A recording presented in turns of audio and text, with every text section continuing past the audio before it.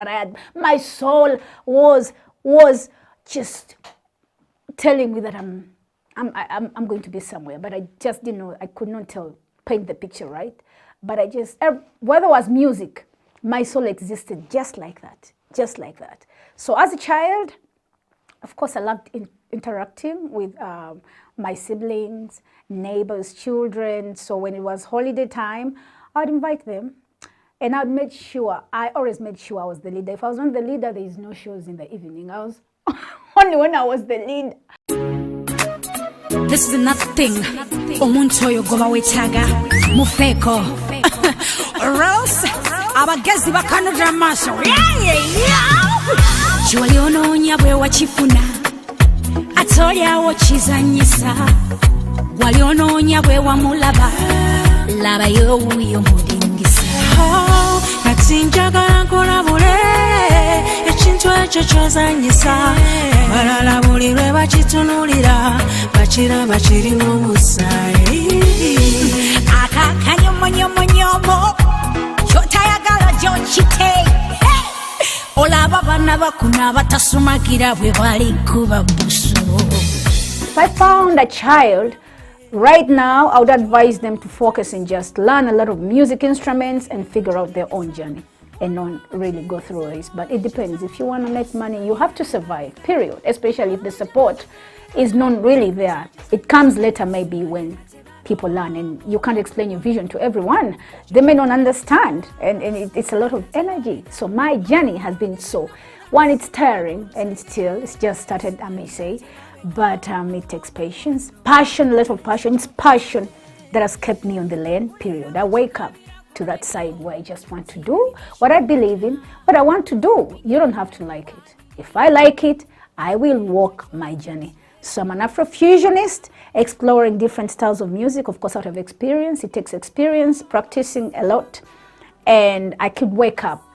Apparently, I've been working on Afropop journey. I have an album out there that is called Iwalinachi album that is right now on the streaming on digital platforms. If you would go there, there's Iwalinachi album that is IGHE.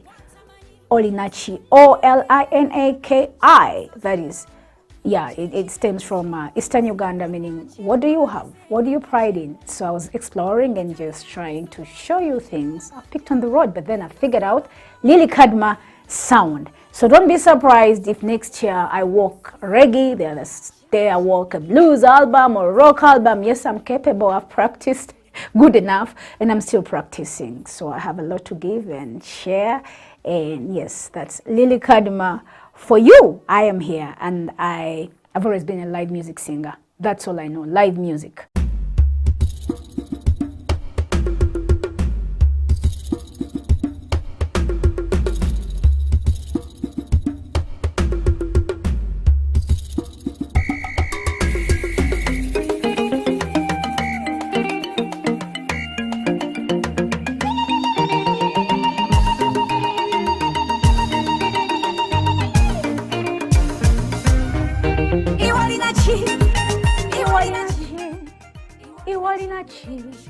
Iwalinachi, let me show you my way. Iwalinachi baba, Iwalinachi muna. Nature champagne, let me give to you. Iwalinachi, let me show you my way. Iwalinachi baba, Iwalinachi muna. Nature champagne, let me give it all. Osimali, simakuena, chibumba wakua. Iwe raji to sima baba.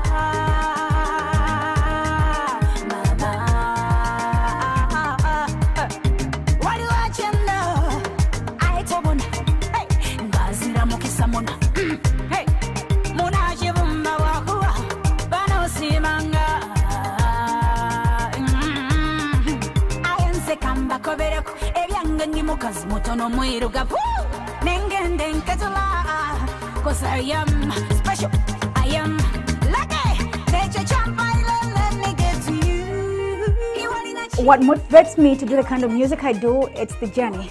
It's the journey, the challenges in society, myself, what I've gone through, and wanting to share I break my emotions out there, and hoping that there's other people like me, and the different societies that are going through all these different things, and also just appreciating. I love art as a person. I believe in creative arts. I love to create a lot. So I wake up to that side where I just want to release something out there because I enjoy creating. My soul is around creative arts. So I love creating things just from scratch to something. So my society itself has a lot going on, the African society. And the most interesting thing about African stories, when there's pain, the beat has to go on. When there's pain, I would showcase with my song Nazala. Nazala is about a mother-in-law, and yeah, with things happening around domestic violence, challenges of a girl child in a relationship. Big Nash, Nazala mfukide chizibu, wow. Nazala, anera likiriza. Nazala wange, amfukide chizibu. Buliwe mulaba bwenti, omutima nga gumbaluka. Kwenda bakumama, amazima ndwala. Amwewase yasinga. Looking at a piece like that, one, I'm thinking, there's culture, critics, and there's me, Lily Kadima. So, putting all these things together where I have to make sure they get my message amid these challenges, I make sure I just put my soul out there. What matters is my soul. The positive energy in my soul matters most than any other person's opinion. If it's in me, I'm ready to just give. So it's society.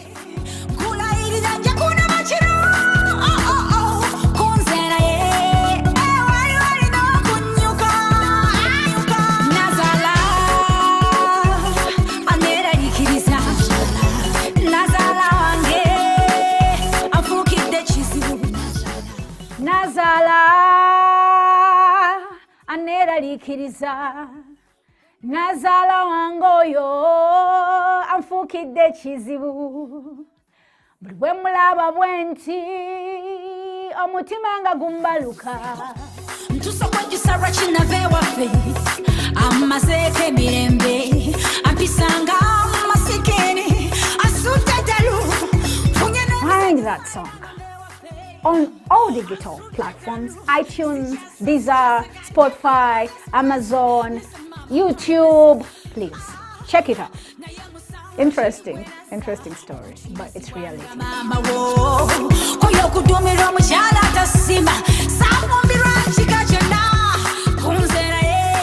I was so doubtful as a child because, of course, it was like forcing us, go to church.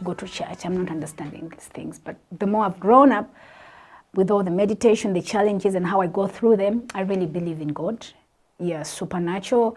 I believe there's a special force, because how we come to this world, grow up, and everything happening, pain, laughter, I believe in God big time. And hanging on that, in faith, I'm walking through. And I've gotten to that place where any challenge that comes my way, I embrace it. That's how much I believe.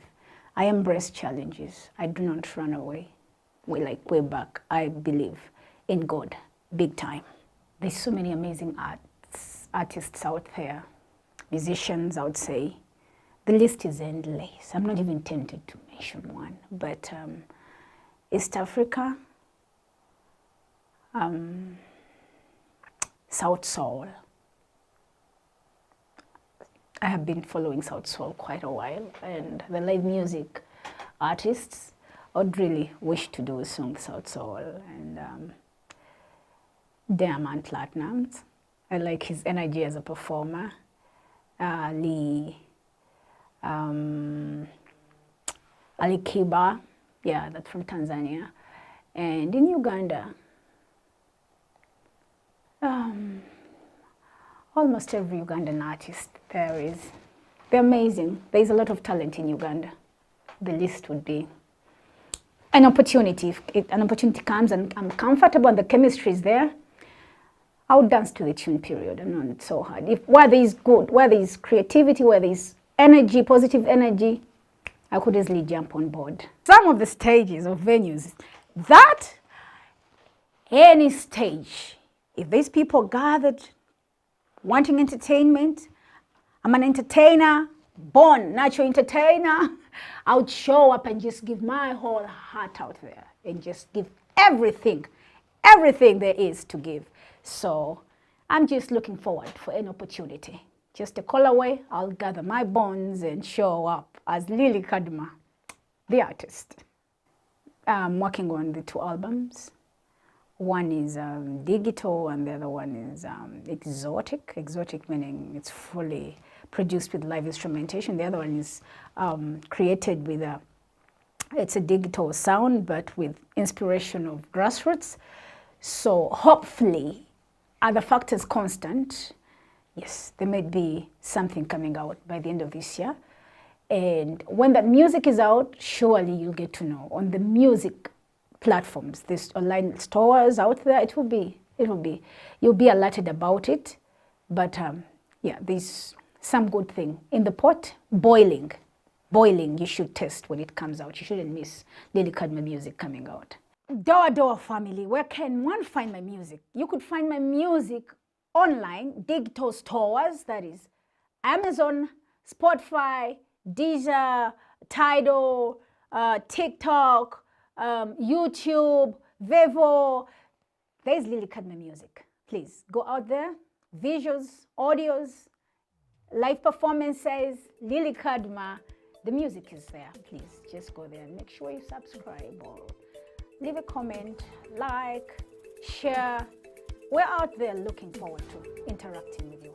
Thank you so much for joining this week's show, Doa Doa 2021. I hope you had some fun and got some inspiration. If you have any comment, please don't forget to subscribe to our YouTube channel and leave your comment, or our Facebook page, Twitter or Instagram. We'll definitely get back to you. We are very grateful, and until next week, I remain your host, Faizo Kiwewa from Bayimba and the Doa Doa team. Keep it Doa Doa 2021.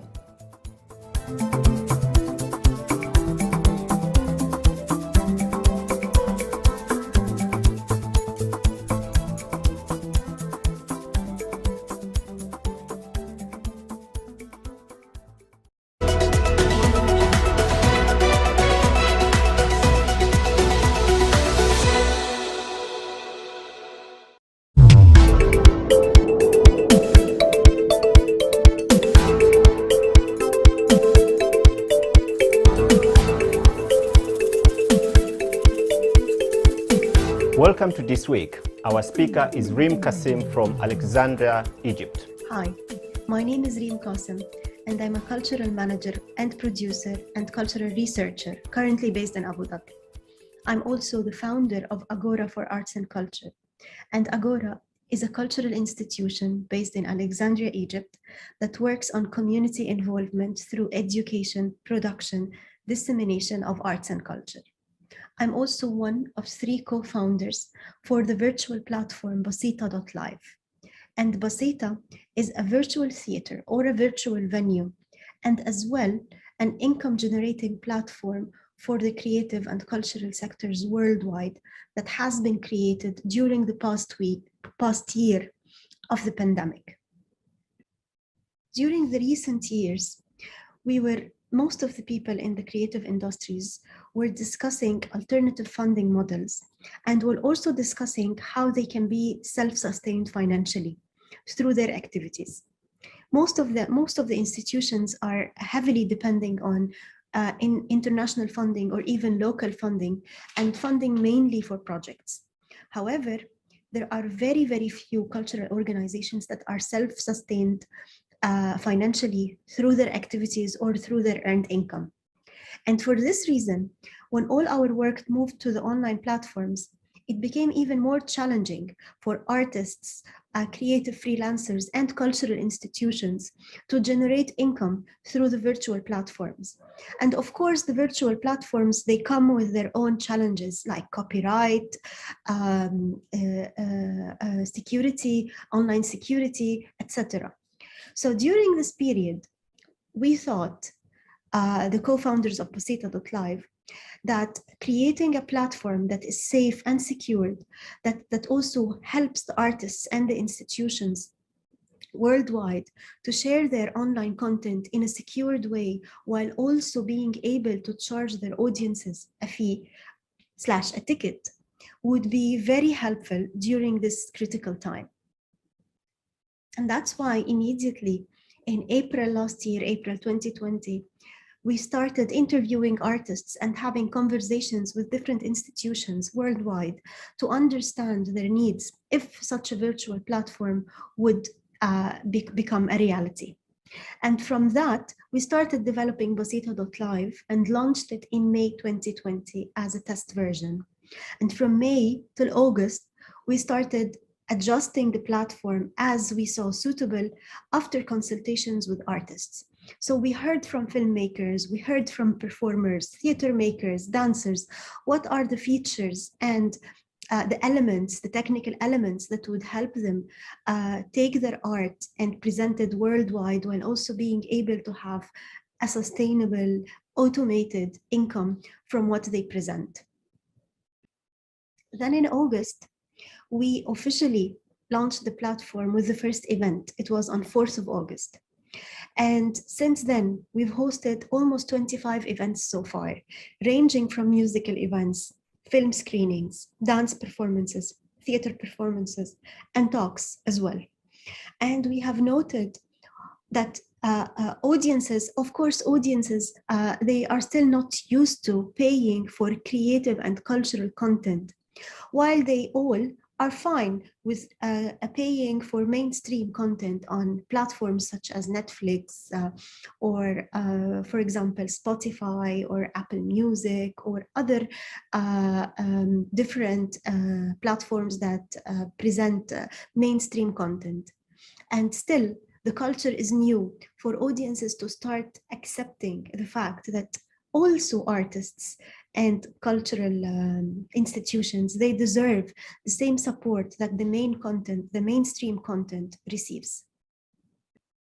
Therefore, during this period, we are heavily working on audience awareness and awareness in general, that artists should be equally supported, that the independent artists and the independent scene and creatives who present cultural content in general, no matter what the discipline is, they also deserve the same support that other creatives from the mainstream sector receive. And to do that, we have launched several campaigns and we have launched several info sessions, and we are still planning to do more. So the way Bosita.live functions, it's very easy. Bosita actually means simple. It's an Arabic word, but also resonates to different languages. And its translation is simple. So the artist or the institution, they go on Bosita.live, the platform, and they create an account, a personal account. There are 3 types of accounts.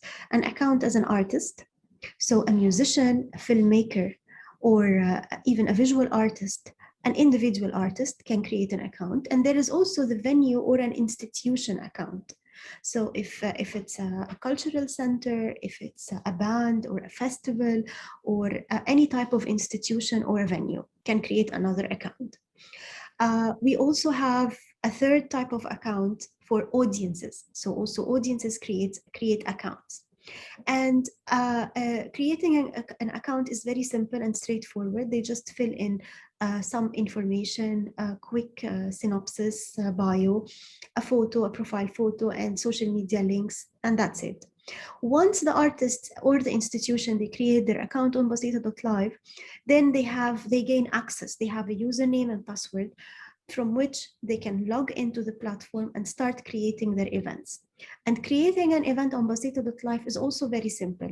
they start also filling in the information of the event name, the event type.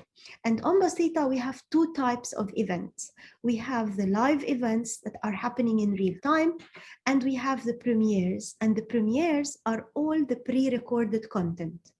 And then they fill in the discipline. Is it a concert? Is it a film screening? The genre. They choose their ticket price. So audiences from anywhere in the world, when they log in, they see the currency of the place or the country they are logging in from. And they see also the time zone of the place they are logging in from. And then the artist also adds the synopsis about the performance, the photo. And then if it's a premiere, then they have to upload the content, if it's a film or a filmed concert. And if the content is not ready, the artist can also skip this step and upload the content anytime later, but it has to be within 48 hours before the premiere date. And then the artist submits the event for approval. It goes to us for review. We review the event details, and then we approve it and confirm. Once the event is approved, then it appears publicly on our homepage, and the artist can start promoting the link. People can start buying tickets, and it works really in an automated way. Also, there are several different features that the platform offers. So for example, for films, there is the option of uploading subtitles. Also, for all the events, there is the option of geo-blocking. We understand that some people, sometimes they want to make their content available in some regions or some countries, and some countries not. For simple reasons, like for example, they don't own the distribution rights in certain regions, and they only own it for certain countries.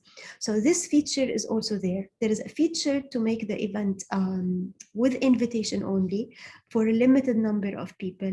You can make your event available for unlimited ticket purchase, or you can make it only available for a certain number of people if you want to keep it for a small number of audiences. And of course, the content is very secured. We use two types of security. First of all, encryption technology, so the content is encrypted. And second, on our web version, we use watermarking technology.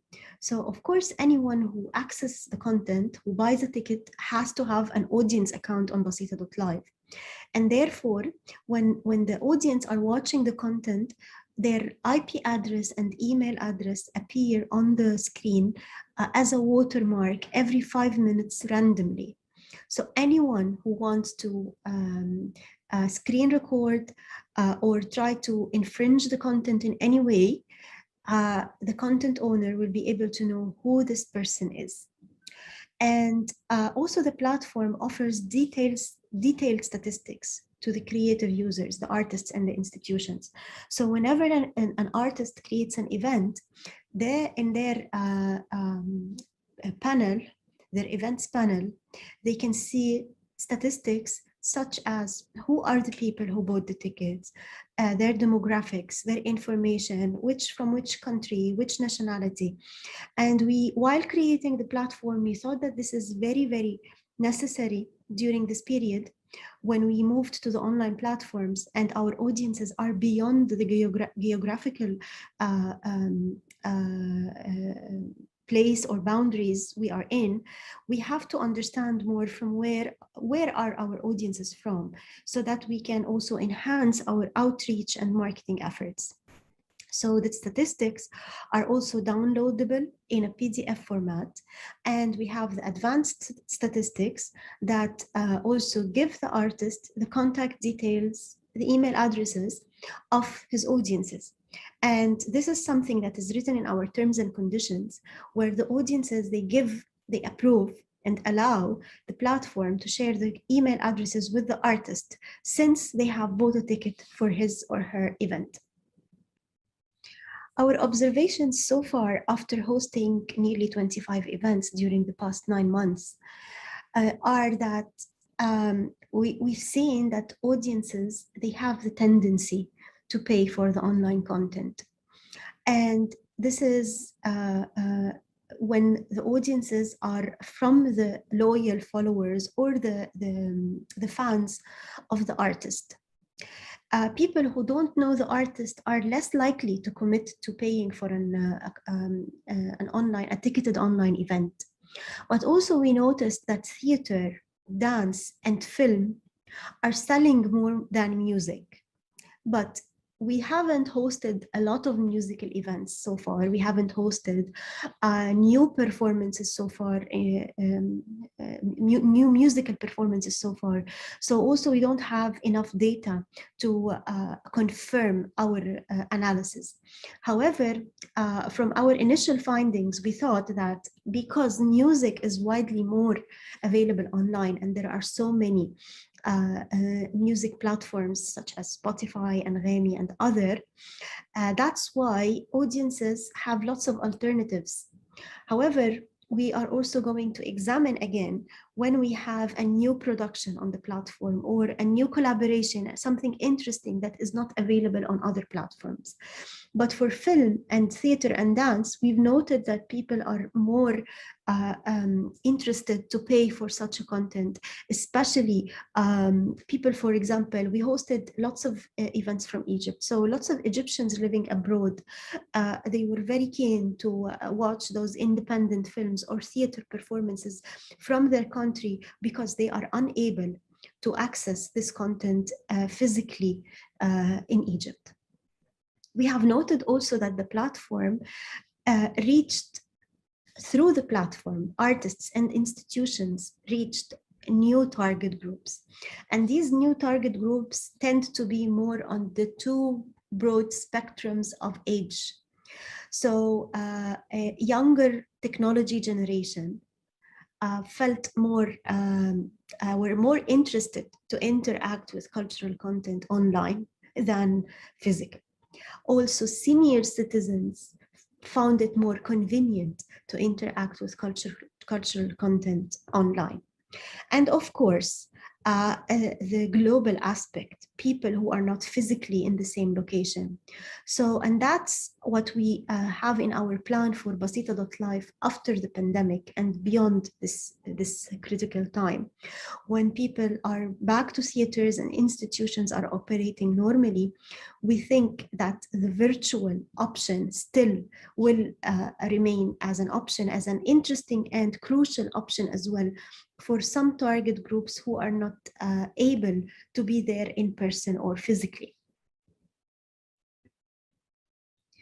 So we see the platform offering a big opportunity for artists from all over the world and from the region as well. The platform is currently in English and Arabic, and we are planning to add more languages in the future. And we would like to encourage more artists to register on the platform. It's free. Artists do not pay a subscription fee or a registration fee, and the platform only deducts 25% of total ticket revenue when the artist creates an event and sells ticket. And the platform also includes the events in its newsletter and takes the risk with the artist, whether if the artist sells tickets or doesn't sell enough tickets, the platform only deducts the 25% that is actually the fees of the payment gateway and the streaming service and the servers, etc. So the platform for now is offering lots of opportunities to artists, and that's why we would like to encourage more and more artists to register and create events. Even they can share their old content, their archived content, if they have old performances that have been archived and they want to test how it functions, they can do that. The platform also has an app.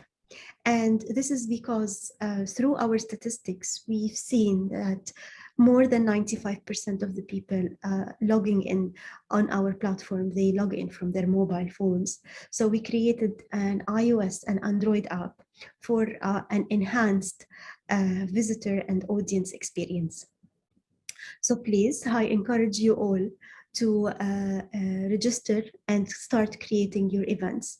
It's automated, easy, simple, straightforward, and it's free. And if you have any inquiries, please feel free to email me or email our contact email, creativeusers@basita.live. Thank you very much.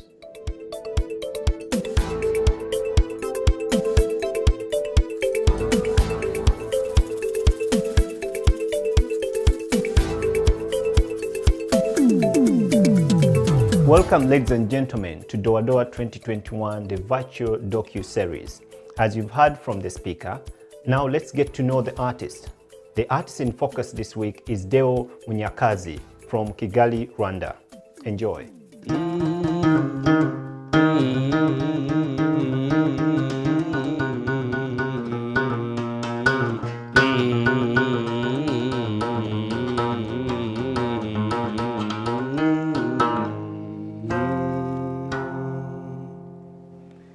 Hi everybody, my name is Deo Munyakazi, traditional artist, singer and songwriter. Welcome to Doa Doa Virtual Festival. Well, Munyakazi is a Rwandan traditional artist, musician, singer and songwriter, based in Kigali, Rwanda. He plays inanga, is Rwandan traditional musical instrument, which is made of strings and wood with a pentatonic tune. That's my sound.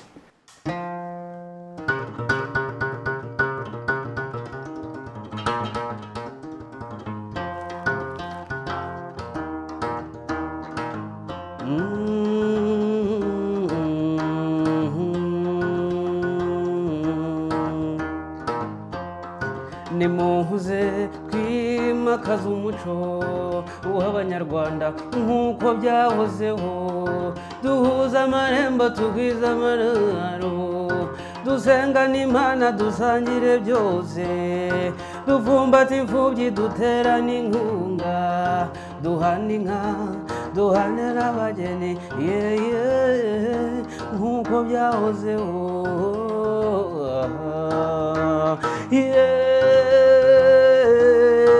Isoko dusangiye ni umuco w'abavuka Rwanda, ni umuco w'abavuka Rwanda. Munyakazi wa mwene habarirwa mukuru kare wa kidende cyangwa mutarataza wazirimo abagabo akagira impakampanga.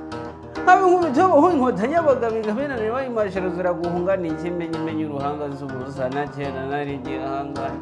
Nangara insurance marangara insurance mwiza insurance mukonyi insurance cyane mu bwana cyangwa bagiye batera ku ruti rw'abantu bahagurutse bavuga makwaya miseke n'imiseke bagwiza muri tembo nanjye ncyura inganje ngabandi sanzu nk'irya rusuka mwene tema hagari wo mu Gisaka.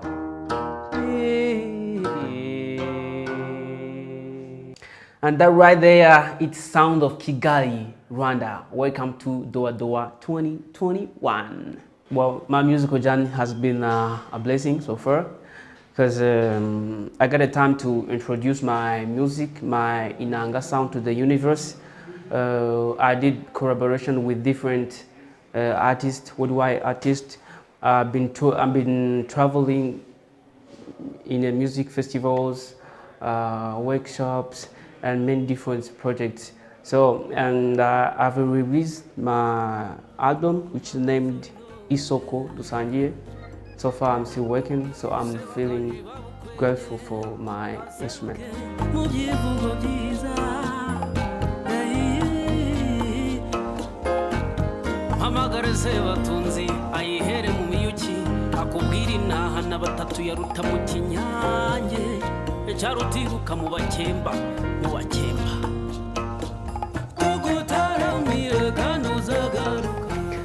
Growing up as a child, I used to listen to the sounds, traditional sounds, on the radio, on the cultural shows, but I couldn't think that I would be playing the inanga. As I was interested in Rwandan culture, poetry, fortunately I met the one who plays the inanga, who is named Mushabizi. Is the old maestro we have in Rwanda. So I was really impressed to meet him in person. I asked him to teach me. He said yes, So that's how I started my journey of playing the inanga. So for till now, what motivates me doing what I do every day is to bring back the original sound, the sound of Africa, the sound of Rwanda, and keeping alive African music. Wherever you are, this is the sound of Rwanda. Welcome to Doa Doa.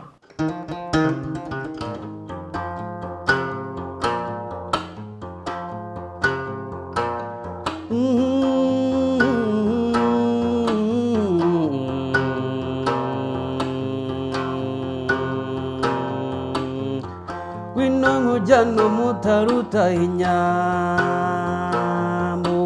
ahamata vuni mitozo nazanye nazivumera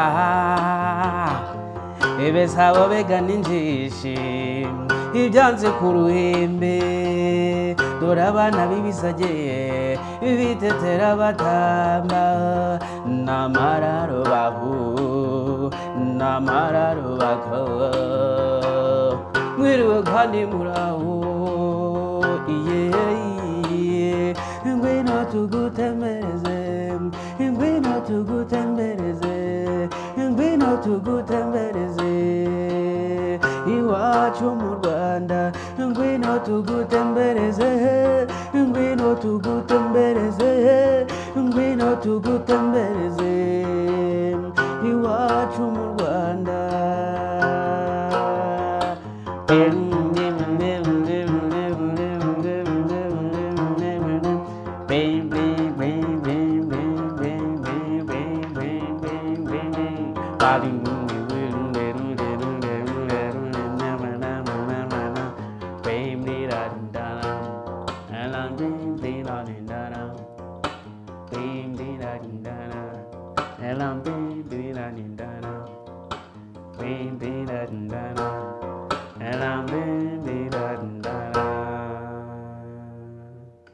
That right there is the sound of Rwanda, the sound of Africa. My spiritual belief is God, and I love to link the religion and humanity. I think it's Doa Doa family. This is what I say, that praising the Lord it works also with a traditional sound.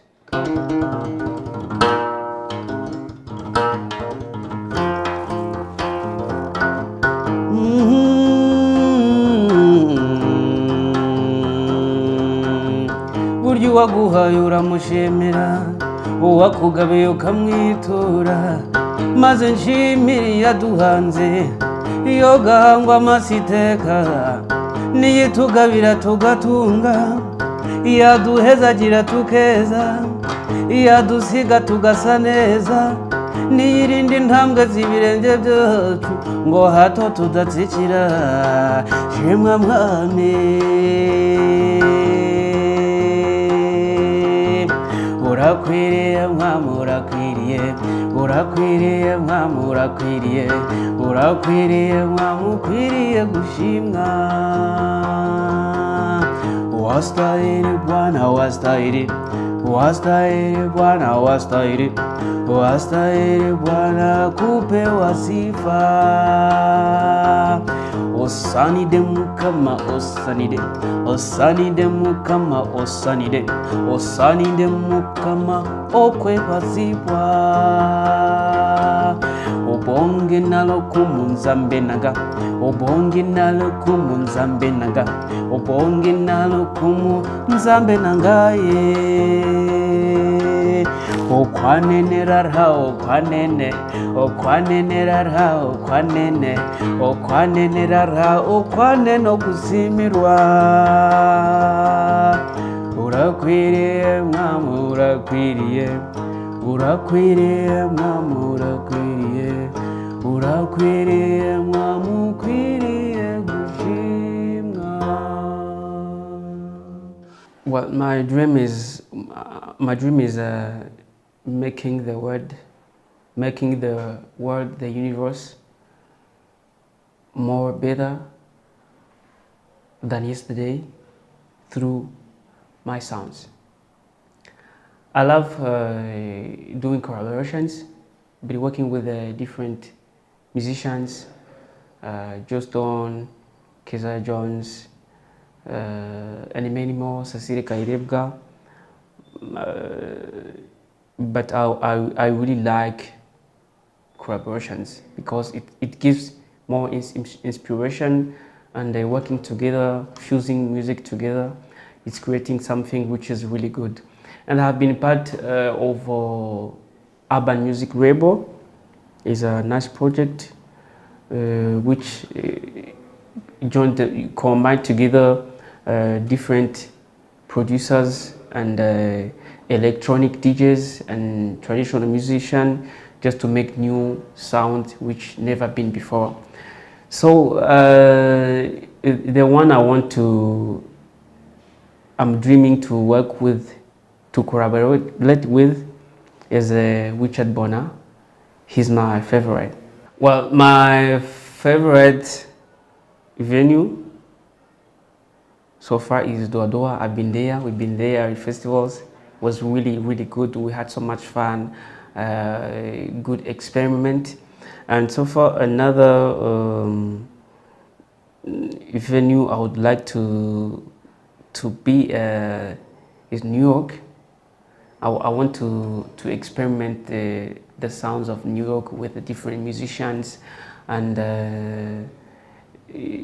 Canadian festivals, Memorial, and somewhere else. So I like to travel the world experimenting new sounds. Do I have a new song very soon?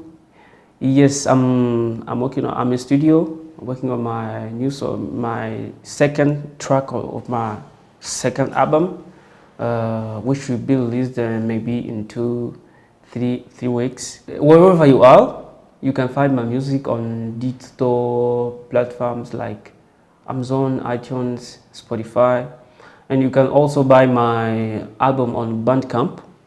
You can find all my music, and on my YouTube channel I use Munyakazi Deo. You can follow me also on Instagram, Facebook, Twitter. I use Munyakazi Deo as well. Wherever you are, you can get my music.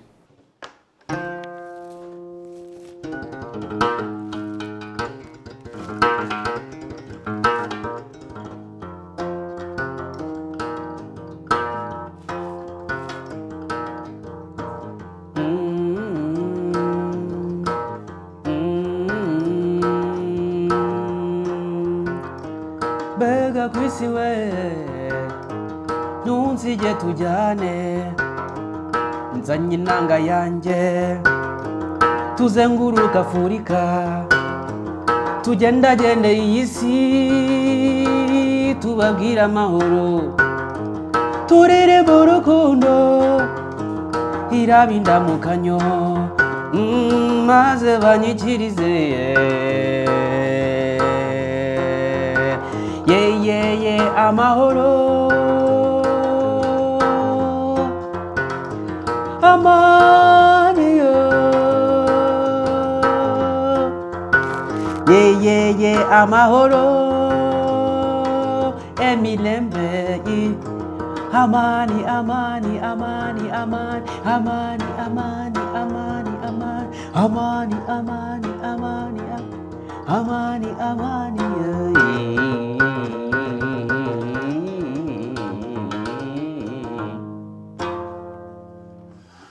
Here is my next song to you, the sounds of Rwanda.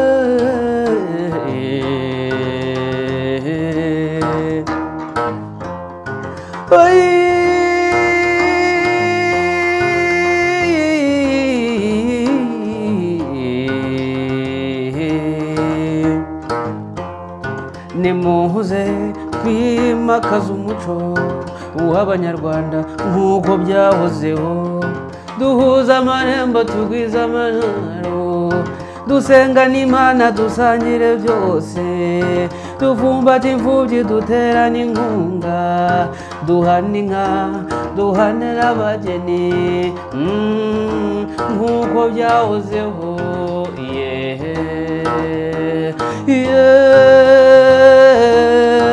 Isoko dusangiye ni umuco w'abavuka Rwanda, ni umuco w'abavuka Rwanda.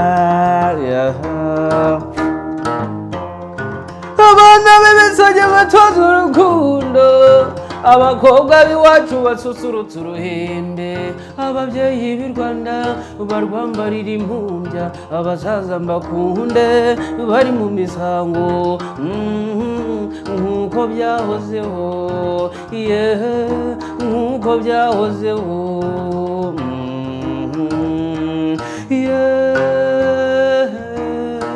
Isoko dusangiye ni umuco w'abavuka Rwanda, ni umuco w'abavuka Rwanda, ni umuco w'abavuka Rwanda.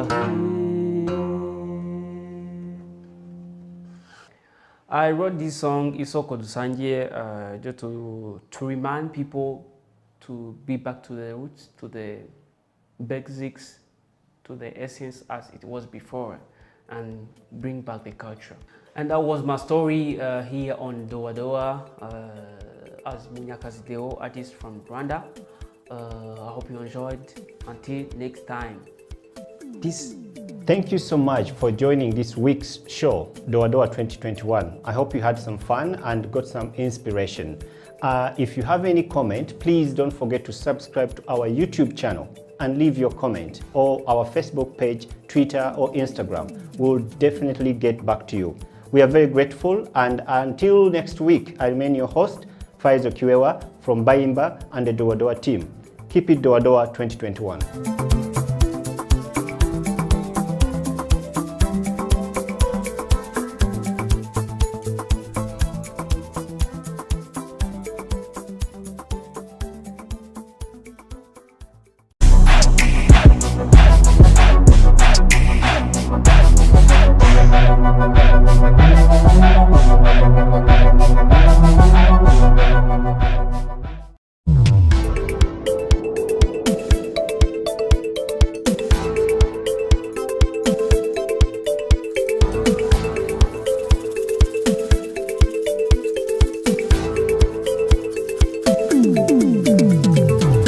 In recent years, music has become the most important art form in Iceland, and apart from the classical musicians and singers, we have very many well-known pop musicians like Björk, who the whole world has fallen in love with.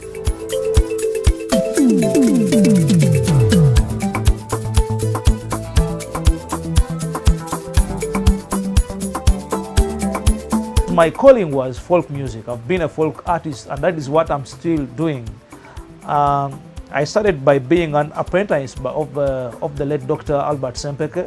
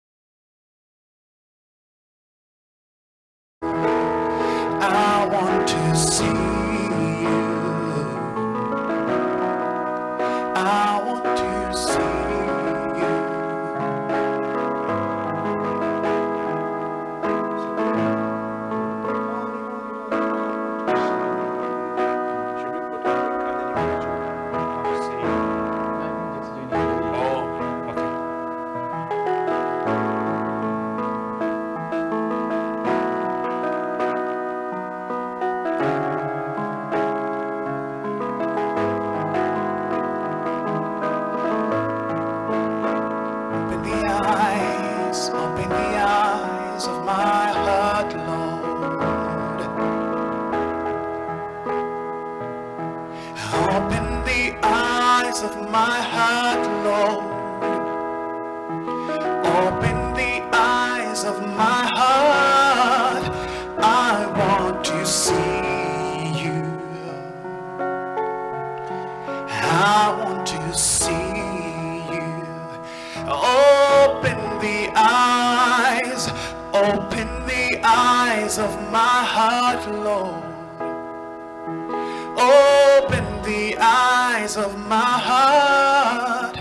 I want to see you. I want to see you. To see you high lifted up, shining in the light of your glory.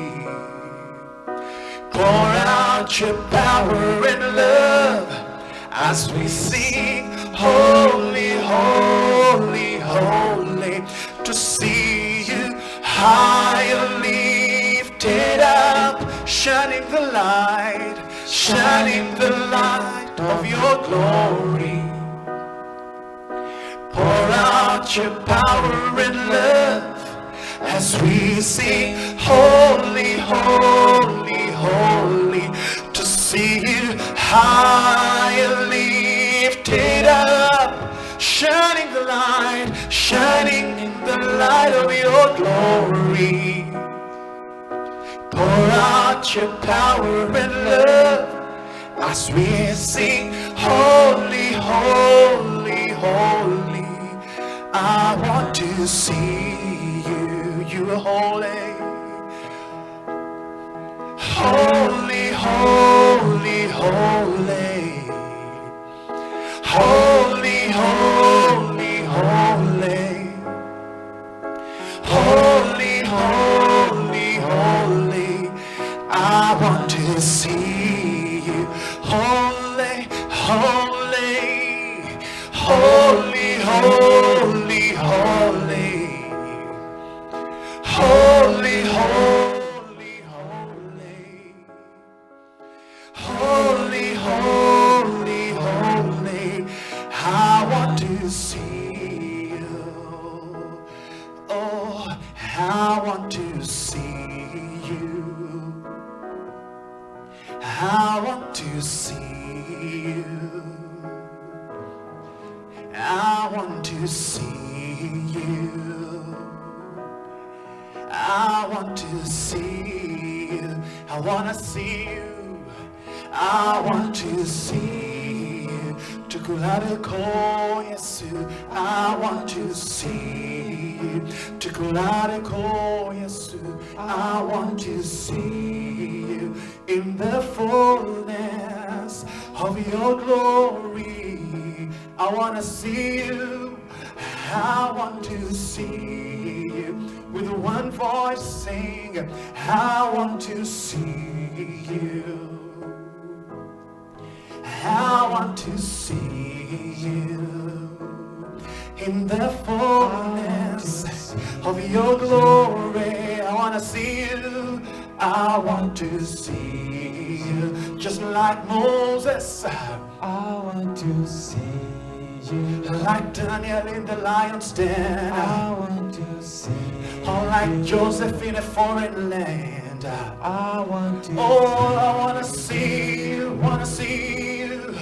I want to see you. Just like Joseph, I want to see in a foreign land. I want to see you. Just like Daniel, I want to see. Just like Shadrach, Meshach, and Abednego, I want to see you. Oh, I want to see you. Become the fourth man in the fire. I want to see you. I want to see you. I want to see you. I want to see you. Hallelujah. Hallelujah. Welcome, welcome, welcome, welcome, welcome to Sunday Rise here on House of Talent Television. Very, very, very, very super excited to connect with you over this weekend. I believe that it is your heart cry, it is your heart desire to see God, to see the hand of God, to see the working of God in your family and in your life. And I believe that today is going to be a day just like no other day. I'm super excited. I already feel the presence of God in this place. I'm going to ask you all across the world, Asia, America, Africa, Uganda, Tanzania, United States of America, Europe, all across the world, every single person who's tuned in, whether you're in your hotel room, whether you are in your single little room, wherever you are, you could be in a park, the presence of God is ready to change you this Sunday. Even as we enter into a time of worship, we're going to ask you to just open up your heart. Open up your heart. Just open up your heart. Father, we thank you.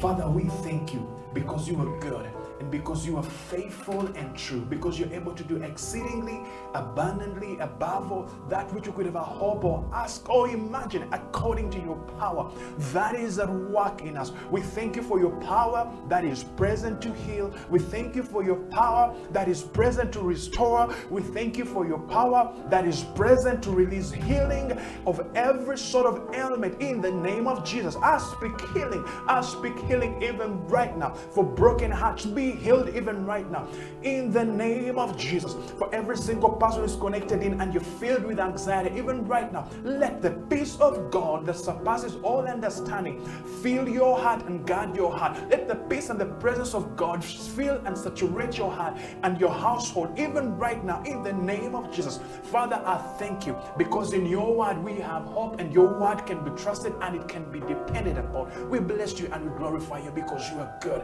and because you are faithful and true. You are a God that accomplishes every single thing that you started, and we trust you and we bless you, oh God, even as the world is covered in darkness and confusion. Father, King of glory, your throne of grace, there is no confusion. Your throne of grace, Father, King of glory, we bless you because on your throne, Father, King of glory, is steadfast. Oh, be glorified, be magnified. Just continue to lift him up even right now where you are in prayer. Open up your heart and receive him. Let the presence of the Holy Spirit take over everything. Let him overshadow you even right now in the name of Jesus. Amen and amen and amen and amen and amen. God has put a word in our hearts this Sunday, and it is from Luke 18 verse 1. The Bible says, men ought not to faint but to pray. Men ought not to faint but to pray. Every time you find yourself in a place where you are fainting, it's probably because you're not praying. Every time you find yourself in a position, in a situation where you are anxious, the Bible says, be anxious for nothing, but in everything, through prayer and supplications, with thanksgiving, make your requests known to God, and the peace of God that surpasses all understanding will guard your heart. Do you know what? Every time we go into the presence of God to pray, the very first answer that God releases is his peace. Even before the thing that you're praying and believing God for is answered, the very first thing that God does is that he gives you his peace. So don't come out of the prayer room, don't come out of that closet when the peace of God has not overshadowed and overtaken you. So the peace of God is the very first thing that he gives us when we pray. He has promised us that men ought not to faint. So what is prayer? Prayer is simply not just communication. It is simply you granting God access into your situation and into your circumstance. So we're going to continue in worship. And even as we worship, just feel free to connect in. Feel free to drop in a message. Let us know that you're connected in. Just send in a message through the inbox, House of Television. And just send in a message, write a comment on the video. Let us know that you are tuned in so that we can be able to connect together in worship. So let's continue in worship and praising God. Hallelujah.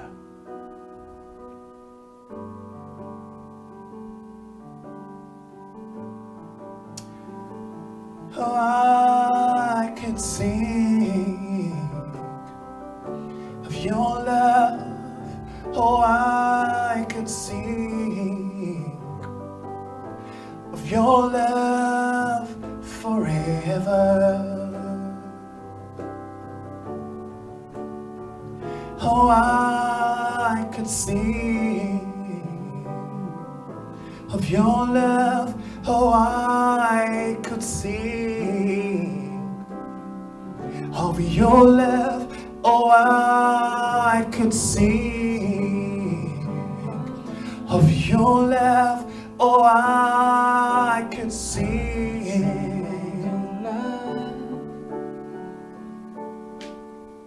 Over the mountains and the seas, your river runs with life for me. And I will open up my heart and let the healer set me free. I'm happy to be in the truth, and I will daily lift my hands, 'cause I will always sing of when your love came down, yeah, yeah. I could sing of your love forever. I could sing of your love forever. I could sing of your love forever. I could sing of your love forever. Oh, I could sing of your love forever. I could sing of your love forever. Over the mountains and the seas, your river runs with love for me. And I will open up my heart and let the healer set me free. I'm happy to be in the truth, and I will daily lift my hands, 'cause I will always sing of when your love came down, yeah, yeah. I could sing of your love forever. I could sing of your love forever. I could sing of your love forever. I could sing of your love forever. Oh, I feel like to sing. It's foolishness, I know, but when the world has seen the light, they will dance with joy like we're dancing now. Oh, I feel like dancing. Oh, it's foolishness, I know, but when the world has seen the light, when the world has seen the light, they will dance with joy like we're dancing now. I could sing of your love forever. I could sing of your love forever. I could sing of your love forever. I could sing of your love forever. I could sing of your love forever. I could sing of your love forever. How I love you. Oh, how I love you. Oh, how I love you. Oh, how I love you. Oh, how I love you. How I love you. How I love you. Oh, I love you. I love you. I love you. I love you. I love you. I love you. I love you, I love you, I love you, and my heart will follow wholly after you. Oh, I love you, I love you, I love you, I love you. I love you, I love you, I love you. I love you, I love you, I love you, and my heart will follow wholly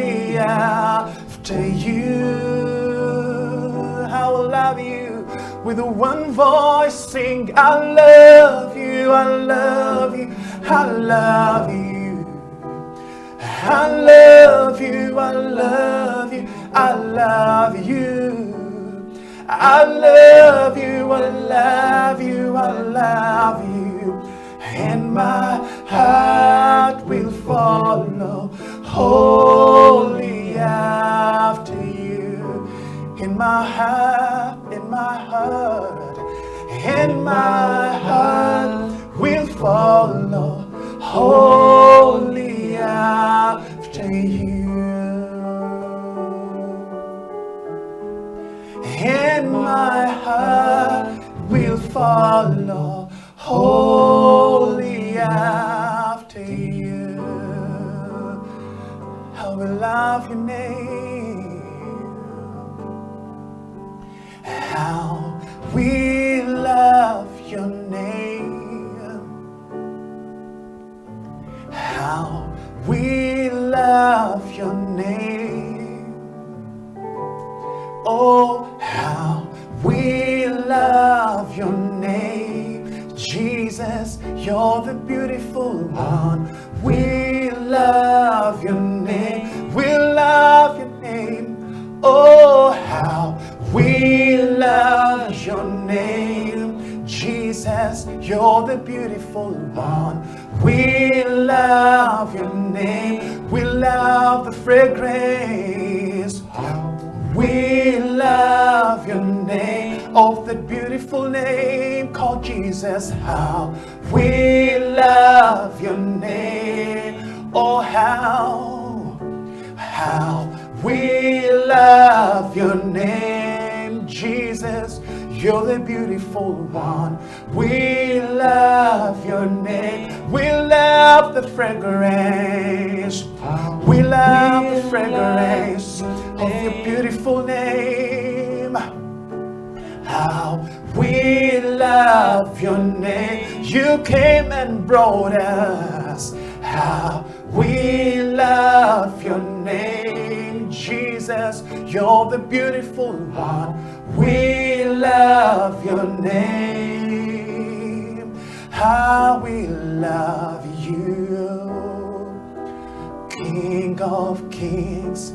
How we love you, Lord of lords.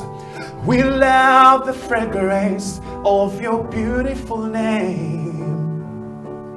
You came and brought us into the realm of grace. We love the fragrance of your holy name.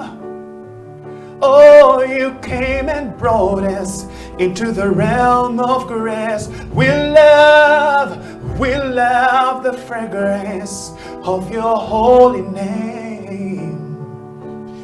You came and brought us into the realm of grace. Oh, how we love you, King of kings. How we love you, Lord of lords. How we love your name. Father, we love your name. We love your name, that beautiful name. Oh, yours is a loving name. Oh, yours is a saving name. Yours is a name of righteousness. Oh, yours is a healing name. Oh, how we love your name. Oh, yours is a saving name. Yours is a healing name. Yours is a name, it's a name of righteousness. Oh, how we love your name. How we love your name. Oh, how we love your name. Oh, how we love your name. Father, we love your name. Oh, we're so excited to connect with you in your living room, in your hotel room, in your backyard, wherever you are. We're going to go in a very short break. I'm going to ask you to invite a friend to connect in. Send them a link even right now. Let us know that you're connected and invite someone. We're going to go for a very short break and then we will be right back.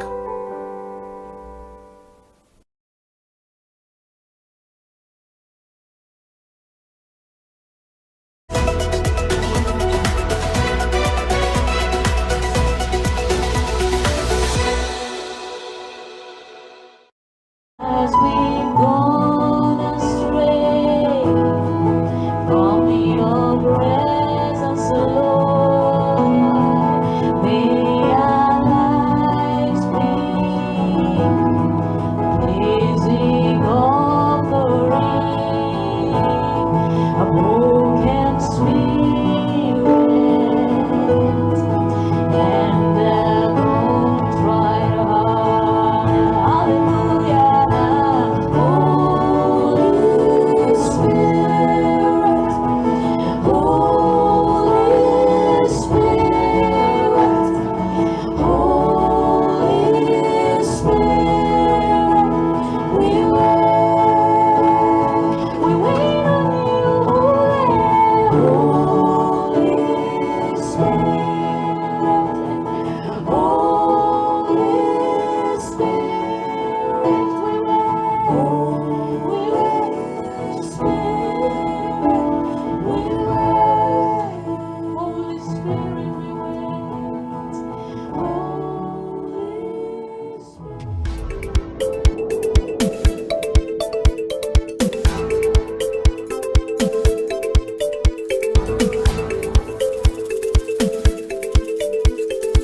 The Art Center's role is to take part in all of those activities. So we are presenting professional work from artists from all over the world.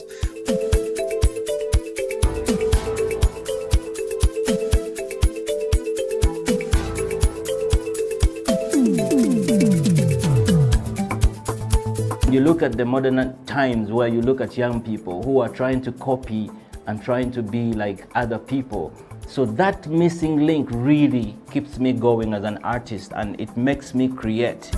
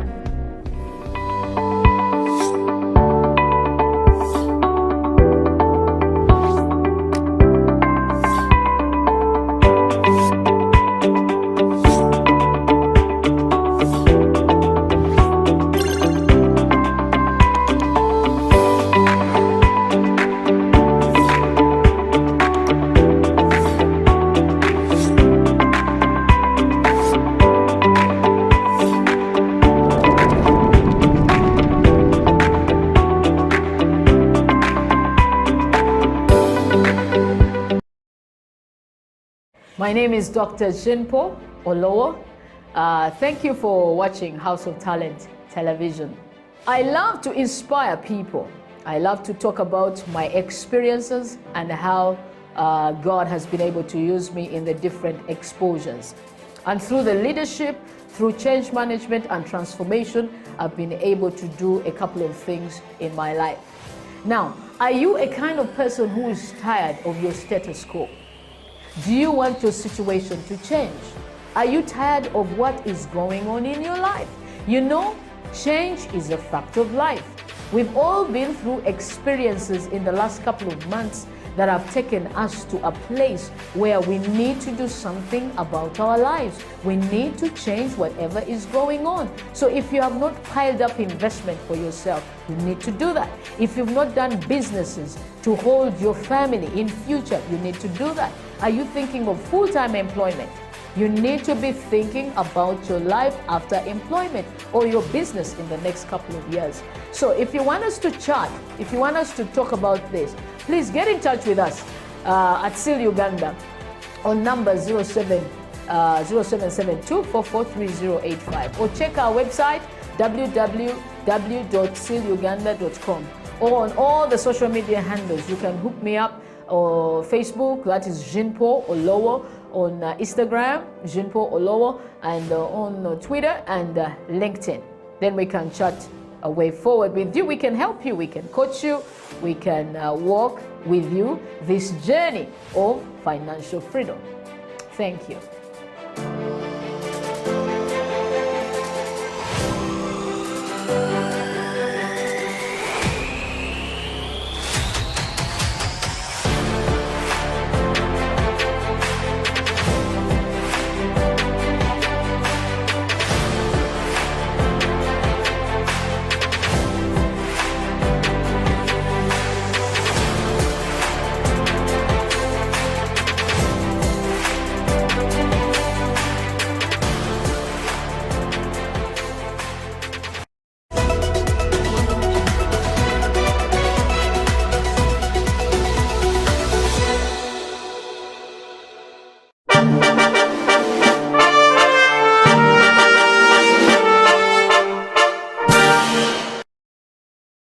It's a CEO bench, so usually people want to assume that all CEOs are overlearned and stuff like that. So I will change the script this time around. I consider myself a certified hustler. If I'm looking to know who you are you Ugandan? If yes, what are the values that define you as Ugandan?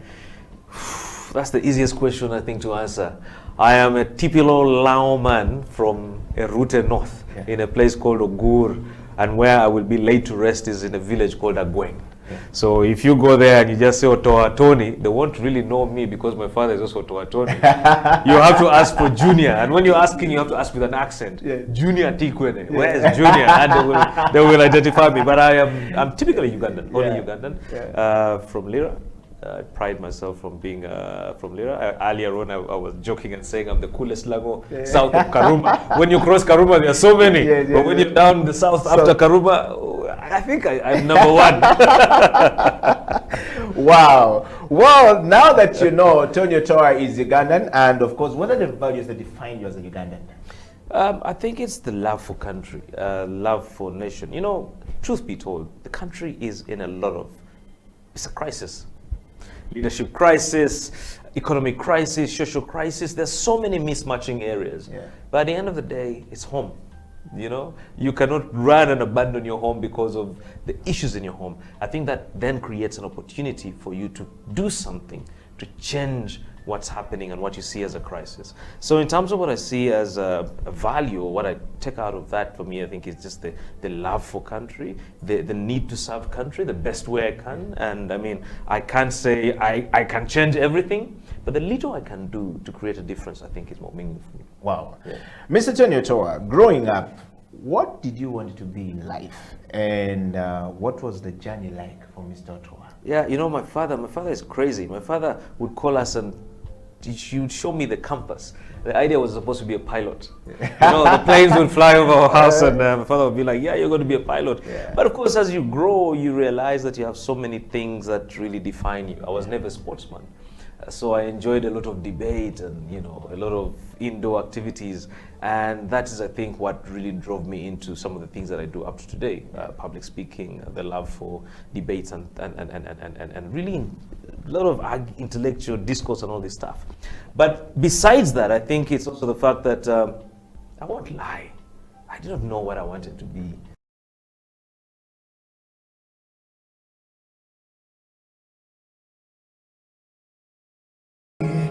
And to glorify your name, I will worship you, mighty God. I will worship you, mighty God, because of your abundant grace and because of your awesome love and your mighty power. It causes me to fear and to glorify your name. Nakusizenga mukama,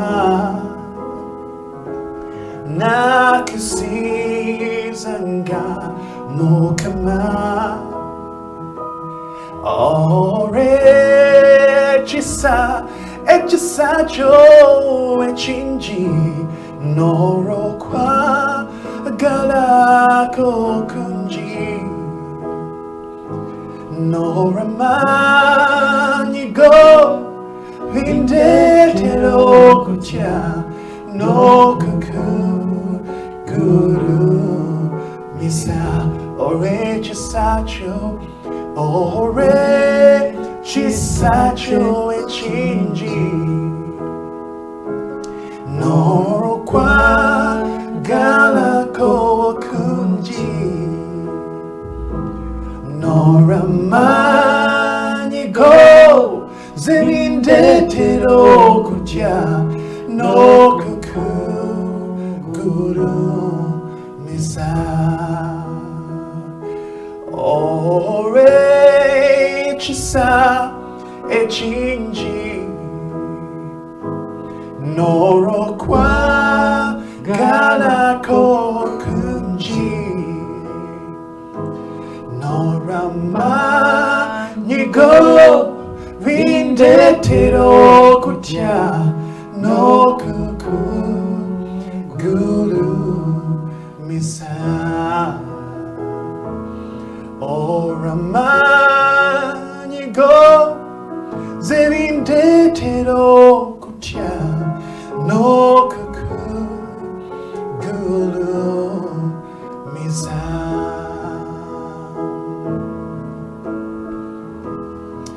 Hallelujah. Wow, it is an absolute awesome delight to be able to connect with you. It's such a privilege and such an honor for us to be able to connect with you right here on House of Talent Television. I'm going to ask you again to just invite in a friend, send them a link, drop us a message in the inbox, drop us a message in the comment section. Let us know that you are connected in. Let us know that you are blessed by this. Well, my name is Ron Sella and I'm here with my brother Ranja, and we are so excited to connect with you. This Sunday we'll be sharing from the Word. We'll be sharing our stories and our testimonies of the things that God has done in our lives and of the goodness of God. I know we are living through a season and through a time where the whole world has been hit by a pandemic. But at the very start of this broadcast, I made mention and I said that men ought not to faint, but to pray. Men ought not to faint, but to pray. So every time you are fainting, every time you are anxious, so many times it's because you are not praying. So what is prayer? Prayer is just simply you granting God access into your situation and into your circumstance. I'll just share just a little bit of my story, Ranja. I was born at a time where there was a lot of darkness. You know, Uganda was coming out of a civil war. not a civil war, but actually there was civil war within the nation, and then there was a lot of tensions and a lot of things that have been happening in this nation, a lot of transitions from one government to another. So it was during a very, very, very, very dark time. And my mother tells me the story, Ranja, of how when she was rushed into the hospital to give birth to me, the doctor gave a letter to my grandmother. At that point, she was in the hospital, and my dad, to sign a consent form to terminate the pregnancy, because I had been in my mother's womb longer than I should have been there, and she was actually in a state where she could not give birth to me. So the doctors had to make a decision whether they terminate the pregnancy and save her life, or they go ahead and believe and try to induce my birth. And so in that place, it was very, very, very, very, very dark. It was a very dark moment. But I want to encourage you and let you know, child of God, and will let you know, whoever is connected in even right now, God works so much in the dark. He works so much when things are dark. His light shines brightest when it is dark. And so at that point, the decision was about to be made, because my mother was in a very sorry state. She could not give birth to me, and it was a very complicated season. And so this is what happens. One doctor walks into the hospital, and she tells me the doctor was called Bienzika. And so this doctor actually literally believed that I could be born. And so she did all those medical procedures, and by God's grace, I was actually born. And so she tells me the story that even the day, that the moment I was born, I did not even cry. And so they had to hit me, and they thought actually I was born dead. They thought it was a stillbirth. And so somehow, I made a sound. And once I made that sound, I was rushed into that incubator. And I was there like for a whole week. And so every time I remember that story, I know that I am here for a purpose. I am here for a reason, and I'm not just a statistic. I'm not just a number. There is a purpose. There's a reason why God has kept me alive. And so fast forward in 2019, Ranja, I remember so well, I was coming from Power FM. I used to do the hour of prayer on that station, and so I would always come into the station at 2 a.m. in the night and wait for the show at 4 a.m. to just pray with people and just minister to them. And so it was pretty a long day after the show. In the afternoon, we go to minister to a home, and then while we're coming from there, one of our friends in the car was like, "Hey Ron, do you know there's a lady who is in Vaga Hospital, and she gave birth to a child that has a hole on the heart." Well, that's our layman understand, but there's a medical term for that. And so he asked, "Do you think we can go and pray for the child?" And so some of the people at the back of the car, because it was pretty a long day of ministry, we're like, you know what, maybe we could go there some other time. And then all of a sudden I was prompted in my spirit, go to Lubaga Hospital right now. Go to Lubaga Hospital and pray for that lady. And so we go to the hospital, and while we were there, it was a very sorry state. While we were there, the lady had given birth a few days back. And so what happened is, as we are there, as we're about to pray for this lady, some of my friends, some people in the hospital were trying to encourage her, and the atmosphere felt cold. And all of a sudden, the Holy Spirit just put a word on my heart, put a leading on my heart. Take Holy Communion. And so I shared this story of mine with the mother of the child, who at that point, the little baby was actually in an incubator, because every time they put oxygen off of the child would become blue, And so I started to lay hands on the child and call forth the destiny of that child, and started to pray and believe God that the child could be healed. And so I started to speak into the destiny of the life of the child. I started to actually see the child graduating. I started to see the child go to school. I started to pray through all of that. And this is what happened. It was amazing. 2 days later, I get a phone call from a dear friend of mine. It's called Bonnie. He calls me and he says, "Ron, do you know what just happened?" I'm like, "No, you're just calling me now." He's like, I am at Lubaga Hospital. We were there on Sunday, and now it is a Tuesday, and he's telling me that the doctors cannot actually find the hole on the child's heart. There was a lot of confusion at that point, because some doctors thought that maybe it is a mistake, and some of the doctors thought, some of the nurses were suggesting, "No, you know what, let's just keep the child on oxygen." And so one doctor came and said, "You know what, if we if actually the child is healed and the complication is no longer there, the fact that we put off the oxygen and the child's no longer going blue, then it's like a miracle just happened. And so they did that. They left the child off of oxygen for 1 whole hour, and the child was okay. And so I just, tears just started to flow in my eyes. I remembered how I used my story to speak life into a dead situation in the hospital, and how when we began to pray, God brought life back into that little child. The parents had actually named the child Patrick, and so they changed the name to Bethel. We went to the home. We did an amazing Thanksgiving. Their home is in Mbuya, and it was amazing what God did. I want to encourage you even right now. There is absolutely nothing that is impossible with God. And there's one more story. I remember there was a time while I was praying, I remember an impression came on. The Lord put an impression on my heart that they're going to bring you an eviction letter, because my rent was due by actually 2 months, and I was staying in a place where, you know, you better have the landlord's rent on time, because these are landlords that literally just count days. The moment it is clocking 27th, 28th, the guy is like, 30th is just a day before, you know. And so it was a hard situation, very, very, very, very hard. And I remember so clearly, like it was yesterday, I had a knock on the door, and for some reason I just knew. And it's not that I defaulted the 6 months or a year. No, it was just 2 months, you know, and the pressure was too much. I got the letter for the first time. I'm telling you, for the first time in my life, I stayed so calm. I got that letter, and I put it on, I have a keyboard at my place. I put it on the keyboard, Ranja, and I said, God, the same way Hezekiah got a letter. You know, Hezekiah got a letter from a king called Sennacherib. The king told him, Mr. Hezekiah, I have subdued kingdoms. Let us not waste time here. Just get your kingdom and submit it under my leadership. And it was a whole scale letter. He actually literally just named every single kingdom that he had subdued. And this is what Hezekiah did. Hezekiah went before the Lord and he said, we do not know what to do.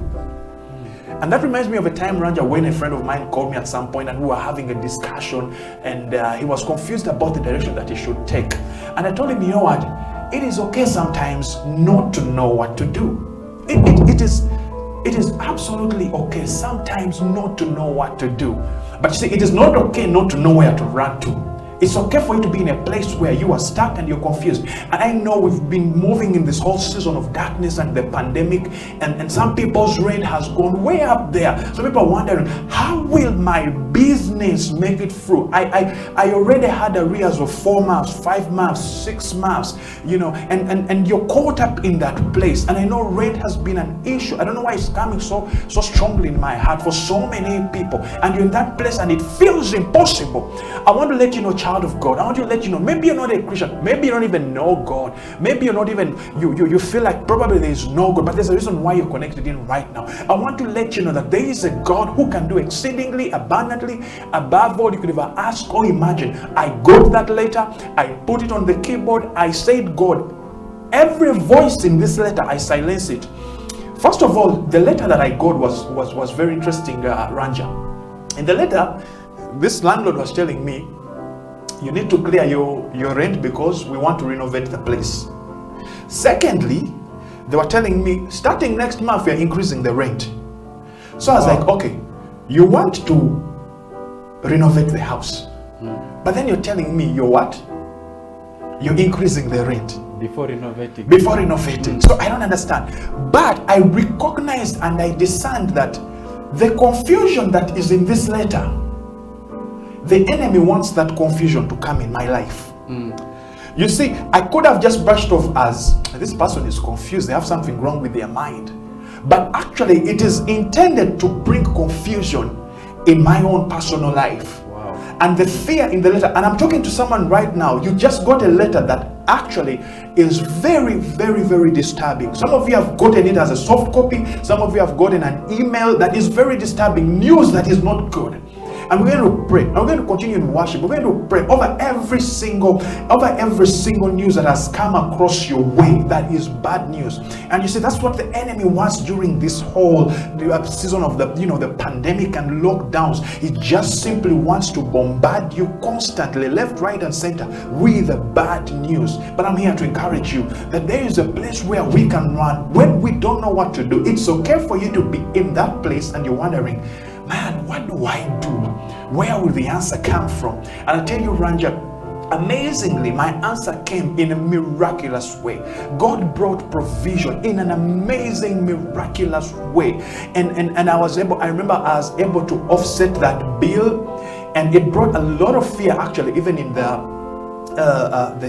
my landlord back then. He was surprised I was able to pay him the months that he was demanding me, plus pay him an extra month ahead.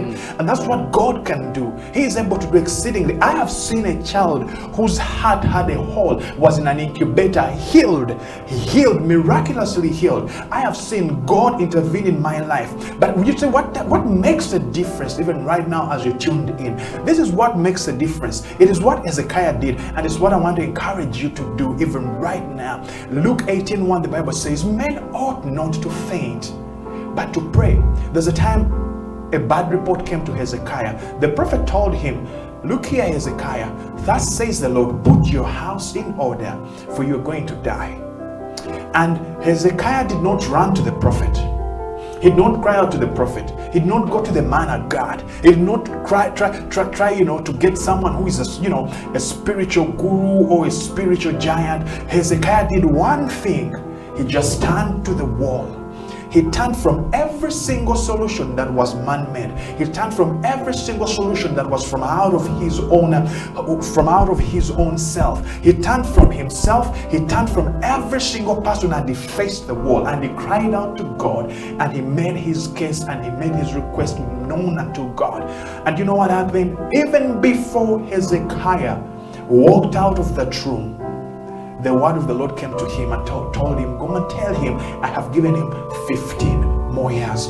Even right now, where you are, I'm going to ask you that you turn to the wall, that you turn away from every single thing that is an answer, that is a solution, and just lift up your eyes to God, who is able to do exceedingly, abundantly, and above all.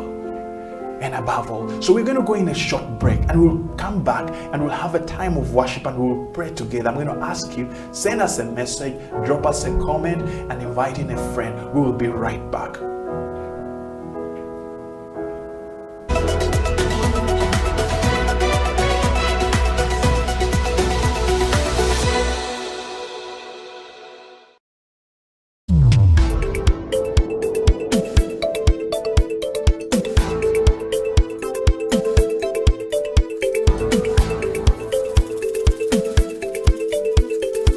The Art Center's role is to take part in all of those activities. So we are presenting professional work from artists from all over the world.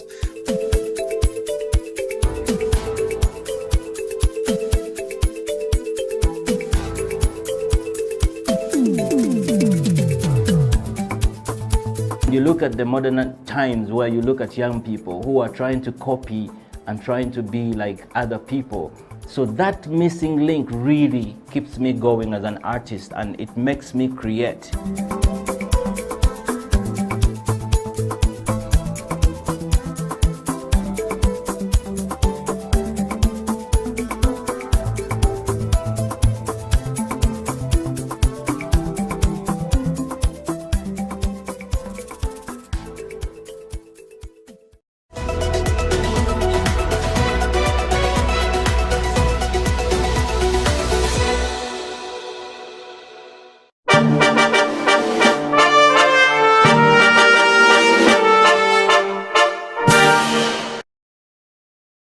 An army of sheep led by a lion will beat an army of lions led by a sheep.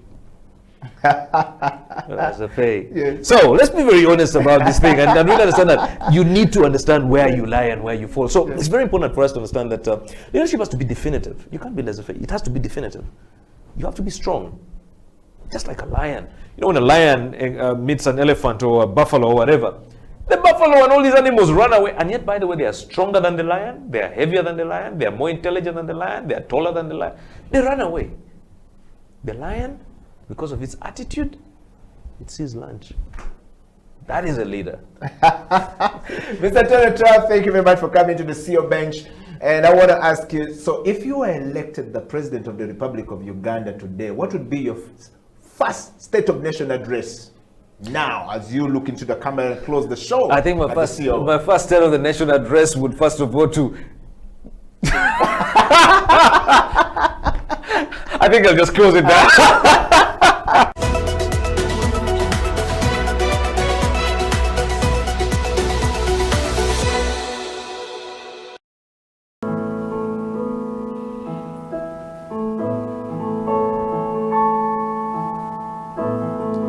In all of you, we worship,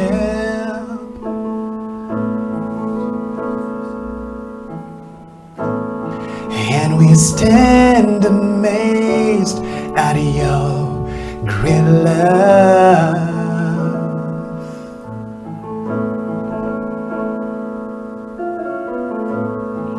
We changed from glory to glory.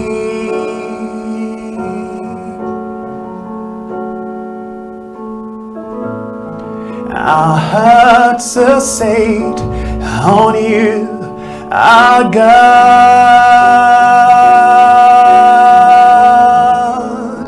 Now your presence fills this place.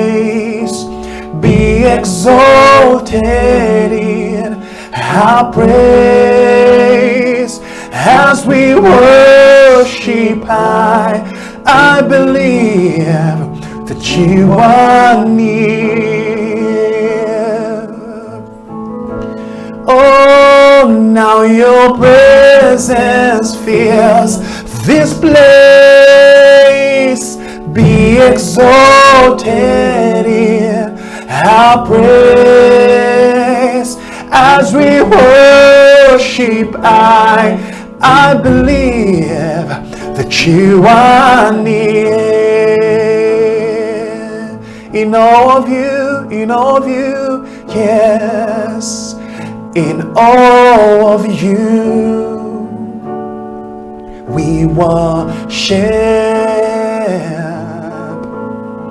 And we stand amazed, at your great love. We changed, oh we changed from glory to glory.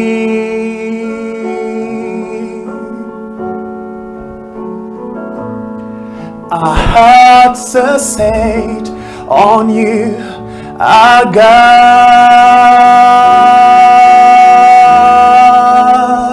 Now your presence fills this place. Be exalted in our praise as we worship. I believe you are near.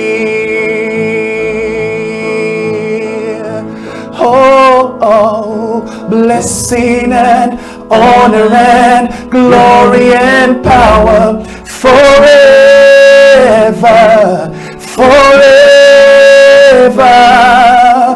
Blessing and honor and glory and power forever.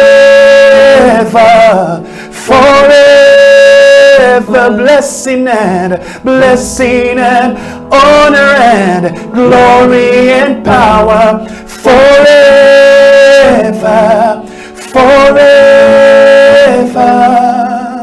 Blessing and honor and glory and power forever.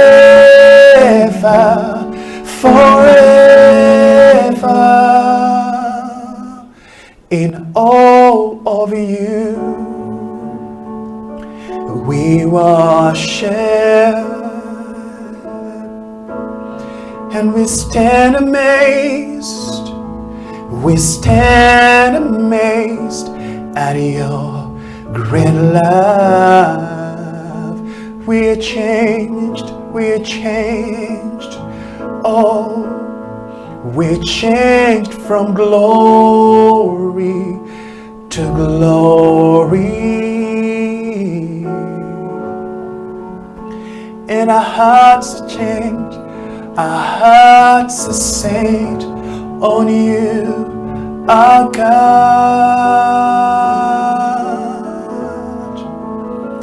Now your presence fills this place. Be exalted in our praise as we worship. I believe you are near. As we worship, I believe you are near.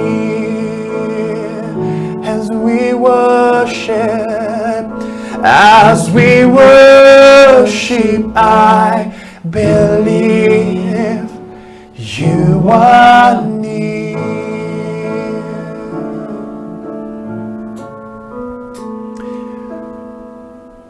Hello everybody, my name is Emmanuel Ranja, and once again I'm here with Ron Seller. Yeah. He's been a long time friend, and Yes. we've worked together for a long time in ministry and so many other things. I would like to share with you today a little bit of my experience, and I'm going to connect it with my music, and I want to encourage somebody there outside and give you some hint that anything that you need in life, as long as you have the courage and the ambition, you'll get it. Now, my experience has a lot to do with how I grew up, and so many things, the way the circumstances that I went through, they influenced so much of, about my music. And like how? Like what happened? From the time I was born, I've actually not really had a proper time to interact with my dad. In others, I've not seen him my entire life. Yes, my entire life. I've not had a time like to, what happened? like spending. It's a long story, which I will try to skip. Yes. But as I was growing up, I had a lot to do with, you know, you're not. Have you ever been in that place where nobody notices you in society? Where you feel invisible. Feel like you're invisible. Invisible Ranja. Yeah, yes, the invisible one. So I was known to be very quiet, and I had myself to be the person to encourage myself. I had myself to tell my problems. Yes. I had myself to wake up every morning and tell myself, you can still make it, you can still go on. And so much of that time, I had a lot of things in me, a lot of pains, a lot of thoughts in me. And I tried so much. I would look. Yes, I had friends. I had many wonderful friends. But you felt empty, right? Yes. Yeah. But it was hard for me to explain because many of them could not understand the situation I was in. And I was also in that place where if people would keep talking about their dads and what, people would keep talking about their wonderful lives, and to me it was something that was a mystery that I did not understand. So for some reason, I happened to discover that I had one big friend, and that was music. I remember a time when I went and I tried so much to find people who knew how to play the keyboard to teach me, and nobody was willing to. And everyone basically went and they were teaching others, and they kept skipping me. So, but that one did not stop me. I still had the courage. So you were too quiet. Yeah, I was too quiet also. Yes, that is one big element.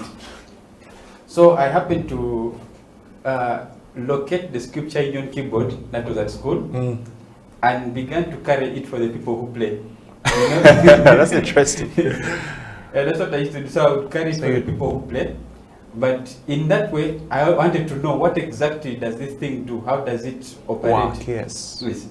So once in a while, I would go pick up an opportunity. To yes, just learn how I to. go sit somewhere and I press some buttons, and then I discover how they work, and then it was so nice. And the beauty about that keyboard is it had some tutorials on it. Yeah. So that's how I began slowly teaching myself how to play the keyboard. So for like about 2-3 terms, nobody still was noticing me, but that was okay. I was used to being with myself, communicating. Yeah, yeah. And that was basically it was me, God, and in our world there. Yes. And the Bible was also my best friend there. That's how we used to speak. When it comes to guidance about life, I didn't really have much of people telling me this is right, this is wrong. I spent my time on research, finding out, studying things. This is what is right, this is what is wrong, and so that was how I came to grow up. But the beauty about it is, about after 3 terms, that means 1 year gone. Yeah. Yes. In the next year, people began to notice that I could play something that makes sense, and that's when people began to call me. People began to notice me, and I felt good. I felt like I now have a purpose. A purpose. Yes. I have a family and what. So I dedicated much of my life to helping people that I could. I began teaching people music. I began to, and I was doing it for free until some people felt it right to be giving me something. Thank you. Yeah. Yes.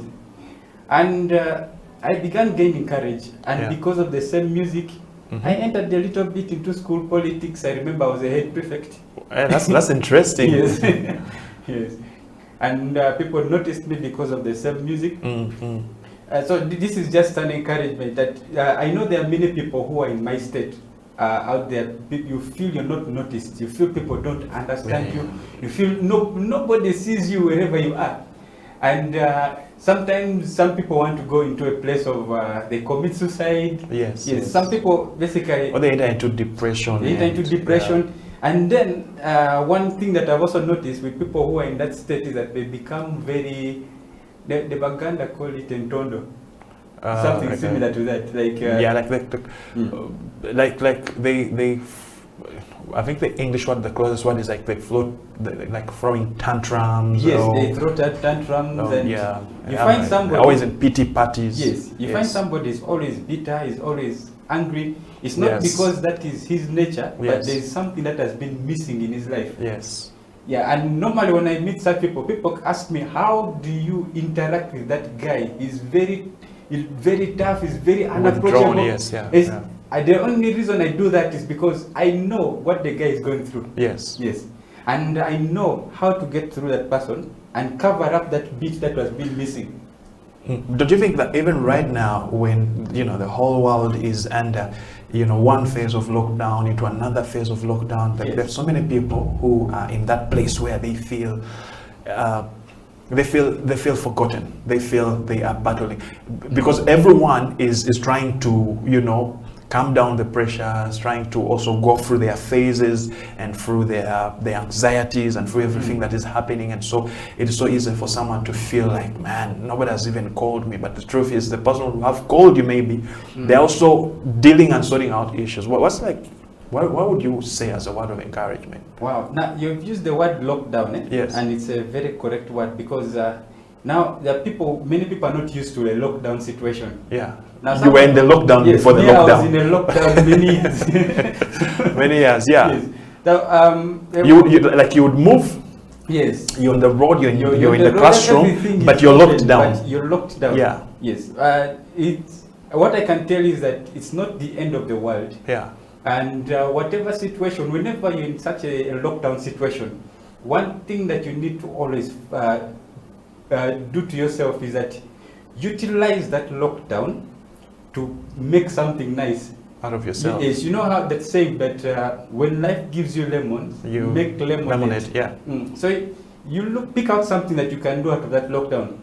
I've seen personally in the first lockdown where we were Yes. totally locked down.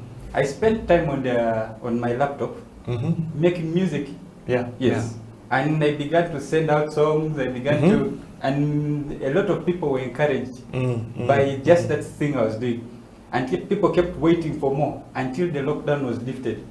Wow. So meaning there's always something beautiful out of that which is ugly. And there's Yes. always light even out of the darkness. Yes. And also don't be locked down into one option. The Lord gave everybody. That's somebody who mentioned it, that everyone has 1,000 talents. Yes. That you cannot be locked down onto one. So you need to discover out of those 1,000, we may not have the same quality of talent, but there is something that you can do. There are so many, in 1,000 ways, there are many ways you can survive. Yes, you can survive, and don't let your current situation make you think that that condition is permanent. No condition is permanent, even if it looks to be elongated. Yes. And sometimes something may be closed here because you need to locate another door. That yes, there's, you know, when you say that, that reminds me of something that continuously comes in my heart when I find myself in such a situation, that there is always a way of escape. Yes. That's why I don't know in Psalm that God will make a way where there seems to be no way. So the thing is that it seems that like there is no way, but there is always a way. Like you found wisdom for, you know, getting someone to teach you or learning the keyboard by just simply carrying it for people who play. So there's always a wisdom to get out of that situation and out of that circumstance. So we're going to just continue in worship. But before that, I just want us to pray for the people who are connected in even right now. I just want to pray with you and encourage you. Like he said, there is always a way. There is always a way of escape. Even when Samson had lost it and his hair had been cut, you know, there was a way of escape. And let me tell you what that way of escape was. The way of escape was simply because the enemy forgot that much as his hair had all been cut off, which was the source of his strength that God had given him as a token of his covenant with God, the enemy forgot that he had hair follicles, that the hair can grow back again. Even when Paul and Silas were in prison, the enemy forgot that much as they were tied up in chains and locked up in a dungeon, the enemy forgot to put tape on their mouth. They could still lift up their voices and sing, and the presence of God and the power of God broke the prison loose. So I want to let you know, whatever it is, whether you are unemployed, whether you feel stuck in that house, whether you feel like there's no option for you, whether it's a broken marriage or a broken relationship, the wisdom of God cannot be hindered, it cannot be limited. Father, I thank you for that person. I thank you for that person who's connected in even right now. Father, King of Glory, release your healing power for those who are sick in the name of Jesus. I thank you because you're healing people right now. That one who needs a financial breakthrough, Lord, your word says that the silver and gold, it belongs to you. So we thank you and we bless you, God, for provision that is coming. I speak to your phone, I speak to your email, I speak to your Facebook account. You receive good news. You receive good news. Somebody's going to call you with good news in the name of Jesus. Just like Joseph told the cupbearer, he told him, do not forget me when you go before Pharaoh. And the next verse says, and he forgot him. Listen, child of God, people can forget you, but God does not only remember you, but he knows you. This is your time. This is your season. Trust him. There is nothing that is impossible with him. Father, we thank you and we bless you, the God that does exceedingly abundantly. We know that the testimony comes through on the inbox of House of Talent, that someone will say a miracle came through for me. In Jesus' name we have prayed. Amen and amen.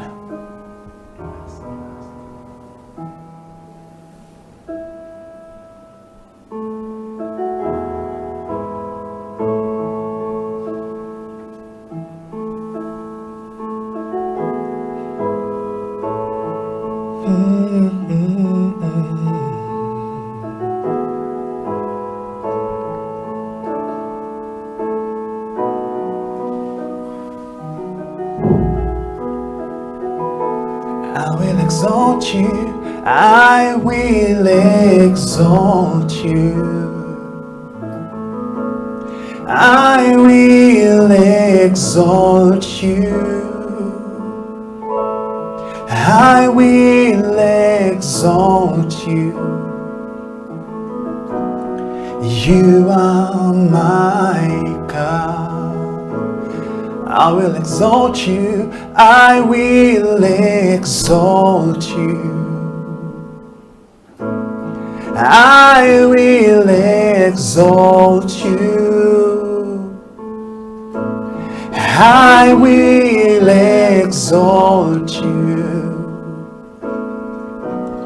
You are my God. You're my hiding place, my safe refuge, my treasure, Lord. You are my friend and King, anointed one, most holy. You're my hiding place, my safe refuge, my treasure, Lord. You are my friend and King, anointed one, most holy.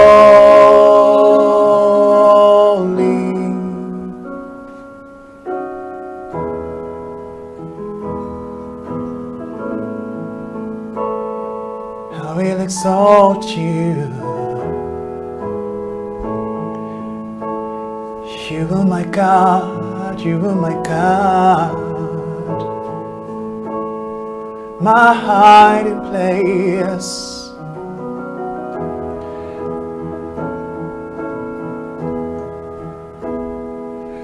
Because you're with me, because you're with me, because you're with me, I will not fear. You're my hiding place, my hiding place, my safe refuge, my treasure, Lord. You are my friend and King, anointed one, most holy. You're my hiding place, my safe refuge, my treasure, Lord. You are my friend and King, anointed one, most holy.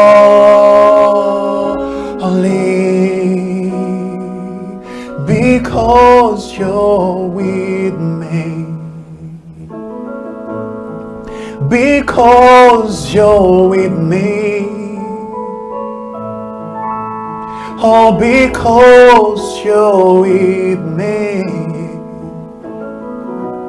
I will not fear. Because you're with me, because you're with me, because you're with me, because you're with me, I will not fear.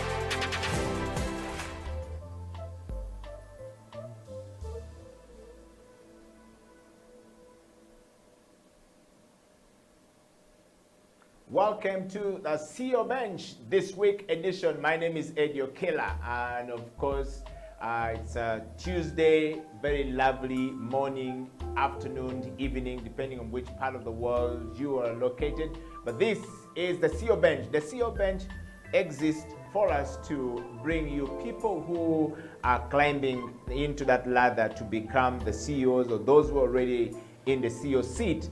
And we want to talk to them and pick an insight from them. What is it like to be a CEO? What is it like to be on that CEO bench or on that CEO seat? What are they going through? These are people who have lived their life on that road, done something about it, and they have a thing or two to share with us. A lot of knowledge, a lot of insights, a lot of information for us to pick from there. And the CEO Bench focused more onto what we called leadership, change management, and transformation all across the world and across the spectrum of leadership, across the spectrum of changing position from one end to the next. And my guest in the studio this week needs no introduction. Is the man who has been an A teacher before, 20 years of his life as an A teacher, and of course leaving Migadde Senior Secondary School to Asifiwe International.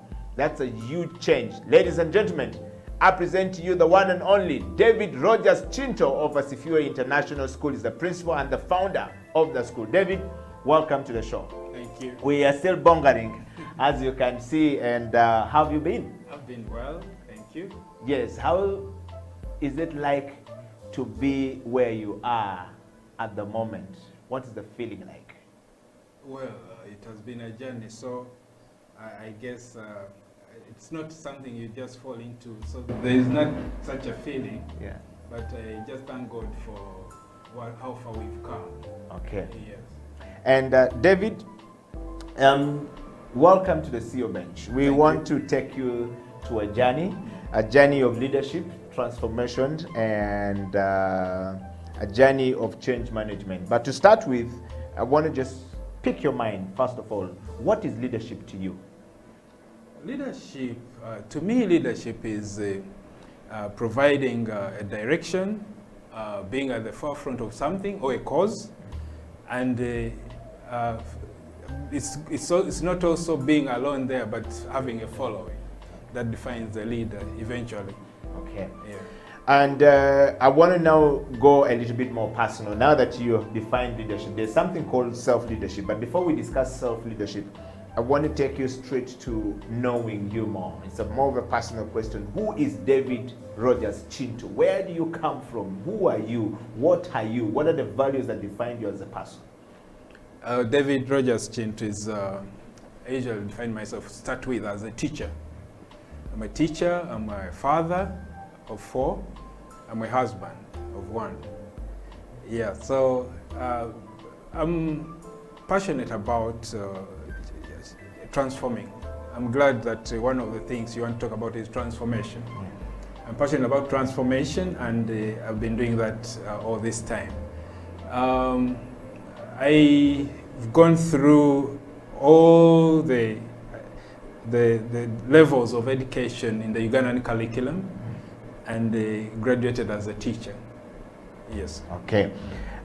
From a childhood perspective, ancestry, who are you? Where do you come from? Who are your parents? We want to get into deeper knowing you from that level as well. Okay. I come from Jinja.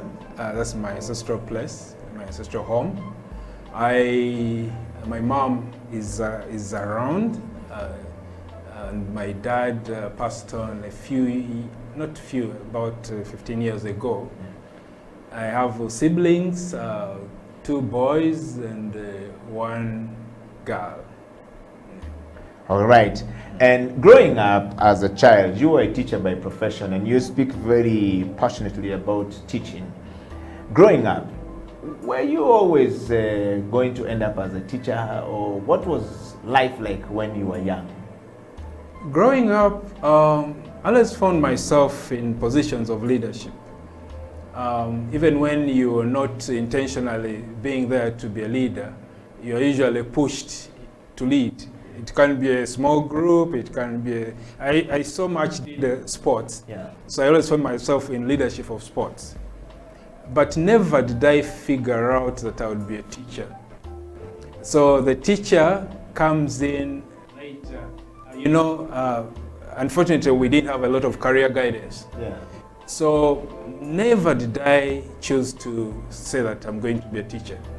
But somehow, as you choose your courses to go to the university, you choose engineering and something else, those fancy courses initially, and then you put education somewhere. You know, the form has to be filled. Eh? Yeah. So teaching had not been at the forefront of my thoughts. And when I failed to get my first choice, the second choice, I got my third choice on government sponsorship, and that was education. And as I started the education course, you know, when you go to university, there's this belief that you start the course, you will change. Change of course. We've all been through that path. Yes. Yeah. Yes. So I have this thought that I will change along the way, because I did the physics, chemistry, and mathematics. Yes. So, but then as it went on, I appreciated the education aspect. We did psychology. We did, unfortunately, we did a lot of physics and math, a little of education.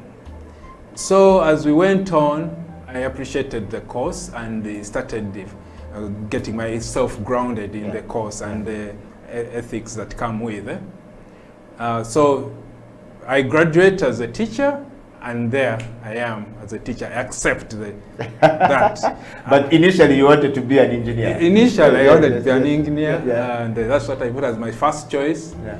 And I didn't get it, because by then getting some of these courses on government sponsorship was quite hard. Eh? Yeah. So I got my third choice, and good enough on government sponsorship, because I was struggling in school, to stay in school. Okay. Actually, I dropped out of school at some time.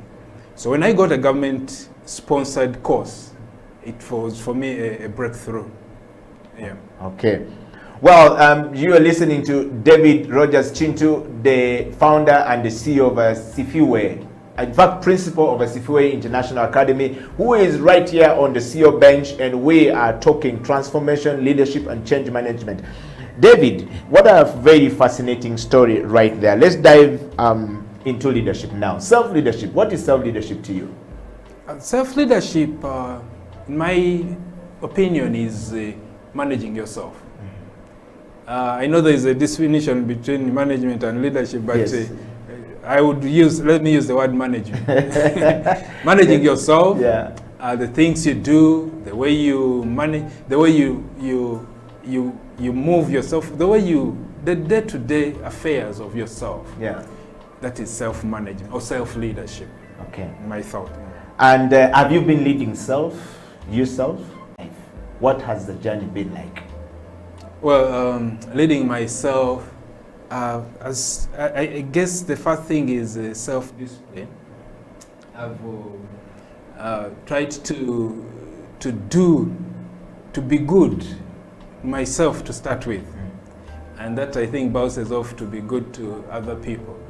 But leading self in itself is my core values. I have core values. I have certain beliefs. I work with principles. So it has helped me a lot in, first of all, becoming the person I am and the leader I am eventually.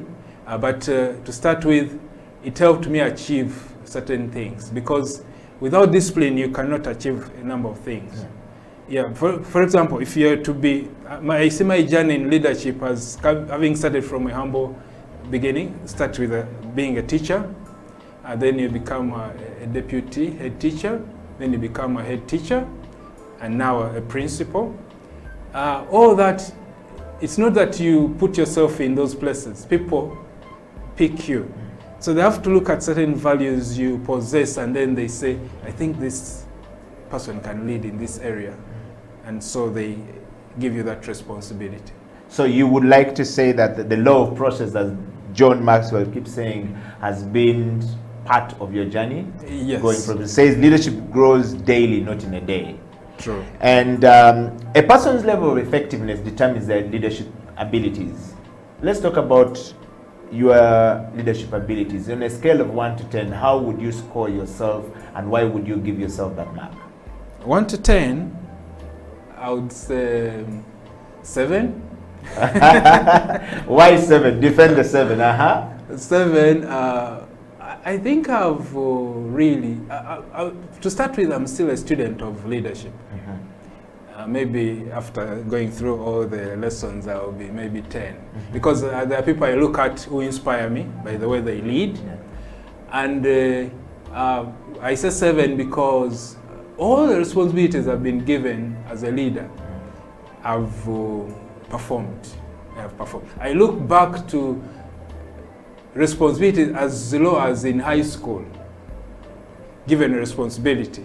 I want to recall a time, I think that was a turning point, when I was appointed captain of a football team.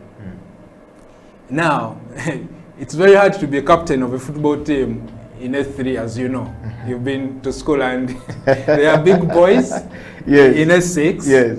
So being a captain in S3 was a turning point. I kept on asking myself, why me? But as we went along, even now people talk about it that, oh, you were very good, and I think the personality also mattered.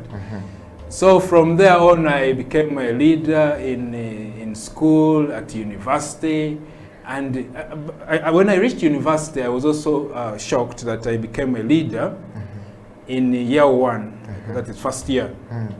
Never had there been whole representatives at that level, at year 1, at first year. It was in our regime that I became one, and eventually, of course, became a minister, as you call them, in the hall. So my leadership, there are some times when I've shied away from leadership, and I'm usually thrown back in. So you say, today, rather this time I'm not going to stand for anything. And people somehow push you there, and you find yourself to be a leader. I started being a leader in my primary. I was a deputy head prefect in my primary. And then when I came to secondary, like I told you, I became a sports captain through and through. I've done a lot of sports, even now I do. And then eventually at the university, when I also was chosen to be a leader. Wow. Well, it's quite clear that your journey is a journey full of experiences, and we can see that your leadership journey has not started yesterday. It has been there, and I think on your scale of 1 to 10, you chose 7, and I think 7 befits you. David, let's talk about the leadership of David Chintu, from being a teacher to a deputy to now an a teacher. 20 years of teaching, if I may say, has been your journey. Let's talk about the teaching leadership and the moment you led Megade Senior Secondary School before we get into Asifiwe. What was the journey like, and what were some of the lessons that you picked from there, and how were you able to navigate the pitfalls, as well as the the change of different roles and responsibilities that were given to you, as well as leading yourself to now being the founder of Asifiwe International, which we're going to get into it, Academy. Yes. Well, my journey into education started when I graduated as a teacher. But before then, I was a science student at Makerere College School, where I did sciences, PCM, and now my math teacher was a lecturer at the university. So when I crossed to university, you know, Makerere College and the university are just separated by a fence. So I would say I just walked from the college to the university, and there I found my mathematics teacher as my lecturer now in mathematics. So when I finished the course, he came and picked me and said, I want to post you to a school which is just starting. And of course he was recommending me. I think maybe I was one of his students in the math class, doing education. And mathematics was not easy for many of us. If mathematics was easy for you, you're going to have to send us a message, because I know many of us got 0. Yes. Continue. True, it was not, neither for us even. Yeah. So I was posted to this new school called Migade College. By then it was called Migade College. It was a branch of Makerere High School, Migade. So I was posted here, recommended by my mathematics teacher. Straight from Makerere College? Straight from Makerere College. Yes. You know, some of us didn't complete university and then we go home and then we walk the streets. Straight from my teaching practice at Makerere College, I was posted to Migade College. Wow. As a teacher. I walk in here and this school is just starting with I think about 60 students. Still building, the floors are not made, a humble setting. I can tell you that that was a very testing situation for me. But I stood the test and went through. I was a teacher of physics and mathematics. I started teaching physics and mathematics. And then after 3 years, I became the deputy head teacher. By then the head teacher was Mr. Semwe. He trusted me with leadership. Because you know, leadership also has a lot to do with your mentors. Yes. Trusting you to throw in, to throw you there. Yes, which is what we talked about. Leadership ability determines your level of effectiveness. Level of effectiveness determines your leadership abilities. Yes. So if you have a lead on your head, it's definitely no one is going to trust you with that responsibility. But every time you push the lead off your head, you're giving the responsibility. Yes. So that's what happened. I became a deputy head teacher, and then after about 2 years of head teacher, the head pulled out of that institution. And you know, when you're staff of say 40, you have guys who are older than you, guys who seem to be more able than you. They were teaching before you. Yeah, they were teaching, a lot of experience.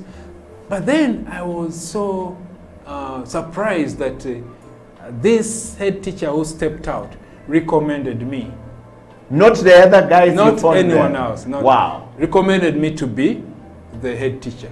It was a shock, but it was also, I was scared.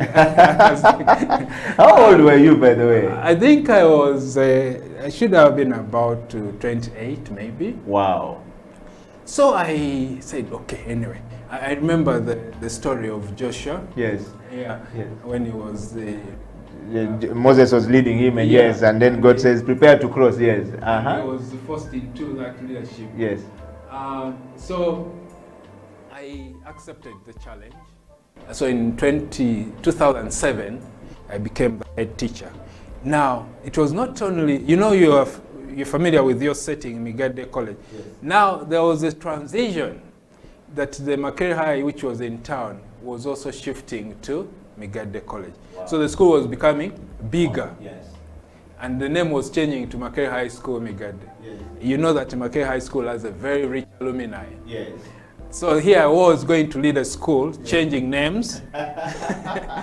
And yeah, I took on the challenge. And I tell you that I led the school for 7 years. And it was amazing. God saw me through. The school grew from glory to glory. The population grew. I learned so much. It was a good experience. Wow. Yeah.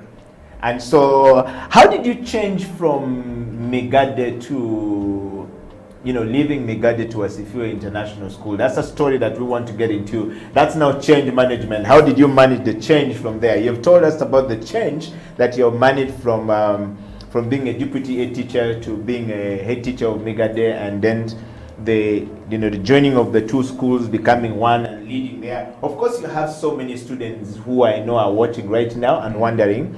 And one of them sent me a message this morning and says, that gentleman you're going to interview on the CO bench, he doesn't grow old. He was my head teacher. Look at me right now. We're in the gym at 6 o'clock this morning. And I say, I'm going to tell David, but welcome to the CO bench if you're just joining us from anywhere around the world. This is the CO bench where we talk change management, leadership, and transformation. You must have reached a certain degree of leadership at a certain level, then you qualify to be on the bench. Or you must be heading up there to the CEO bench, then you will be able to qualify to come here. And of course, David Rogers Chinto is the former teacher of Migade College, later on that became Makerere High School, Migade, and now he's the founder and the CEO, and rather the principal of Sifio International School. We're going to take a break, and the CEO bench will come back. And when we come back, we'll talk to David Rogers Chinto on change management from Migade to Sifio International Academy, where he starts the school with only his son. I don't know how that is, but the dream of one son has now become a dream of more than 200 students in that school doing ACA curriculum. Stay right there. I'll be right back after the break. This is the coffee break.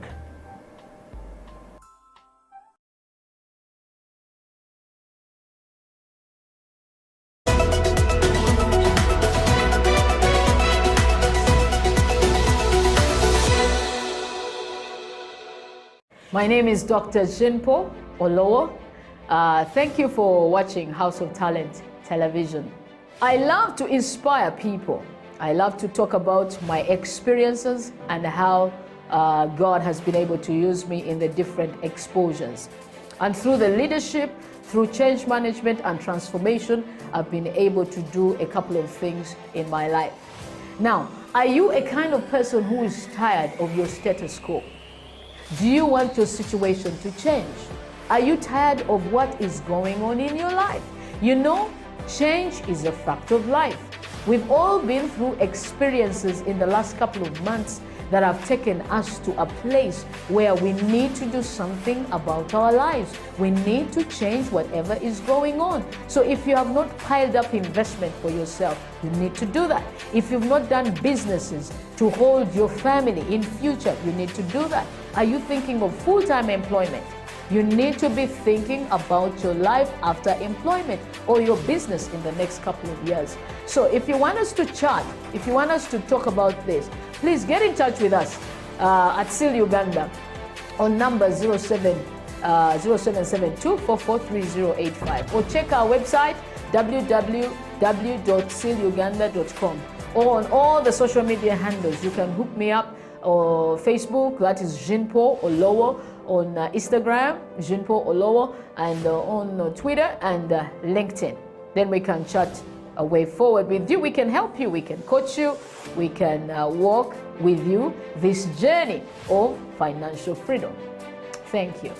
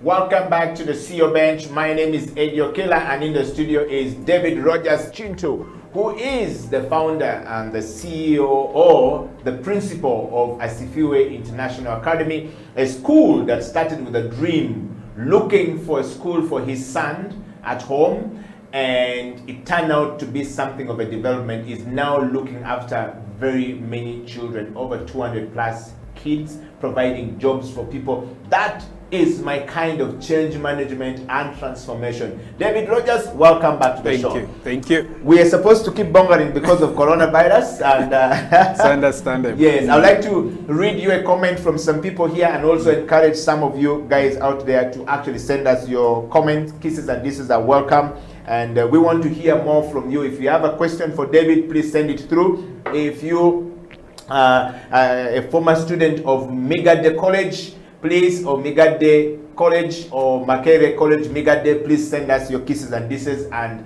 your former headmaster is actually here talking to us and sharing the story of change management and transformation all across.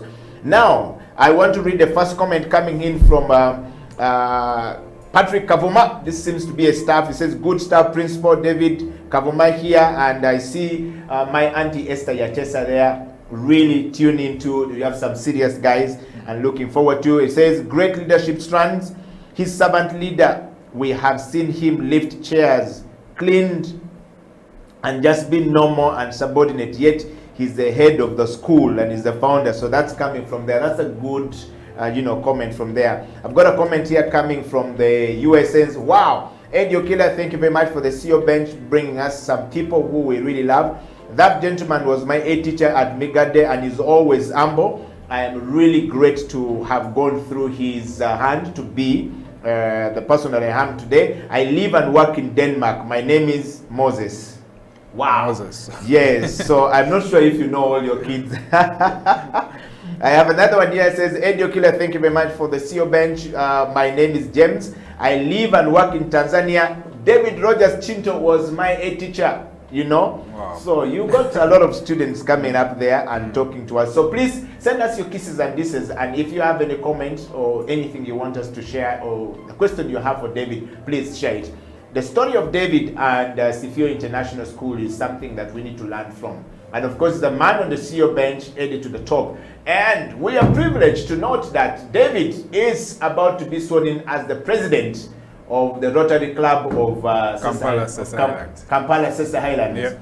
What a transformative move right there, and of course change management. David, let's get back into the show. We were talking about the change management.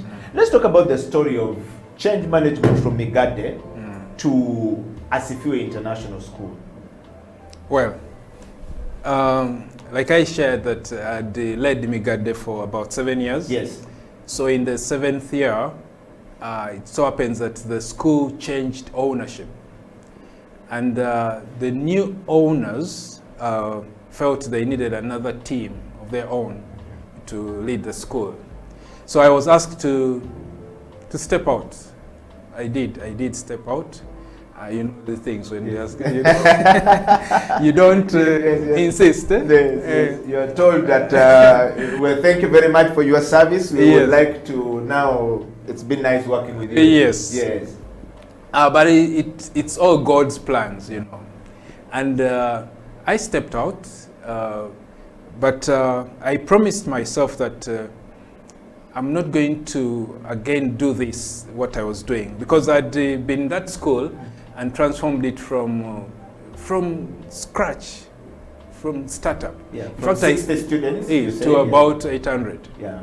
So I thank God for that opportunity, and I thank the owner, Mr. Chisubika, for allowing me to grow. So I stepped out, but never thought of starting a school. My story is that when I stepped into the school, I had discomfort with the way the education system was. I kept on saying, is this all?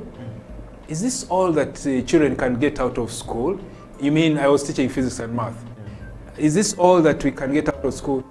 So I started creating certain programs in the school.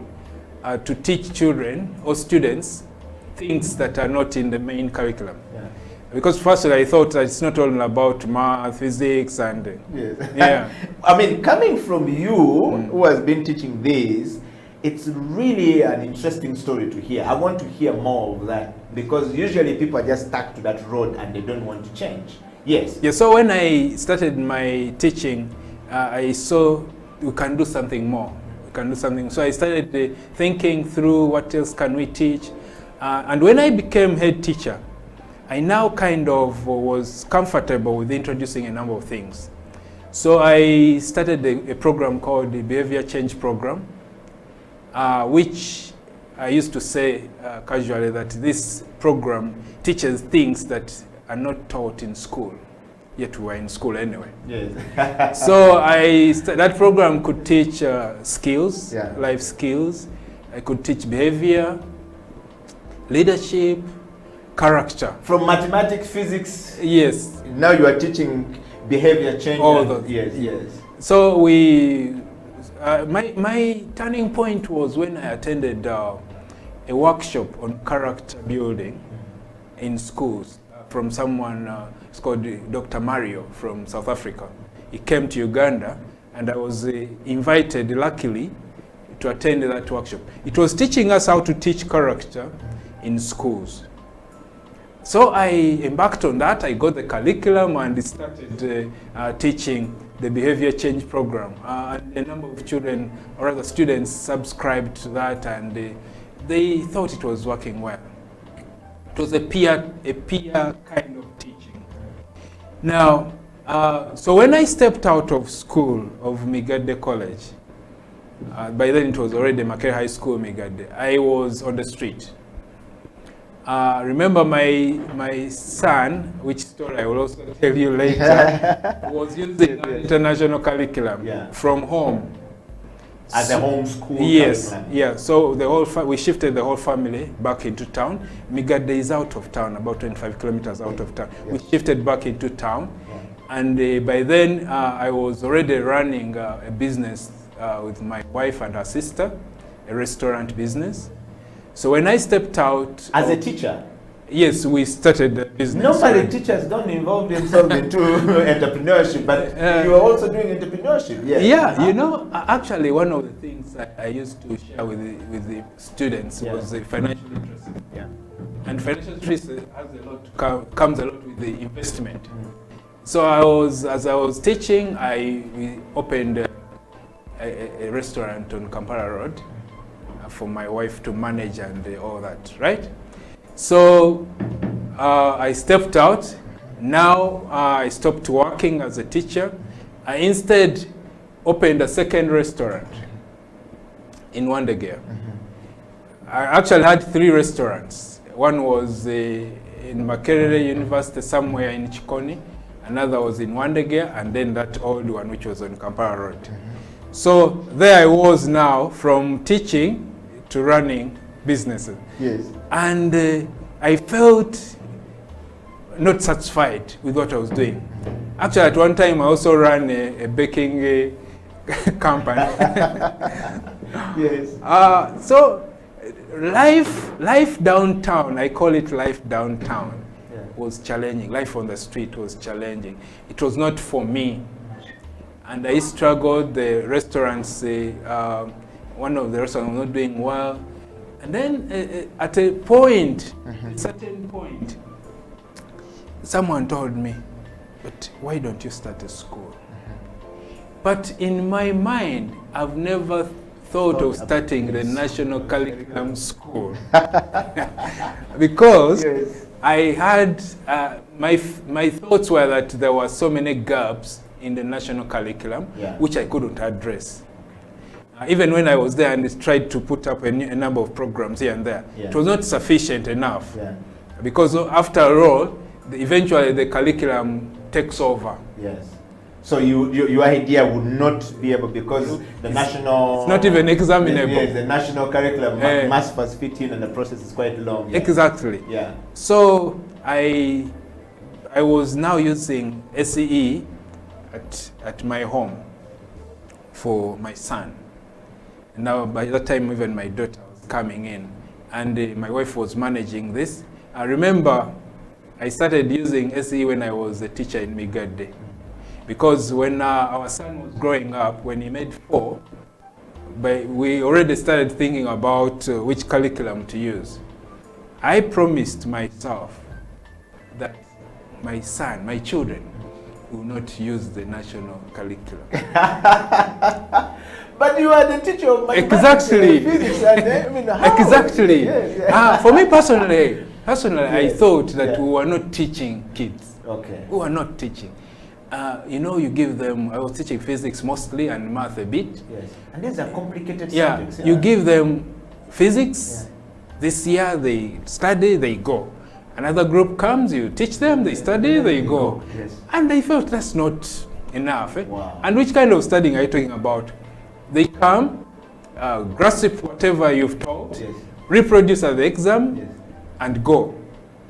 And I So felt- basically, David, what I'm saying here, which is what we've always said, is that I give you this as a teacher, you're a student, I give you this material, you take the material, you cram this material very well, give it back to me in the same way. If it's okay the way I have given it to you, I mark you all good. Right, 100%. If it is not, Yeah. I give you less. Yes. That's why some of us got passes, because we're always giving other things which we thought about, we gave our thinking, yes. Anyway, Exactly. yes.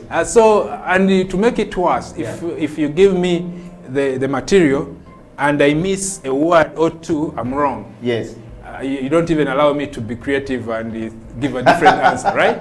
Yes. So I thought, no, there has to be a change. Yeah. So we started looking for a curriculum for our children. By then it was one child. And I thank God that I landed on the SE curriculum. I was in a very transformational meeting with the pioneers of SE in Uganda, and one of them being Lona Magara. Yeah. She gave her testimony. I walked out of that room bouncing. Yes. That I had found the solution of your problem. Of my problem. Wow. She shared about SEE. There was a doctor, I've forgotten his name. He shared about his SEE, his homeschooling. I went back to my wife. Now, the challenge was to convince my wife to buy what I found. Yes. So I told her, we have to teach our children from home. I tell you that when we started teaching our children from home, there was a lot of backlash, a lot of questions, okay? But we started. My wife accepted gracefully to be the teacher at home. And you to be the hustler on the street, because... Yes. By then I was still at in Migade, yes, yeah. yes. You know, you go to teach children, and yours is homework. School, yes. But what a moment right there for us to just reflect about it. And we're talking about change management. For you who are watching the show, who are following the CEO bench, I hope you have a question for David, because that right there is what we are calling change management. How do you manage that change, that transformation, that change? How do you manage is what David is talking about. Please proceed, David. Yes, so our son... Your wife now starts to teach. Yeah, she abandons her job and starts teaching. That's change number 2 at your house. Yes. You know, at times we cling on certain things. Yes. And for me, the way I saw this is that she sacrificed for the children and to teach them, other than insisting that, oh no, let me stay on my job and then things work out, but sacrificed to teach the children. And by then it was one. And he grew very well.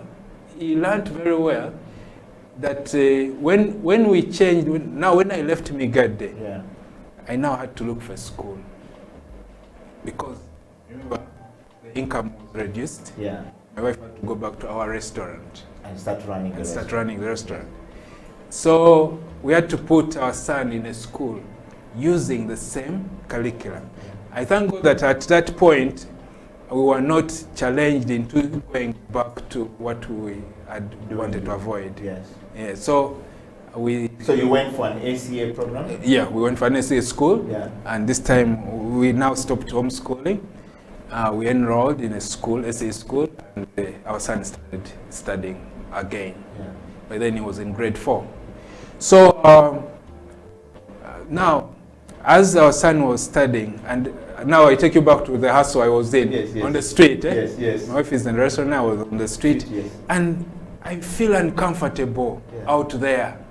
I want to be back in. 7 years of being the head teacher of a great school, and now you're on the street because change has happened. New management came in, you found yourself on the street, and you're basically balancing the boat. Yeah.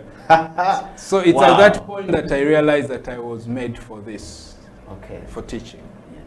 And I bounced back. When I bounced back by going for training in South Africa, in the SE curriculum. By then, as I told you, I was inspired by the talk from Lona Magara and Dr. Mwine. Yeah, I've remembered.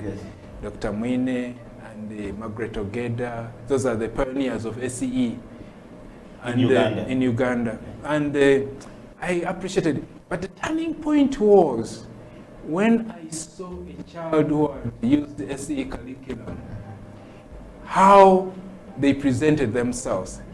I said, this is the curriculum I want to use. And that's when I went to South Africa to train and started at Sifiwe International Academy. Well, we're going to take a break, and when we come back, David Chintu and I are going to be delving back on how Sifiwe started from there. What a story, what a moment right there. What a hustle on the street. 7 years at Megade, finding himself back on the street, walking on the streets of Kampala, hustling entrepreneurship, restaurant, wife, and the wife leaving the job and getting into this. And sometimes we're wondering, this person has become great, but we don't know the journey they have been through. That's the qualification for one to be on the CEO bench. The CEO bench is for those who are walking the street, those who are going to the top, and those who have risen to the top, and those who are getting there. You have that story, and we go by nomination. And if you have a question and comments for David, if you have had it right there, please drop us that comment. We're going to read it. David and I will be back on the CEO bench after the coffee break to talk about how Sifiwe became the Sifiwe that we are today, and of course the transformation in that place as we wind up the show. This is the CEO bench. Stay right there. I'll be right back after the break.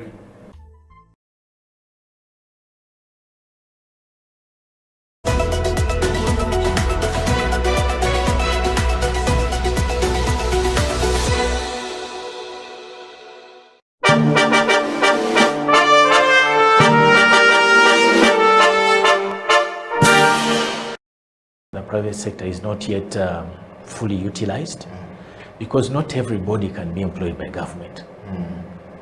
And we are looking at a future whereby more people are employed in the private sector than in government.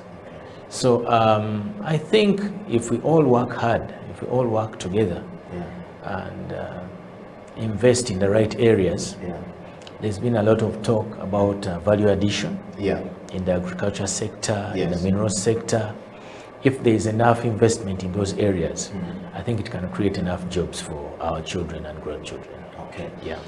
I just want to take you to question number 4, Andrew, which is, let's talk about your journey at City Hall and the foray into the Executive Director's office, which is as Andrew Chitaka, Very as interesting. well as the Director Engineering.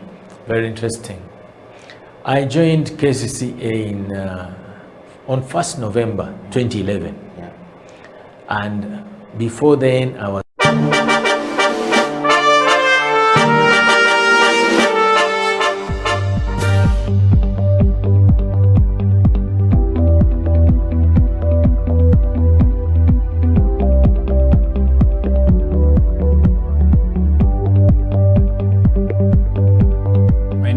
David Rogers Chintu, the principal of Sifiwe International Academy. So we started at Sifiwe International Academy from a concept of affordability and well laid out procedures.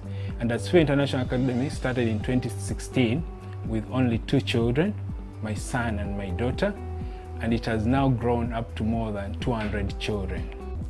I've been a teacher for the last 20 years. I started by teaching in the national curriculum, and ever since I started teaching, I've been bothered by what more can our education offer. By so doing, I discovered that we can teach our children much more in schools, and I introduced a program called Behavior Change Program, which in itself was to teach skills, habits, and character. And I was amazed by the results. Always got feedback that the children learned more from the Behavior Change Program than the physics and mathematics I taught. My name is Jeremy Baraka, a student of Asifio International.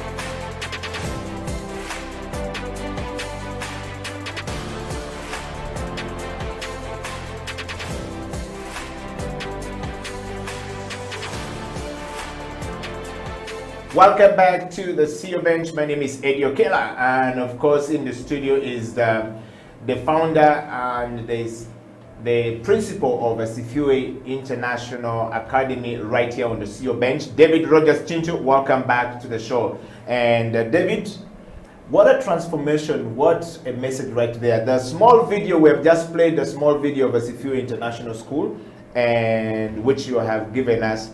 And there's a lot to learn from there. If you're a parent, where are your children going? Are you responsible for the development of your children, or are just going by the bandwagon of let's do these things? It's the same thing. We're hearing this first testimony coming from the man who lived it and still living it. He's been a teacher and still a teacher, and he's sharing with us some of the wisdom and the nuggets of navigating the difficult path in our education system to be able to create environment that will allow the young people to prosper.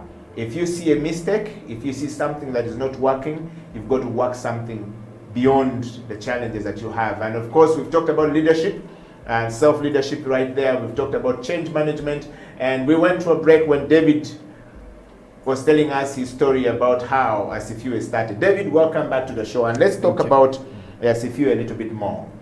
We've seen the video right there, and I would like to know from you, how did you eventually start Asifio International School? I know you've talked about going back to teaching, going to South Africa, and then back, and from what I gathered from you, there was also a little bit of difficulties in paying school fees for your son in the ACA school. Can you pick up from there and tell us how you navigated that change that now even became something that you are now a principal of, and with the number of parents that follow you? How did it go, that change, managing it from that point? Well, they say that need is the invention of all creativity, something like that. We had a need as a family. We had a need to see that our son continues with the curriculum we had found. When we were starting to use SEE, it was for our personal, for our need as a family. But then, like I said, when I dropped out of work and my wife had to go back to work, we couldn't homeschool anymore. So we decided to go for a school, to look for a school. So we started looking around for schools. And because my wife knew a lot about SEE, she could see that there was not enough service provision in the SEE curriculum in our area, in Kampala as a whole. And she said, I think there is something missing in the way procedures are being made in schools around.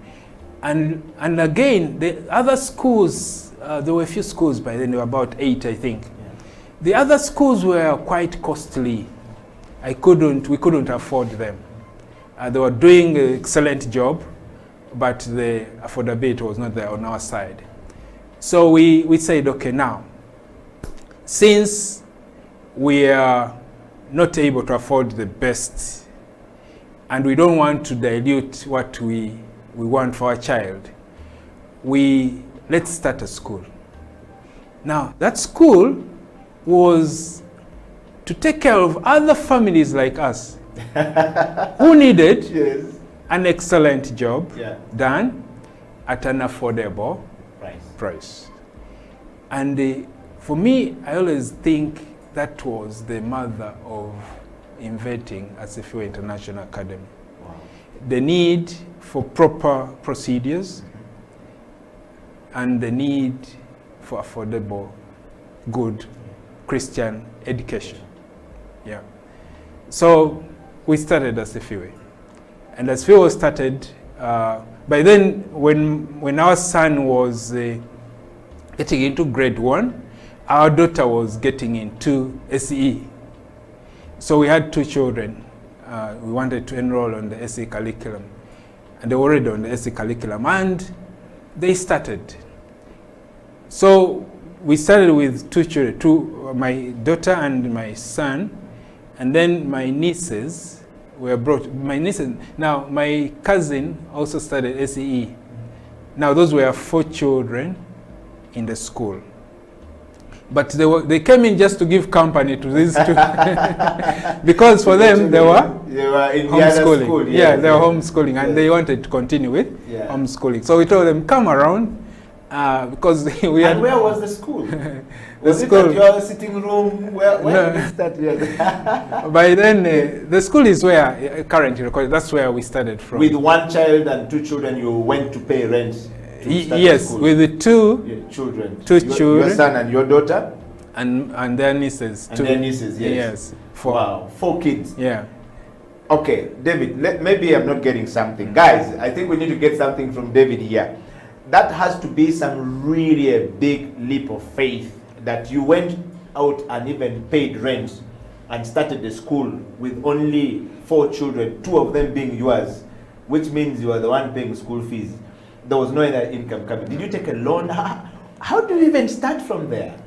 No, actually it was a really faith, because we actually started advertising the school before it was even there.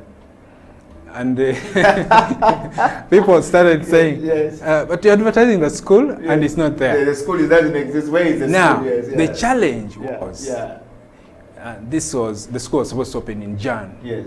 And we were already in March. The challenge was financial. And we tried to look for people who wanted to come and work with us or start, and they were not there. So we eventually started somehow, and by the end of that year, the children had become 15. Wow. And the next year they tripled, and like that. Wow. So people actually listen to you and brought their children. Would you say these are some of your OBs or OGs? I mean, I'm a trained marketer, and by practice, by skill, and by everything. And I do a lot of training in product development. You earlier on mentioned behavior change communication. I'm a professional of behavior change communication, and I developed communication strategy for behavior change, focusing on strategy, on attitude and perception of people. And a lot of the things that I meet along the way in my line of work, David, is people creating products that don't solve problems. A lot of the products that we have in our market today don't solve problems.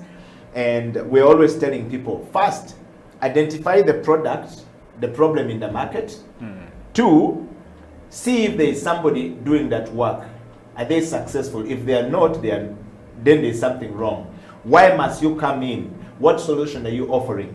And a lot of the times we meet people in the boardroom, and they say, no, you don't understand. You too Muzungu, you too this, you come from you don't understand it. But you just practice exactly the same thing we give strategy to corporate companies, and sometimes it fails, to individuals, and sometimes it fails. You have practiced it to the very core. One, need. What is the need right now? That there are so many people who are looking for this and they don't have the school, they can't afford it. You went for affordability and the need. You did small R&D, research and development there to basically understand it. Bedford Buyungo was the CEO that was here before, and I think he's following. He said he wants to pick a lot of things around education and see how it works. I think Bedford Buyungo would find your interview and this interview really very interesting because he's into the marketing world and he understands what we're talking about. David, if I take you back there, that right there, what lessons do we pick from there? That you said the school started with 4, you actually rented, advertised before, and now it became 5. So the question I have for you is that is it possible for one to actually start the business the way you've started and be successful? And what lessons do we pick from there? What are some of the deep end lessons that we can pick from there and we can use tomorrow? If I want to be like David Rogers Chinto tomorrow and I don't know how to do it, or I've been struggling with it, this is the reason why the CEO bench exists. Okay, thank you, Eddie. Before we started, yes, before I even went for training, we did a market survey, and we realized that SCE was going to solve so many people's problems. Okay, the number of gaps which were being addressed by all parents, this and this, so we could listen in. And from my background as a teacher, I also knew the gaps. And when I looked at SCE, I realized it can solve so many problems, so many parents' problems, so many learners' problems. With all due respect, you and I have gone through the national curriculum. Correct. It made us what we were. Correct. Thankfully. Correct. But we realized that going ahead for our children, it may not be the solution. So most parents had that feeling. And some were frustrated, they had nowhere. We also frustrated in the education system where we're waiting on change and it was not coming. This is teachers now from the teachers' from the teacher's perspective. Okay. So we made a survey and asked people around. People didn't know about SCE. Remember, it had been there for about 10 years before we started, but people didn't know about it. So we promised ourselves that we're going to broadcast this good thing. We're going to tell. Our target was young families.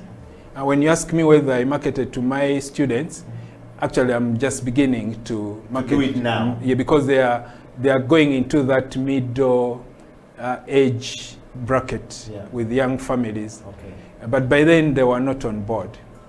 So we marketed. We didn't actually broadcast. We didn't publicize as a few way on the media, on the mainstream media. Mainstream media, yes. All I did was go to my inbox, share with the Eddies, with the friends, and all those other people about SCE.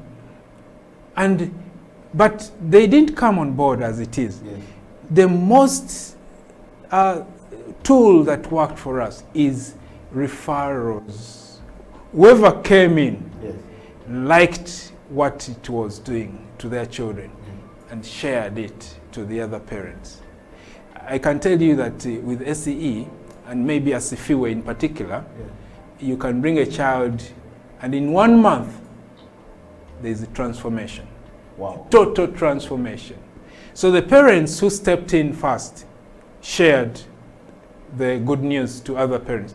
We've never gone out to the mainstream media to advertise as if way.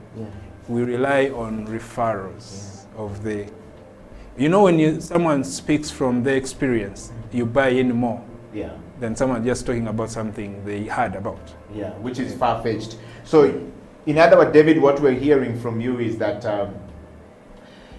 what would you attribute that to? What we're hearing from you is there was something good that was going on.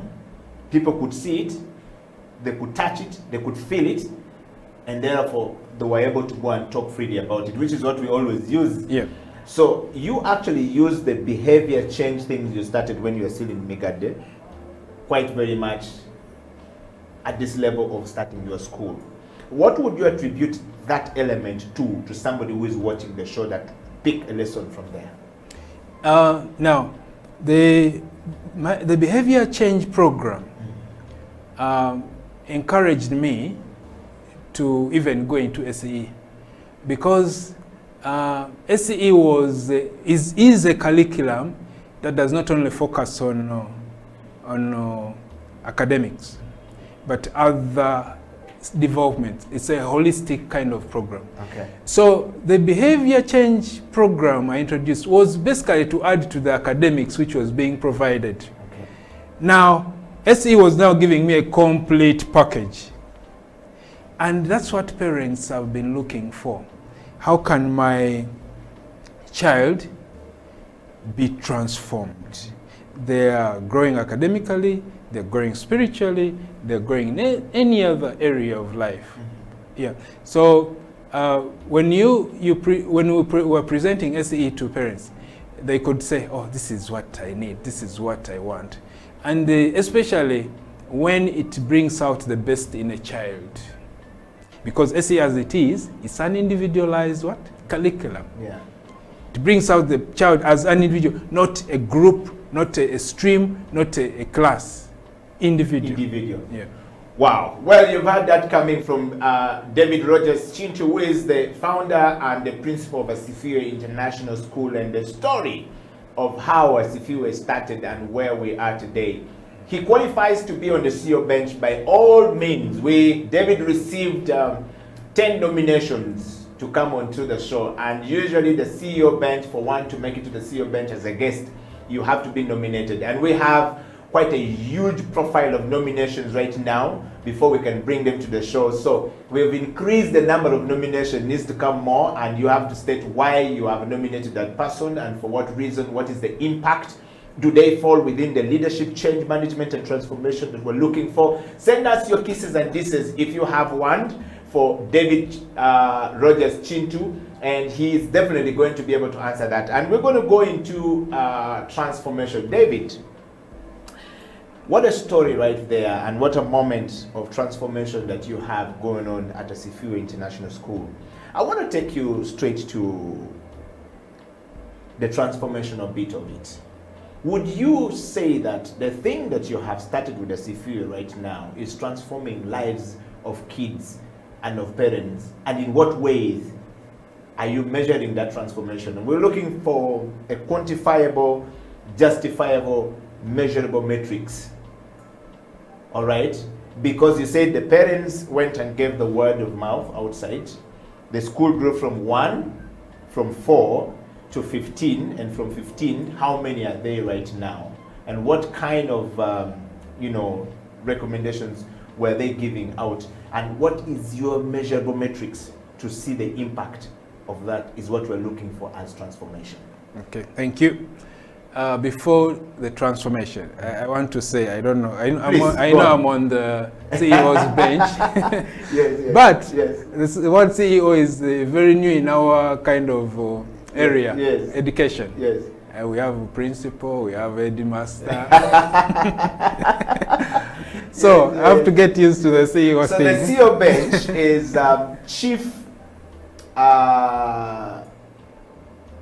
let me put it this, Chief Executive Officer. I was going to be Chief Operation, but now I removed that. Chief Executive Officer. So when you become an headmaster, you're already an executive. Okay. Below you here, you've got the deputy head teacher, you've got the head of finance, you've got the dean of students, you've got all of these things going down all the way to the prefect. Now that you have it, so it's already CEO at that level. Now you rise to becoming a principal. Principal means you are dealing with different schools, not so, if I understand? No. It's because it's an international curriculum. It's a principal. So the principal is bigger than, under the principal usually you will have a deputy principal. No, there is no, now there is no head teacher, there is no headmaster. They've removed it, yes. You know, it's not there. Because now you are not only dealing with the educational staff, the teachers alone, teachers affairs. You are now looking at the business aspect Of course. Of the school, because the school is a business. You're running a school to provide education for children, and they pay school fees, a business. So you've got to manage that. What Dr. Jinpo Olowo says, business operations.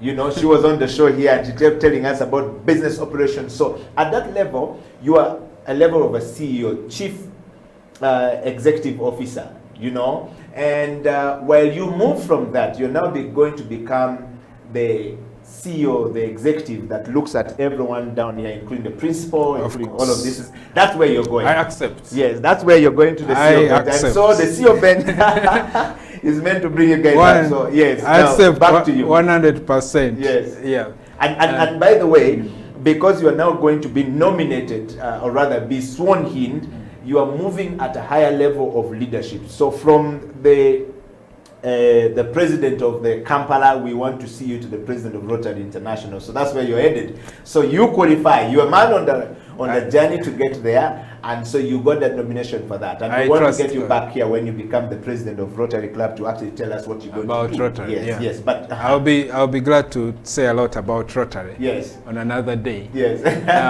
Yes. Okay. So back to you now. Now transformation. Yeah. Transformation. It's amazing. Education is supposed to be transformational. And if it does not, then it's not education. So we thank God that we are using a curriculum that transforms young people.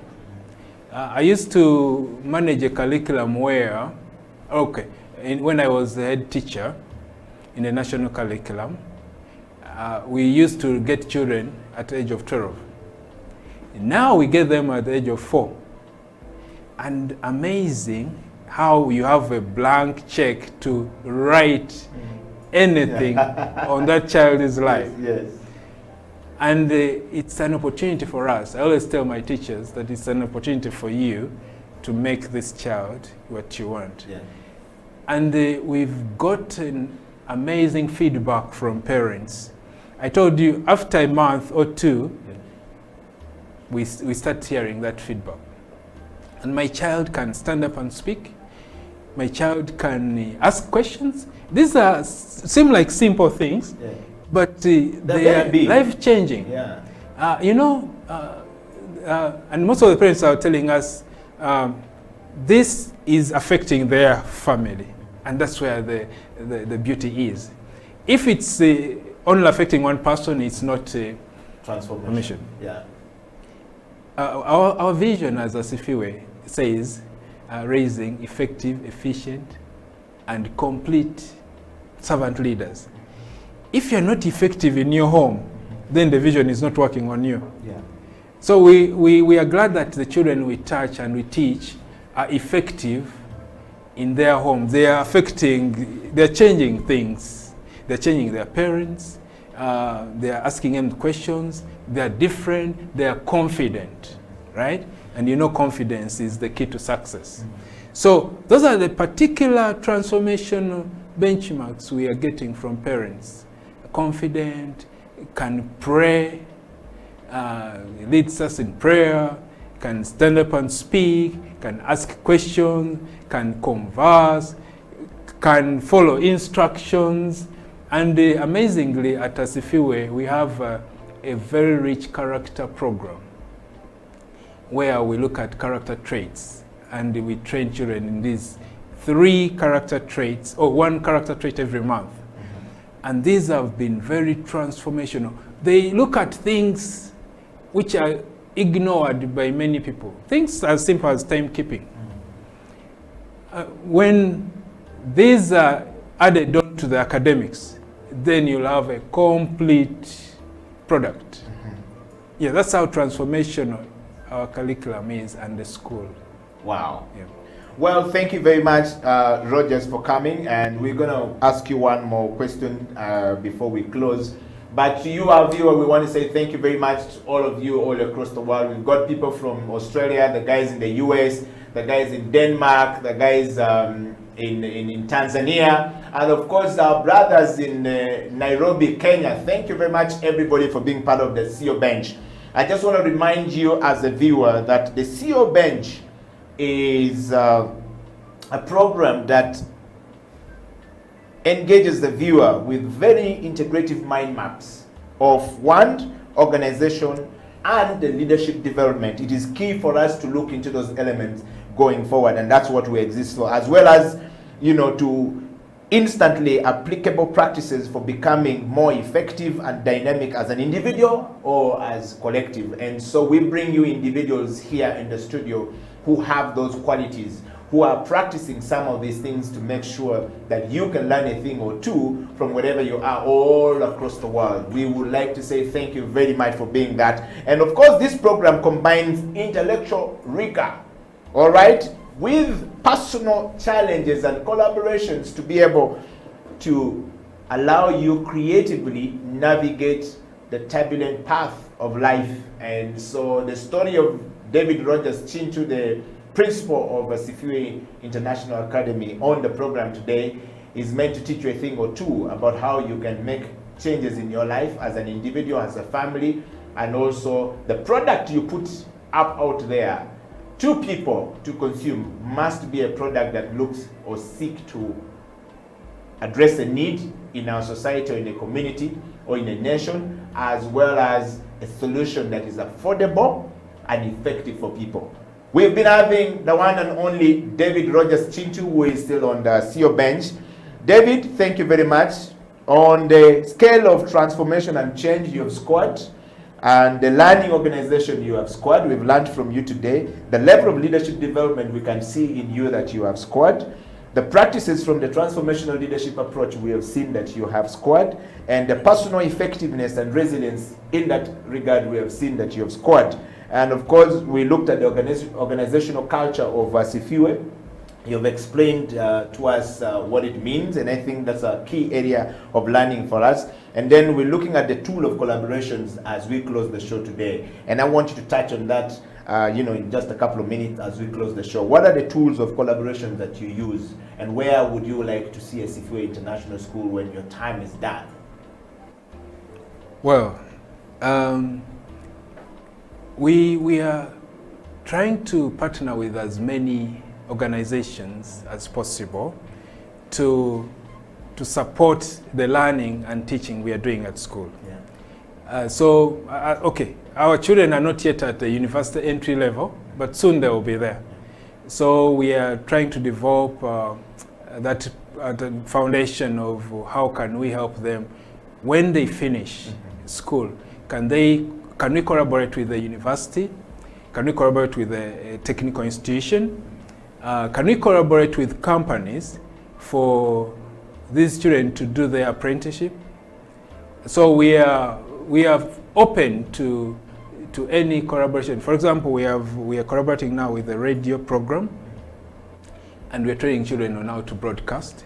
And I believe even House of Talent is going to be part of our collaboration. Yeah. To teach them how to be on TV, how to host. I tell you, it's a very gray area. Rather, it's a very unexploited area. Yeah. And it does not only produce children to host, but it also builds their confidence. Yeah. So I'll be glad to collaborate with House of Talent in addition to other companies. And we'll be looking forward definitely to collaborate with you. And to all the people out there, you've heard it from David, and as also Talent, we exist to make sure that we bring the best in people. Of course, our vision here is to inspire and bring you the content that inspire, content that encourages the person to be somebody in life. And of course, if you are encouraged to be somebody else in life, then you must transform yourself as an individual or as a society, as a community, as a people, and of course we'll have greater people in our society. Sure. David, thank you very much for coming to the show. We want to say thank you very much, and a toast to the CEO bench. You have not had your coffee, and we want to say thank you very much everybody out there. It's a wrap from us here. Until next time, keep it the CEO bench. We'll be back with a new guest next week, same time, same place. David Rogers Chintu, Asifue International Radio Killer, signing out.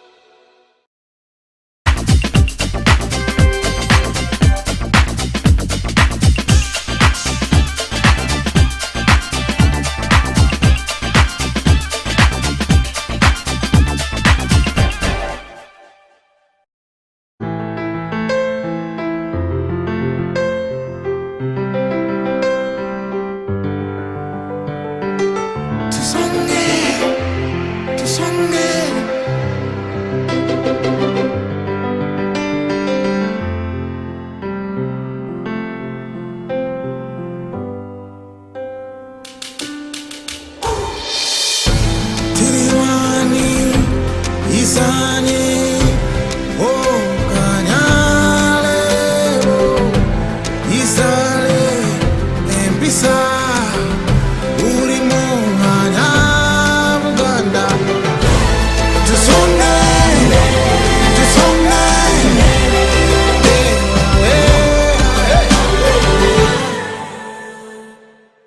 I've been in Uganda for very many years, and I believe Uganda is the place anybody should aspire to live in. We have good weather, we have abundance of food, we have abundance of employment as long as you look out for the right things.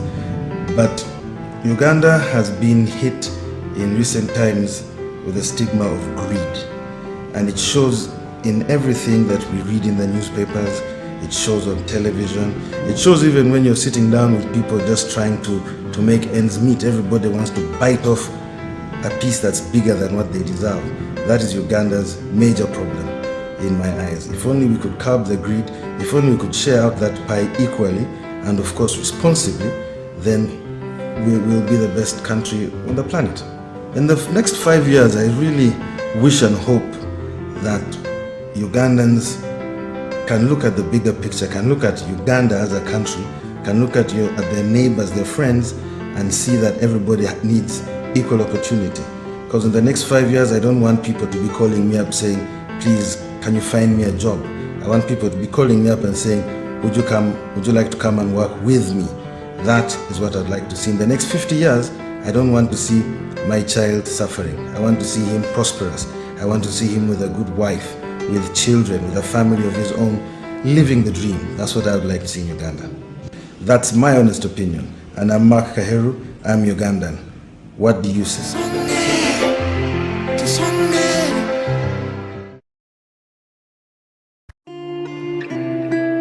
Young people at the moment are struggling to understand the older generation because times have changed. Technology has come in. They've moved on. Yes. We're the ones sitting back and wondering, what is my child on to? TikTok has surpassed WhatsApp. The other one I call, I never call it Facebook, it's Bookface. Why are you on Bookface? Dad, it's Facebook. Yes.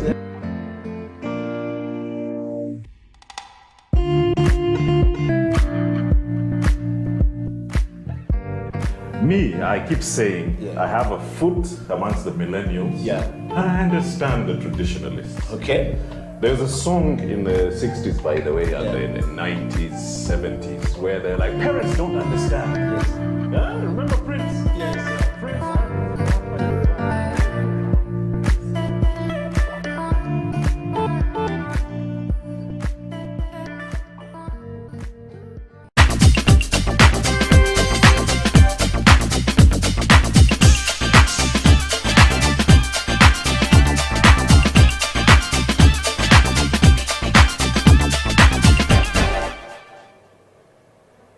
Welcome to the Elders Wisdom Circle. My name is Eddie Okila, straight out of Kampala, the Pearl of Africa. To the rest of the world, we are serving the elders and the wisdom of the elders to the young. How are you all doing? All the followers and everyone who loves to chill and rock and roll with the elders. Welcome to the show. You will probably find this show very boring if you do not want to hear from the elders. If you're one of those people who say, they get into my nuts, they run me crazy, you don't know. Do not actually know what you're missing. You don't know how important is or are elders in our life. Sharing the heart of the elders at 54 years of age is the one and only Jaffa Raymond Amin, the son of the former President Idi Amin Dada. And just before we bring Jaffa on the show, I would like to tell you that the Elders Wisdom Circle on this day is very special. And the topic is, I am because we are. The cultural wholesomeness of sharing and caring for each other. is very important going forward. Ladies and gentlemen, before I talk about the Ubuntu, I would like to bring the one and only, the son of the former president, Idi Amin Dada, the third born son, the man with the wisdom of Amin, the man with the secret box of the former president, Idi Amin Dada. Jaffa, welcome to the show. Thank you. How are you doing? It's a pleasure. And today, contrary, you're dressed like Baba. This is Senator.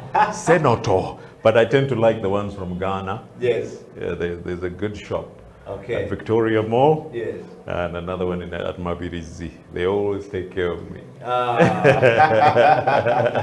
Senator. Yes. And we would like to say welcome to the Elders Wisdom Circle. Thank you. And we want to start with, first of all, I know we talked about it, the celebration around the former president of Tanzania and the things that he has said. Today on the show, we are seeing people celebrating when he says, get out of your comfort zone and go and work. Wonderful. And people are like, this is coming from the president. There are a lot of mixed reactions about the man, but actually he was a man of character, a man. He was a driven. He was driven. Yes. And the drivenness, we don't ask this for everyone, but he had been suffering for 25 years with a heart problem. Yeah. So he understood that his life was finite. Yes. The fact that somebody can appreciate that life is finite and we are not immortal gives you that drive. Wow. So when you look back at his 6 years and what he accomplished, you just have to salute the man. I was listening to Lumumba, Professor Lumumba, and he was, I thought I was articulate, but Professor Lumumba, Lord have mercy. That Kenyan is as articulate as they come. Yes. A true African elder with a PhD to boot. Wow. Well, Jaffa, I think that listening to all our elders and what has happened in Tanzania has been able to teach us a lot more. And if you're young and under the age of 40, 30, 25, 20, you need to be involved in the matters of our society, of our nation, going forward without having to insult the elders. You need to go to the elders and actually seek wisdom from the elders. And have a conversation with them. But speaking to power. Yes. Because ordinarily in society, they are the purveyors of responsibility. Absolutely true. Jaffa today on the show, and everyone joining us from all across the world, we're live on Twitter, we're live on Facebook, we're live on our YouTube channel, and we would like to say thank you very much for being a part of the Elders Wisdom Circle, growing bigger and better every single day, touching lives all around us and bringing the healing of our elders to our generation all across the world. And to all our African brothers, the stories of elders in Kampala, in Uganda, in East Africa is the same in Ghana, is the same in West Africa, is the same in Central Republic, is the same in South Africa, is the same in North Africa. We must continue to be connected with the elders. I want to say this, Jaffa, that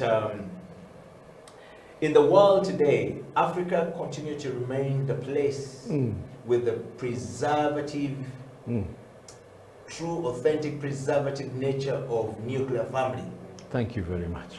And Africa is still holding that mantle. The wholesomeness. Yes. Of the nuclear family is still holding in Africa. What does that make you feel like? Very proud, very affectionate about it.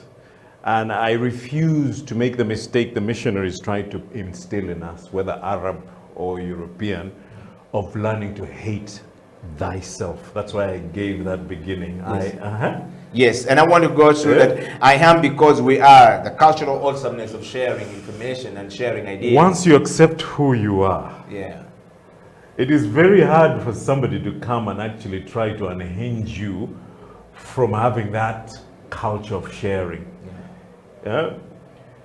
You can have that drive to succeed, but it should never become the selfishness that we call the religiousness of narcissism.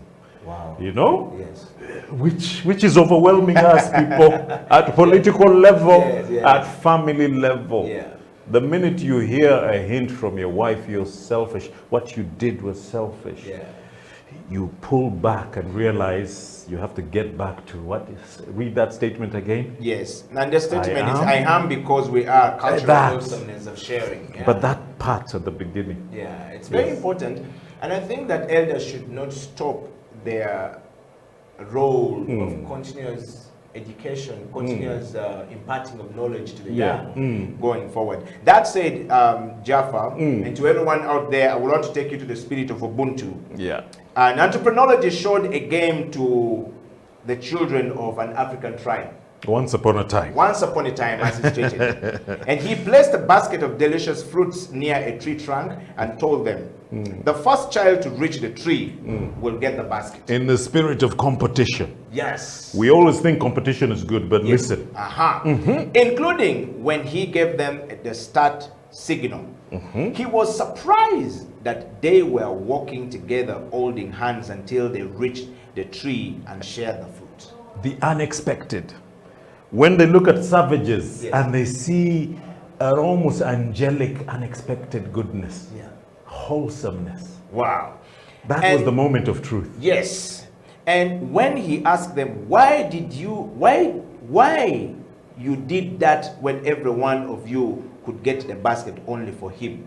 Self. I'd rather add for himself. Yes, for himself. That selfish thing. Yes, and they answered with astonishment, Ubuntu. They were actually shocked. Yes.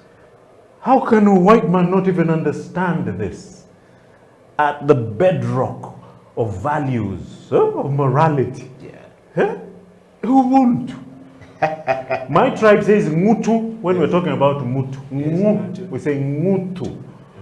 I say Mutu Laga. Yes. That man. Which is the same thing as Ubuntu. Yes. You know, language is universal. Yes. And we got 54 dialect in Africa, and so really in Uganda. In Uganda alone, and so if Uganda alone has 54, if you put half together, of them are Bantu. Yes. Ubuntu. Ubuntu. Yeah. And that's the spirit. And so he went to say that is how. And so he says that's how. That is. How can one of us be happy while the rest are miserable? Remember, they're shocked at the immorality of the question, and they're answering it. And they said, Ubuntu in their civilization means I am because we are together in it. That's sharing. Yes. I want to say this. That the indigenous people knows the secret of happiness that has been lost in all societies that transcend them and which considers themselves civilized society. And they look down at us. Exactly. And they look down on us. Which is what we often refer to as the But every missionary who comes here finds the spiritual liveliness and wholesomeness that shames them. The ones who stay learn from it and love it. And love it. But there's some who keep coming and pressing, and they keep fighting about having a better education, but not learning from this story. Wow. I've had a similar situation. The first series we did with you, I kept telling you about this business of going to the village boastfully with your 50,000 worth of salt. I call it poisonous salt, poisonous sugar, poisonous processed oil, and feeling great at providing. Lo and behold, when you're returning at the weekends, at the week's end, they give you produce worth 500,000. When you get home and you're really offloading the produce, that Ubuntu, the sense of sharing, the appreciation for that salt, for that sugar, for that processed oil, the rewards are astronomical.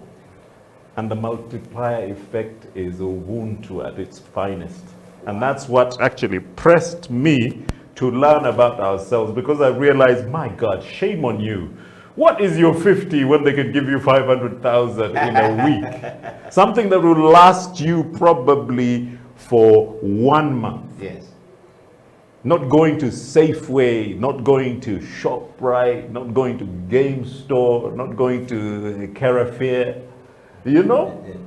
But organic food that we consider expensive, that's the irony. Which is actually very expensive. It is, oh my God. Huh? So the irony of that Yes. is that the ability of our people not to realize the selfless sharing. Yes, not to realize that what we are sharing Mhm. selflessly is actually more valuable. It's Much because- more. Yes, it's 1,000 because times much more. The abundance of it here Yes. is given to us by the Most High. That the Thank soil you. represents. Do you know how we run away from rain? Yes. Some people told me, no, just stand in it and take it, soak it up. Yes. It's free. The Almighty gives us that Yes. freely. learn that is the sense of sharing. Yes. That God can say, abundance I have, and so receive. And people never talk about this, but I'm bringing a concept to this, and that's the reason I gave you that funny name at the end. African capitalism, where we share Yes. while we're gaining. Yes. Not the greed, not the narcissism of yanje. I was making people in the taxi laugh. I said the head of state wakes up and goes yanje, a fear of loss. Yes. Chimurumira, yange. You wake up a fear of loss. Yes. Even the fear of losing your beloved wife to another Yes. is a constant. Ubuntu teaches us to relax. Wow. Because we have it in abundance. Yes.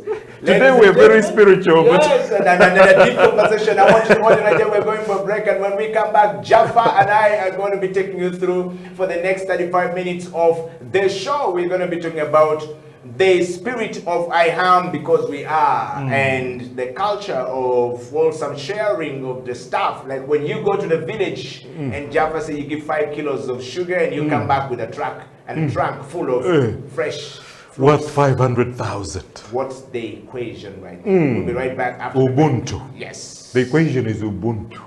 Sharing. That's what the circle. Will be right back after the break.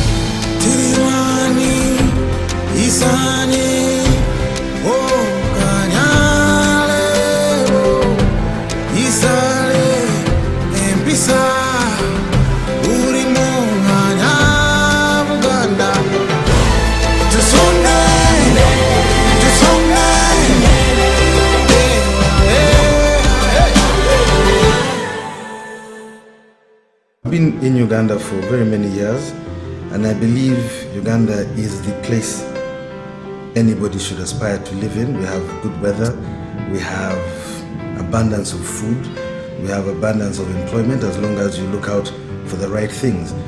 But Uganda has been hit in recent times with the stigma of greed, and it shows in everything that we read in the newspapers. It shows on television. It shows even when you're sitting down with people just trying to make ends meet. Everybody wants to bite off a piece that's bigger than what they deserve. That is Uganda's major problem in my eyes. If only we could curb the greed, if only we could share out that pie equally and of course responsibly, then we will be the best country on the planet. In the next 5 years, I really wish and hope that Ugandans can look at the bigger picture, can look at Uganda as a country, can look at their neighbors, their friends, and see that everybody needs equal opportunity. Because in the next 5 years, I don't want people to be calling me up saying, please, can you find me a job? I want people to be calling me up and saying, would you like to come and work with me? That is what I'd like to see. In the next 50 years, I don't want to see my child suffering. I want to see him prosperous. I want to see him with a good wife, with children, with a family of his own, living the dream. That's what I would like to see in Uganda. That's my honest opinion. And I'm Mark Kaheru, I'm Ugandan. What do you say?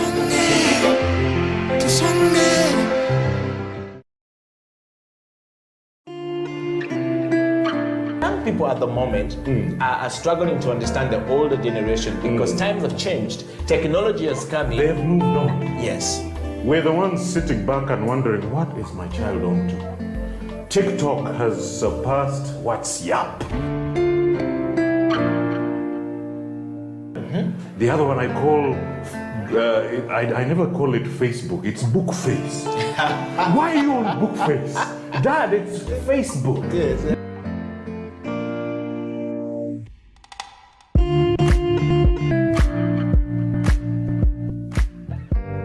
Me, I keep saying, I have a foot amongst the millennials. Yeah. And I understand the traditionalists. Okay.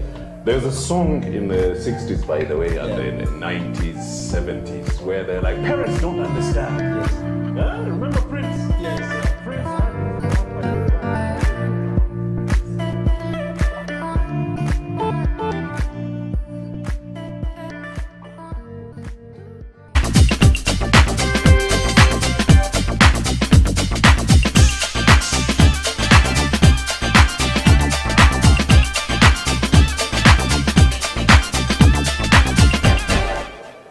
Welcome back from the break. This is the Elders Wisdom Circle. In the studio is myself, Eddie Okila, and Jaffa Remo Amin, the third born son of Idi Amin Dada. We believe that this man has the wisdom of Amin.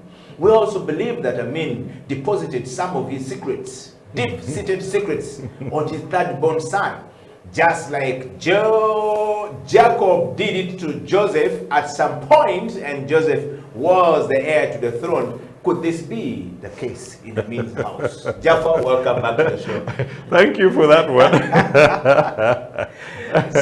So we have to keep trying to break down the mystery behind Amin and you and the family of Amin with our 60 children. We don't know which one, but we seem to be guessing that you could be the best child. Can I give something to that point? Yes, yes.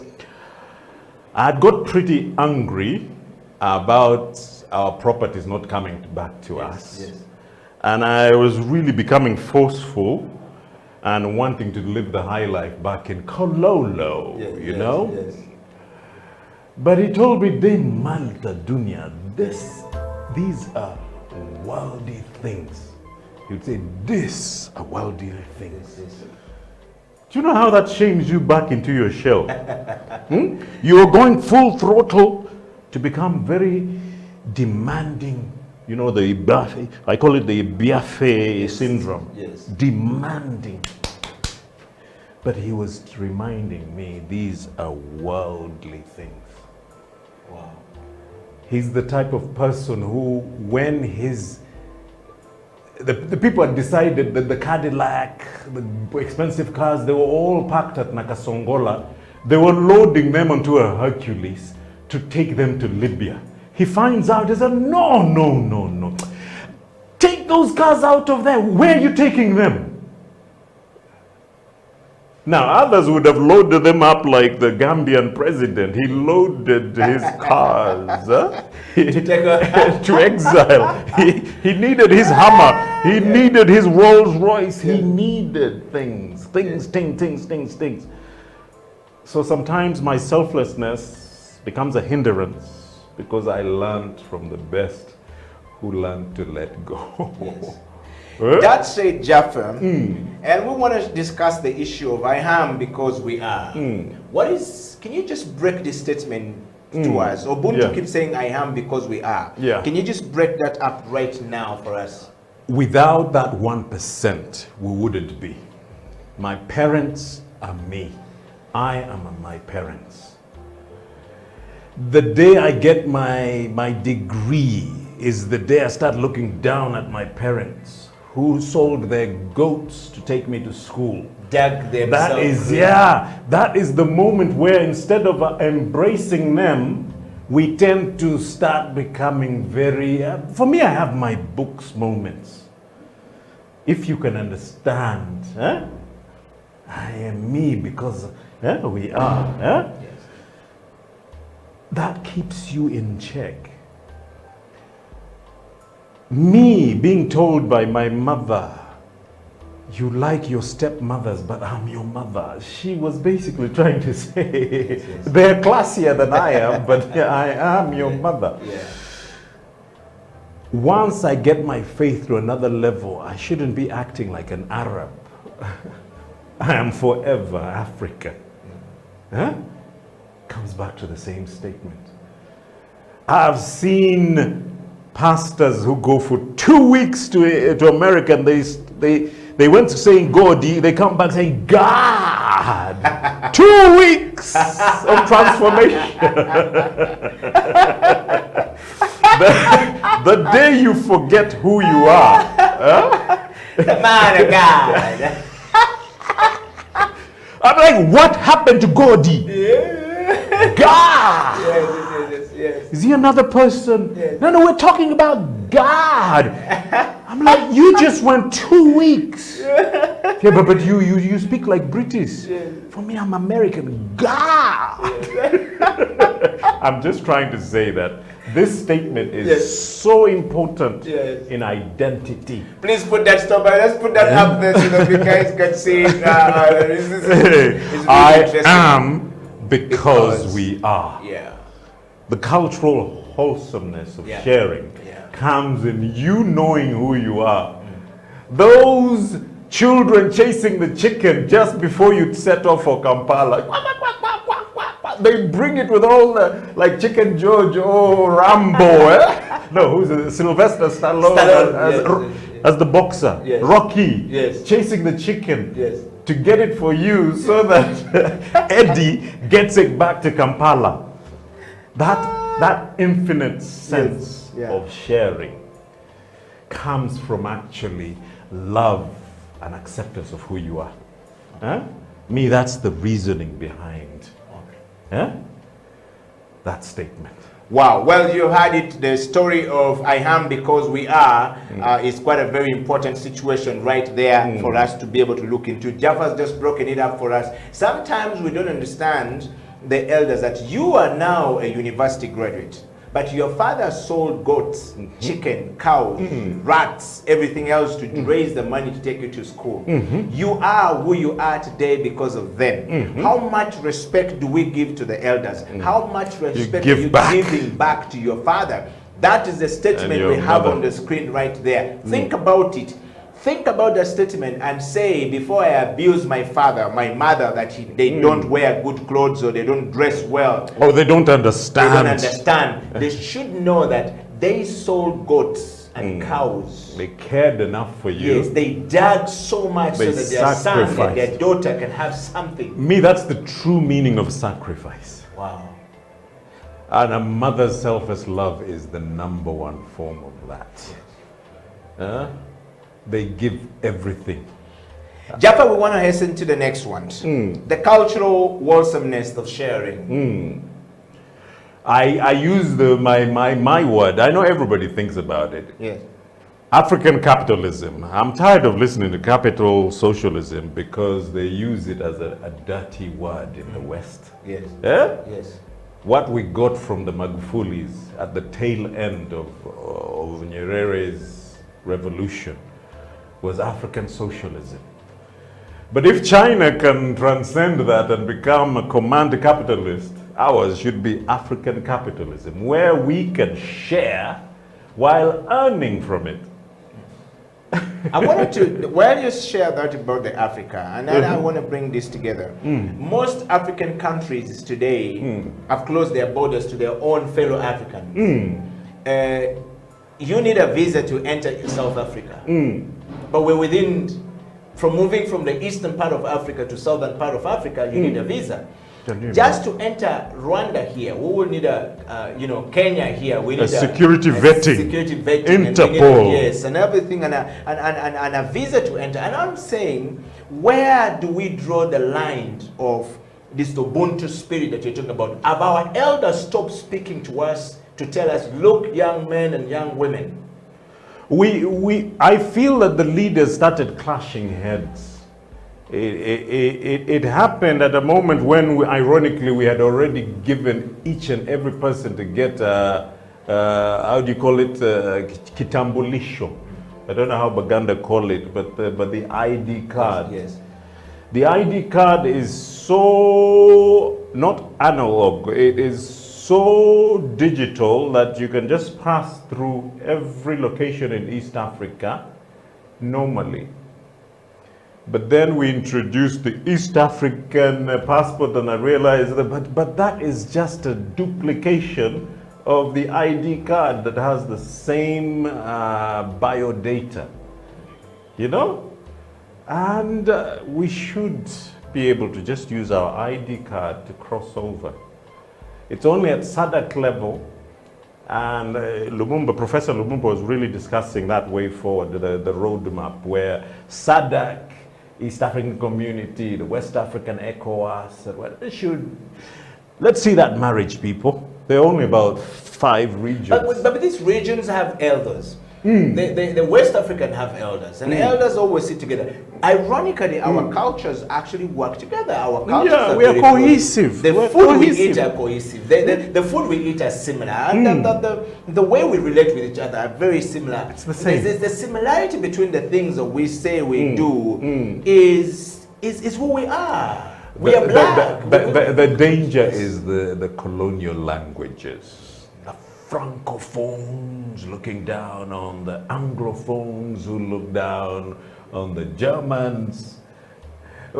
I was trying to explain to somebody that, look, actually a Murundi lady was the first president in the region. They said, but she's not from our region. Then I answered the gentleman that, tell that to the Germans who ruled the 3 countries simultaneously, Tanzania, Burundi, and Rwanda. They were the German subjects. Yeah. Tell that to a German. They said, no, they're one. And the cultures are one. Language. The language barrier is actually the greatest hindrance. Yes, but I want to put this to you, Jaffa, as my third question just before we take a break.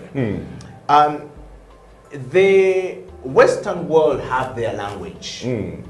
The English, which is predominantly spoken in Europe, and the Dutch, they have their language. They have never lost their identity to their language, which means their culture still remains the same. Yeah. Where have we gone wrong in Africa that when we start to speak, we forget about their culture? I may have been born in an era where my father, my mother was not able to teach me my own language for some one reason or the other, but that doesn't mean it takes away my identity and culture, my sense of culture, my sense of belonging, and take it away, because I still feel I am who I am today because I'm African. We are. Yes, because we are. The reasoning was, unfortunately, whether it is my Arab brothers or my European brothers, we tagged languages within the parameters of satanic. They started preaching that your language is satanic, your culture is satanic. So stay away from it. The Musomi, the one who reads, who learns Latin fastest, who learns Arabic fastest, is more wholesome. It was a way of breaking us away from who we are. With slavery, remember the Toby? The man was Kunta Kinte, but was being whipped into submission to accept a slaver's name. I find my good friends in the West, I'm talking about Western Ugandan, they like using Western surnames. You hear somebody called Johnson Biaruhanga. I'm like, you have double surname. He said, no, that's my Christian name. I'm like, no, that Johnson is a surname, and then Biaruhanga is a surname. Where's your Christian name? He looks perplexed. Another one comes from the corner, I am Jackson Mwanga. Yeah. I'm like, oh my God, that is a Scandinavian name, son name, and here you're a Mwanga. What's going on? I'm saying they pulled us ironically away from who we are. If somebody can get to that point of having a double son name. Yes, I think, well, I have the same, but I don't know whether I have the same name, but I have Okila. And I have Eddie, so... but Edward is a Christian. Yes. Yeah? So I want to go to my friend Onyaito Deke and Diwato Chom changed their names and wanted to Pan-Africanists. The next one is Pastor Senpai. He says, I want to change my name from Sempa to Baba Gwanga. But his Sempa is perfect. Yes, Sempa. Yo, Muganda. That one is a gere. Those ones came. Those ones are Banyoro. He said no. Royals are Banyoro. Royals are Banyoro. But his father is Royals. His father is an Indian, and his mother is a Muganda girl. But he got married at the wrong time, and so your dad asked those who want to stay here to stay, and those who don't want to stay to leave. And so his father's family chose to leave. So Sempa said he grew up without the father. He was sharing his story here. So he said he wants to change his name. But I just want to bring this from the context of these guys changing their names. What do you have to say? Because you're saying we have double names. I have double names. Yes. The whole notion of questioning my identity as a Ugandan comes from seeing Idi Amin. Those are two Arab names. Yes. Jafar Amin. Those are two Arab names. Yes. Everyone in Bombo has Muhammad Hussein. Yes. Until you quantify yourself as Remo. Yes. Dada. Alemi. Yes. My name is Remo. My father's name is Alemi. My grandfather's name is Dada. Yes. So I'm in a good place as Okila. You're in perfection. Now, the Northerners have that important point. So-called Muslims from West Nile will always have that third name sitting in the middle, the balance. Yes. The Remo, Jafar Remo Amin. Yes. So my identity is sitting smack bang in the middle. Wow. Yeah. So how do you get your identity now to put it back from where now? My point is, I don't want to hear people saying, don't use that that savage name, or don't use that that abominable name. Some people would. Somebody saying, oh, my name is Jafar Ondoroma. What's your other name? Amin Ondoroma. No! Out! No, there's some people. My grandfather. Jafar has arrived. My grandfather, Rajab. Yes. We don't say uncle or great uncle. No. One father was called Rajab, the other one was called Amin. Yes. Every time my grandfather would wash ablution and get ready to go to the mosque on Friday like we did today, villagers will come and say, Yango! That's his name. Yango! He said, don't call me that savage, abominable name. He'd go back and take ablution. He would end up doing it 5 times. But the villagers were having having a ball. They were having, including his daughters. Yango! Astaghfirullah. That's like I seek refuge in the name of the Almighty. How can you call me that abominable name? Yango? Ladies and gentlemen, that's where some suckers go for break, and when we come back, Jaffa will be able to conclude the show. This show has gone bananas. And sweet potatoes in Africa. We'll be right back after the break. This is the Elders Wisdom Circle. Being comfortable with who you are. Yeah.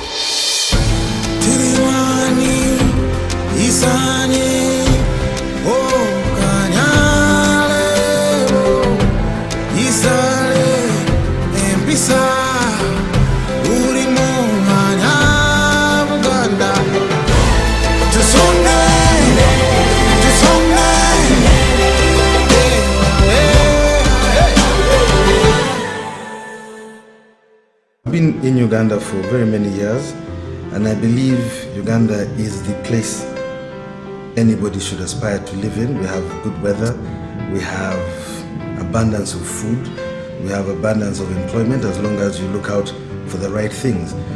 But Uganda has been hit in recent times with a stigma of greed, and it shows in everything that we read in the newspapers, it shows on television, it shows even when you're sitting down with people just trying to make ends meet. Everybody wants to bite off a piece that's bigger than what they deserve.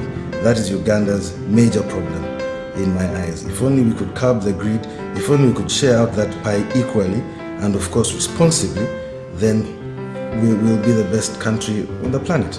In the next 5 years, I really wish and hope that Ugandans can look at the bigger picture, can look at Uganda as a country, can look at their neighbors, their friends, and see that everybody needs equal opportunity. Because in the next 5 years, I don't want people to be calling me up saying, please, can you find me a job? I want people to be calling me up and saying, would you like to come and work with me? That is what I'd like to see. In the next 50 years, I don't want to see my child suffering. I want to see him prosperous.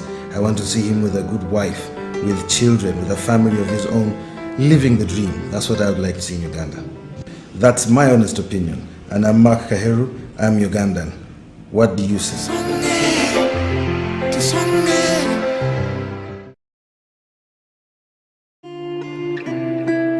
Young people at the moment are struggling to understand the older generation because times have changed. Technology has come in. They've moved on. Yes.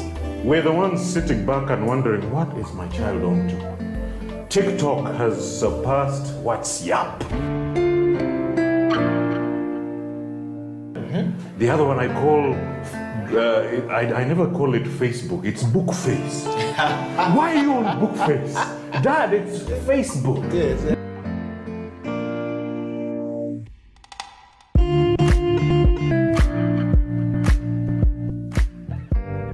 Me, I keep saying, I have a foot amongst the millennials. Yeah. And I understand the traditionalists. Okay.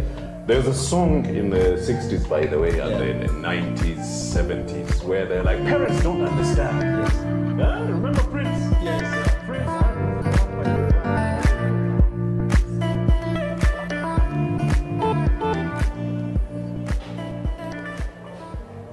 This is the Elders Wisdom Circle. My name is Eddie Okela and welcome to the program. We are talking about the elders' wisdom. The elders' wisdom. Do you have elders in your life? Do you have elders at home? Do you listen to your elders? Elders means those who are 50 and above. They have seen more life than a person who is 50 below. 50 and above, even if they're 4 years like Jaffa, those experiences of 4 years are greater than the person who have not reached there even by a quarter of it, right? And so don't think that a 50-year-old is very young. No, 50 plus is an experience that needs to be shared with us. If somebody is older than you by 10 years, take time and listen to them. And listen to them carefully because the experiences they've been through in life are greater than yours. And they might save you from more trouble than good. All right? And so on this show, we tend to share some of the things. And today, Jaffa is talking about I am because we are. And that means that the name we have in Africa and the things we're going through in Africa is because our elders defined them for us. It's because the elders, those who came before us and left before us, have done something greater than we have not done ourselves. So we must learn from them and move forward. Therefore, the foray into the elders' life needs some really great insights. I would like to welcome Jaffa back on the show. Thank you. And Jaffa, we're going to hasten to the close, and I want to take you to the wisdom of our elders back in the days.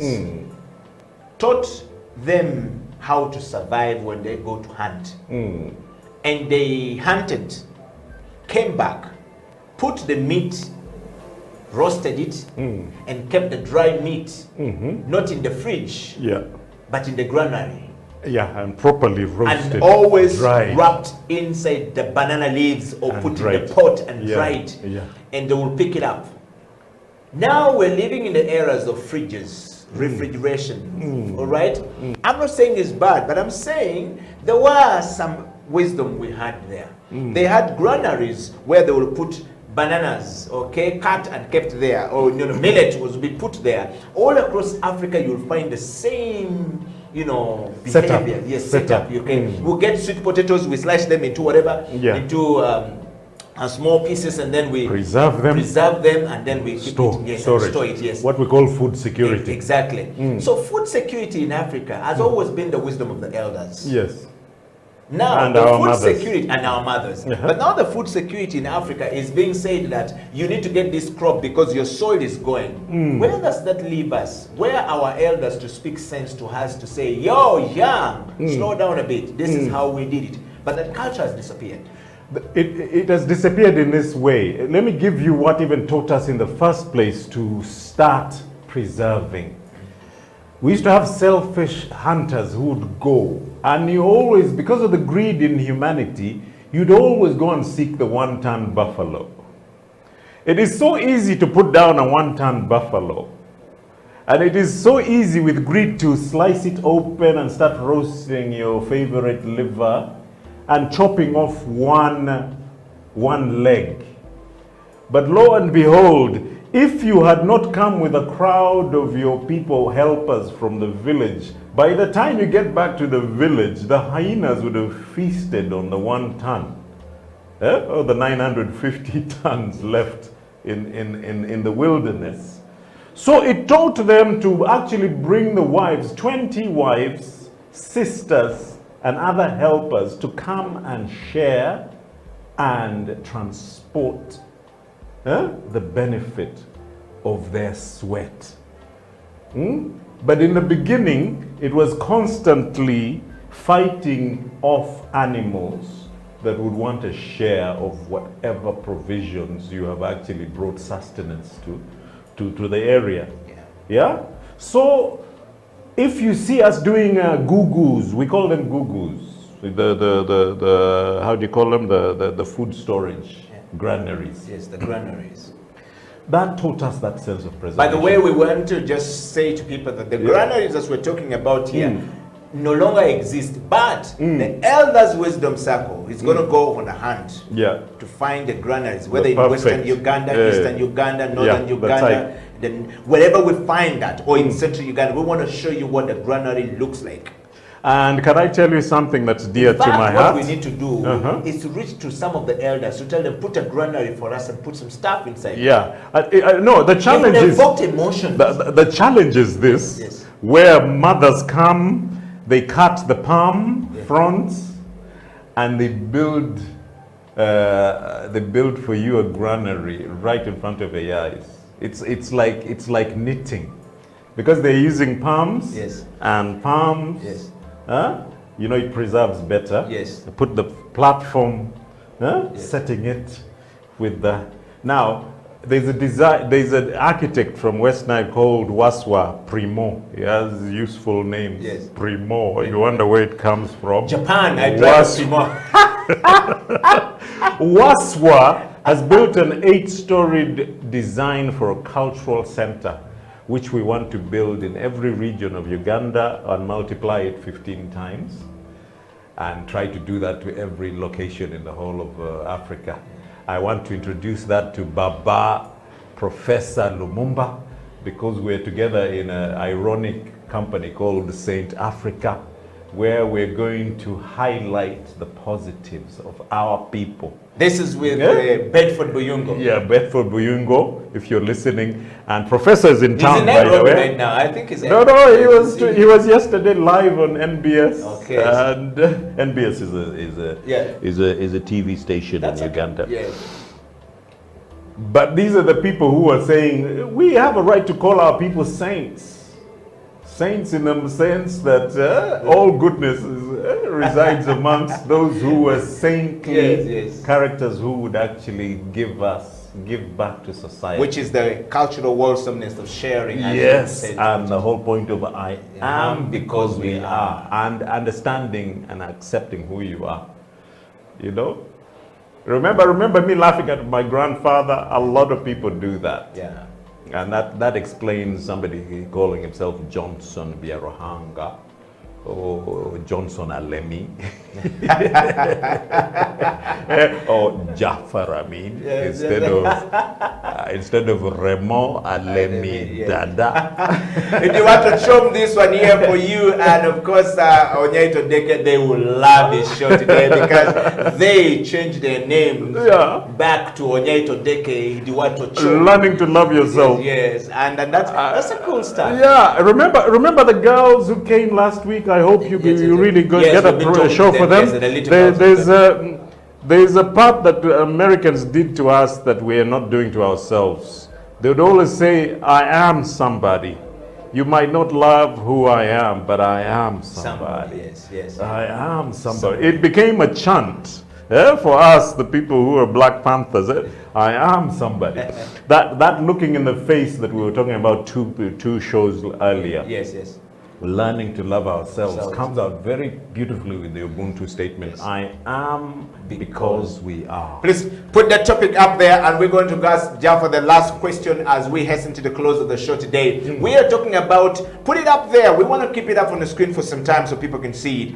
I am because we are, the cultural wholesomeness of sharing. And we're talking about the Ubuntu. And I always talked about, if we do not give ourselves a chance to live and to breathe, the things that are very important to us, we're going to lose ourselves in the process of transition. That is it.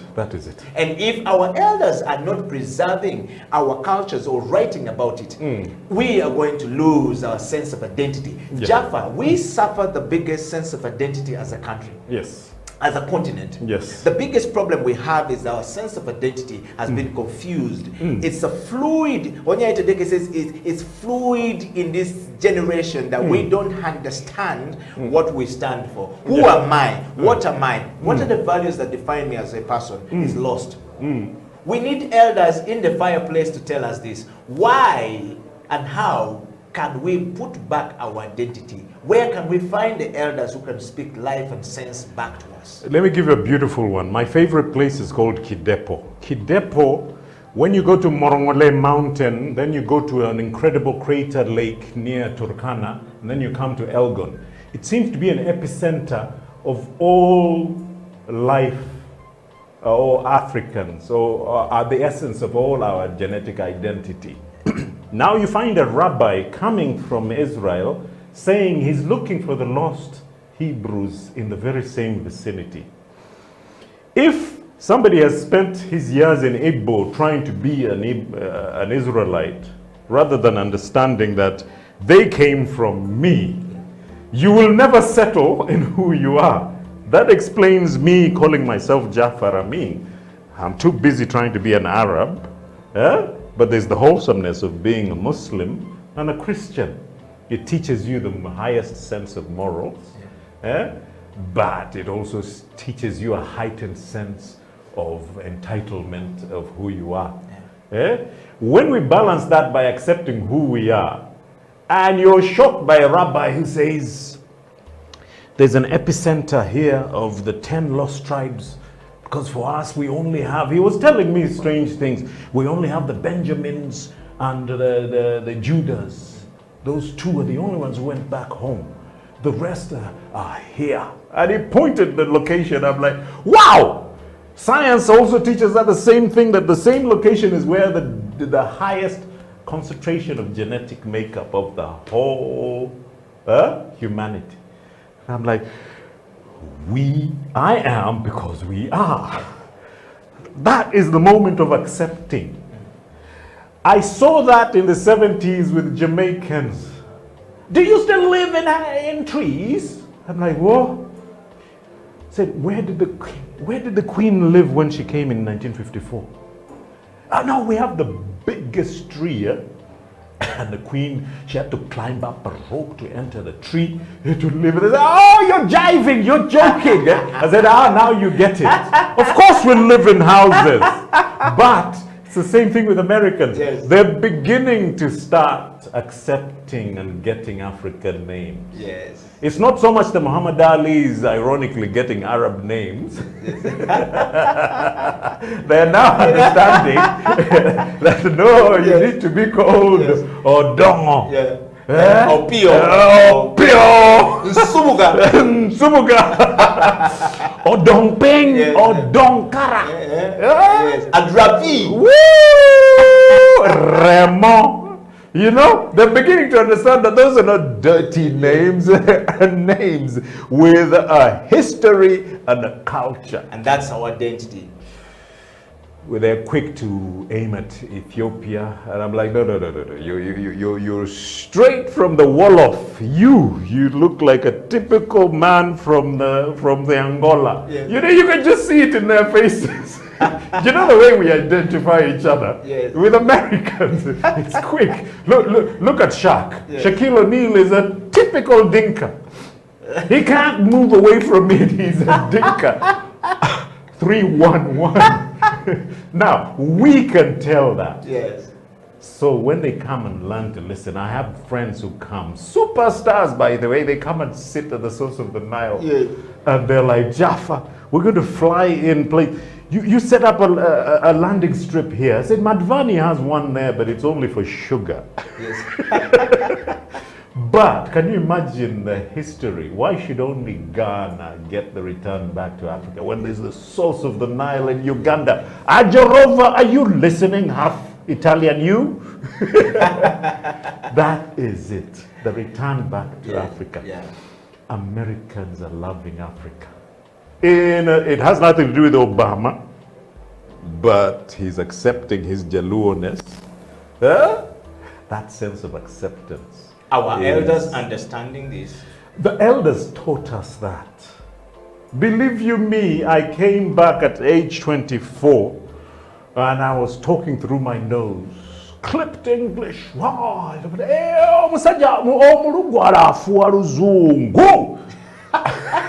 I had to put on the brakes and listen. Well, that's how I learned to listen from 1990 to date at age 54. I shaved my beard yesterday. I got tired of looking old, but I'm not old. But why do you want to look young? You should no. Masulugo is good. No, it's my vibe. It's the wife is like, honey, you're making me look old. You have to listen. They say it with the eyes. By the way, they say it with the eyes. Jaffa? They say it with the eyes. We're going to bring the show to an end today. The show is going to end. The show is too much power, too much energy, and too much wisdom. But welcome to the show today. Thank you. And as always, the toast. If you want to get this cup from the Elders Wisdom Circle right here, you've got to write a comment to us. Of course, or write an email to us at houseoftalenttv@gmail.com, and we will be able to give you the cup. But tell us the comment. What have you learned from your elder? And we need Bedford and Professor Lumumba to get in on this. Ladies because and gentlemen, I was blown away for the first time I ever heard on a panel a man speaking for 3 minutes. And to me, it spoke to my heart. The heartbeat of Africa. And I'm like, Professor Lumumba, where you at? Where you at?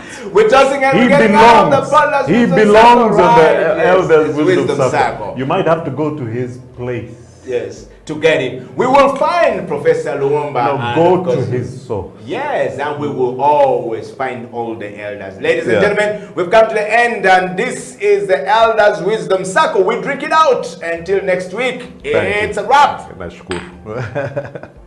Ubuntu. Ubuntu. Yes, and keep it safe and keep it Elders Wisdom Circle. Until then, it's a wrap. We're out.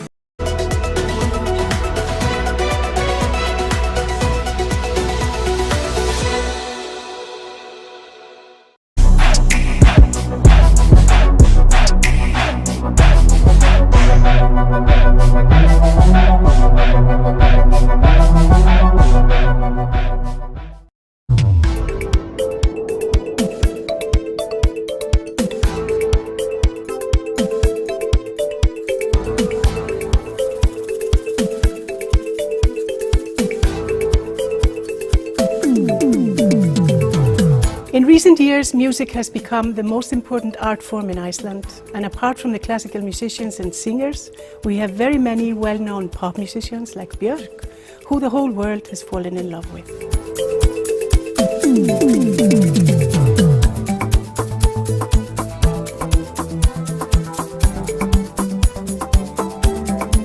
My calling was folk music. I've been a folk artist, and that is what I'm still doing. I started by being an apprentice of the late Dr. Albert Sempeke.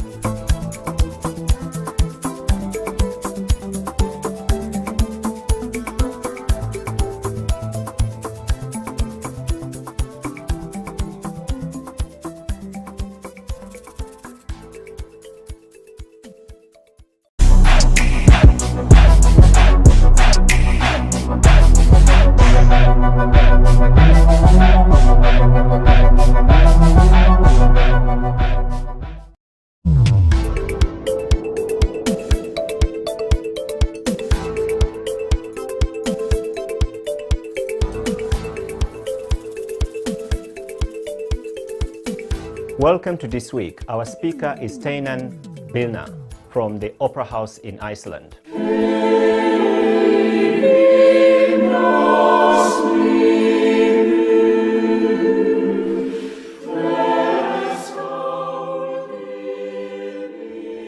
Dear friends and colleagues far away, my name is Steinar and I'm the CEO and Artistic Director of the Icelandic Opera.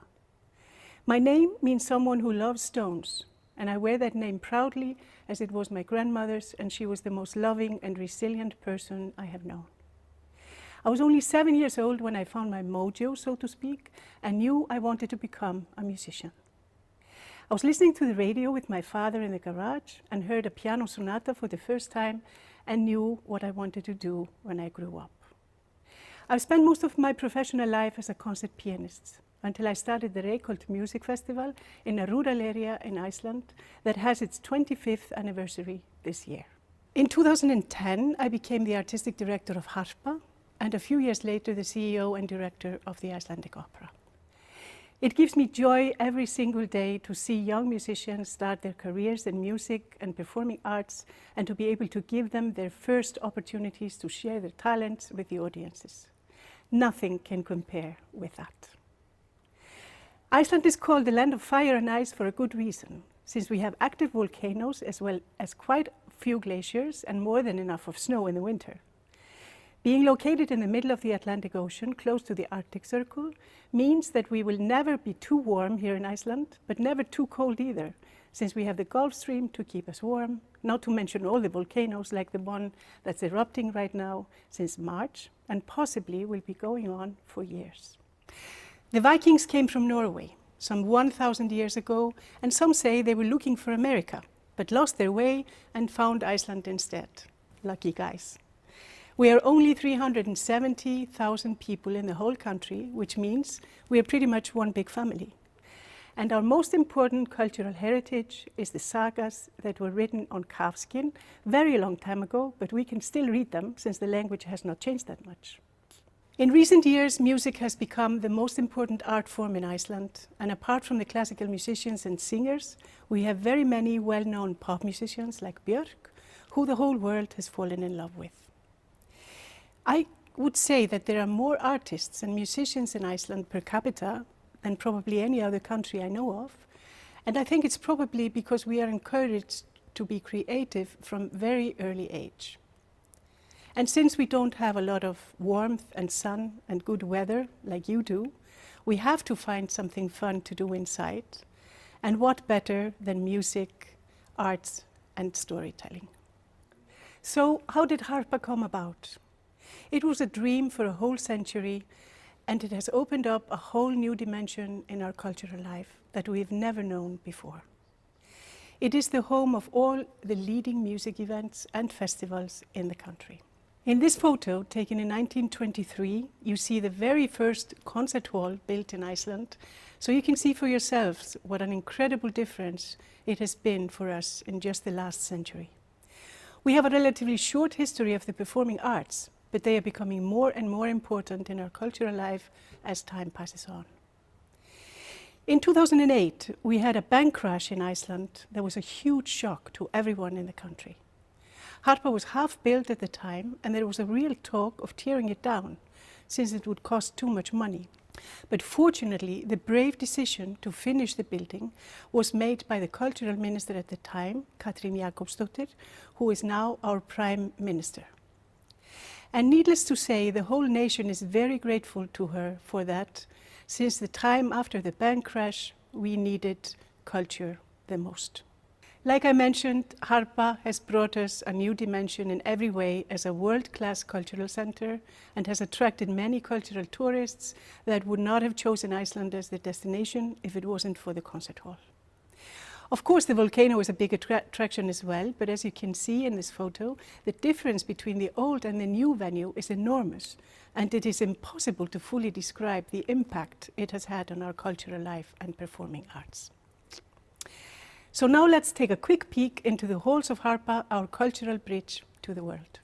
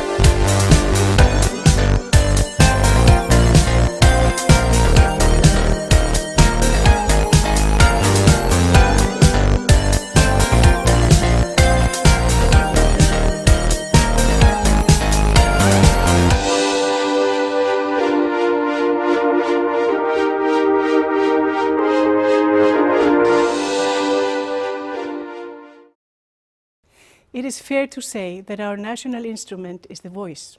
My theory is that since the Vikings cut down all the trees and didn't plant them back, we didn't have any wood to make instruments from, so everyone sang.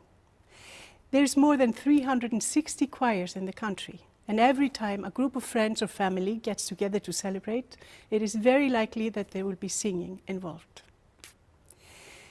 The relationship between the venue and the Icelandic nation has grown from being complicated into a love affair that hopefully will last for a very long time.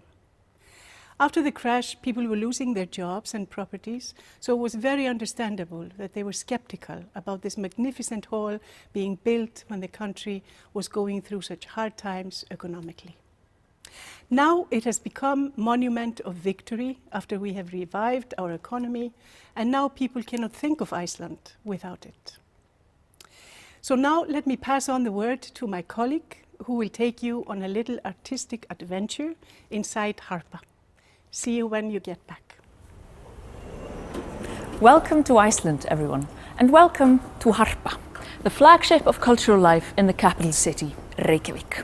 This magnificent concert hall was our dream for over a century until it finally opened in 2011. The first ever purpose-built concert hall in Iceland. And what an inspiring venue it is. But for musical life in Iceland, this really is the promised land. Home to the Iceland Symphony Orchestra and the Icelandic Opera, as well as to some of our most important festivals, such as the Reykjavik Arts Festival and Iceland Airwaves. We really can't wait to share Harpa with you in person. And can you hear that?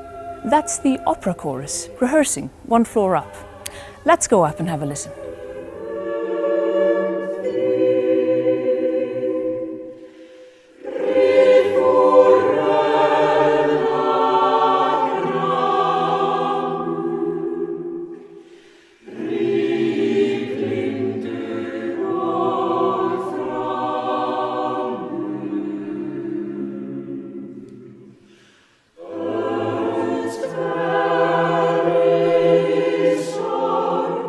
Oh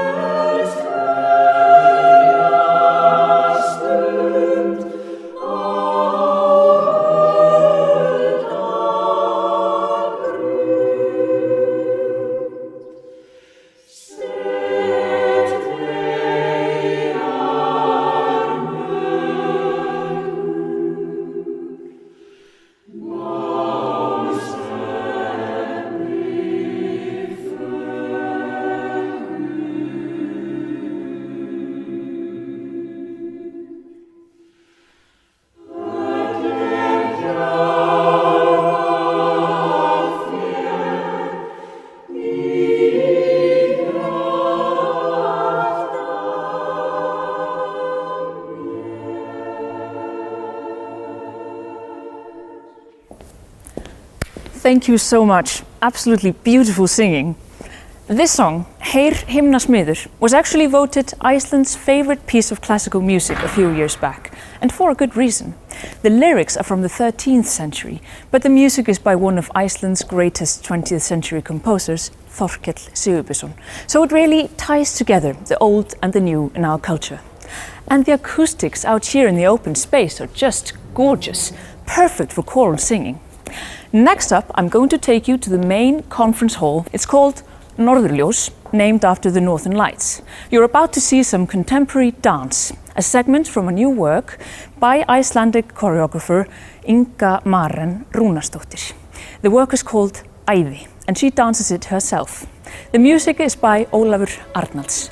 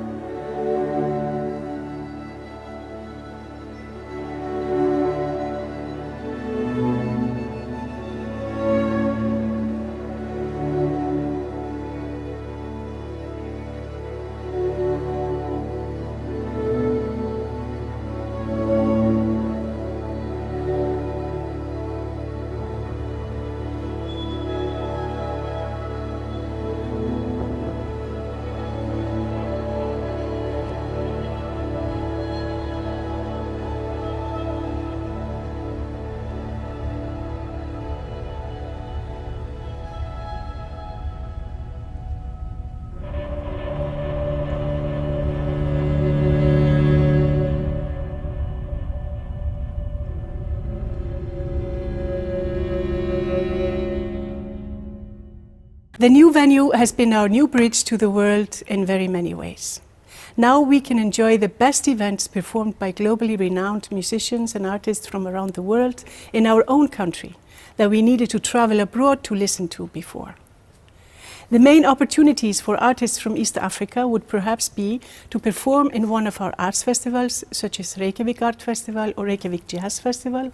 So I will leave you here with few links to web pages that you could use to get further information or contact a person who would be the curator for each venue or festival. Here they are. So before leaving, I'd like to extend my sincere thanks to my friend and respected colleague Faisal Kawewa for allowing me to send you this personal invitation to the Icelandic Opera. I sincerely hope we will have the pleasure to seeing you here in Iceland at some point in the near future, and wish you all the best in your professional and personal lives. So now I will end by showing you a short video that explains all about why you need Iceland. Velkomin til Íslands. Thank you. Enough waking up to more bad news. Enough not making new friends or making it to the gym. Enough talking to the walls. Enough with the endless video calls. When was the last time you felt goosebumps? Or had a real date with a person? In person. Enough missing out. It looks like you've had enough.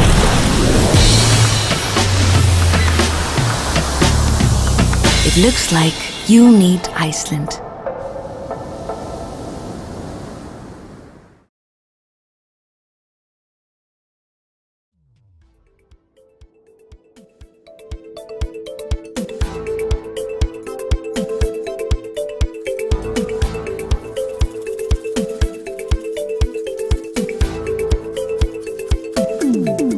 Welcome, ladies and gentlemen, to yet another edition of Doa Doa 2021, the virtual docu-series.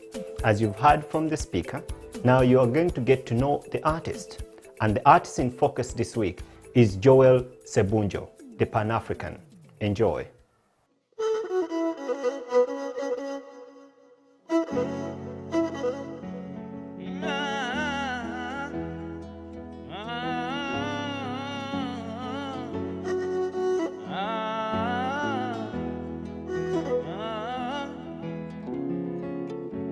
Compatriots, victorious fighters of Africa. Joel Sebunjo is a Ugandan-born musician, a composer, a culture man, an artist in general. I would say for sure by the age of 12 I knew I wanted to be a musician. When I joined secondary school, that's when I felt the conviction that art, audio art, music was my calling, because I went to Makerere College, which was a highly artistic school. So from there I got so much involved with the art scene in the school, and then I knew I wanted to be a professional musician.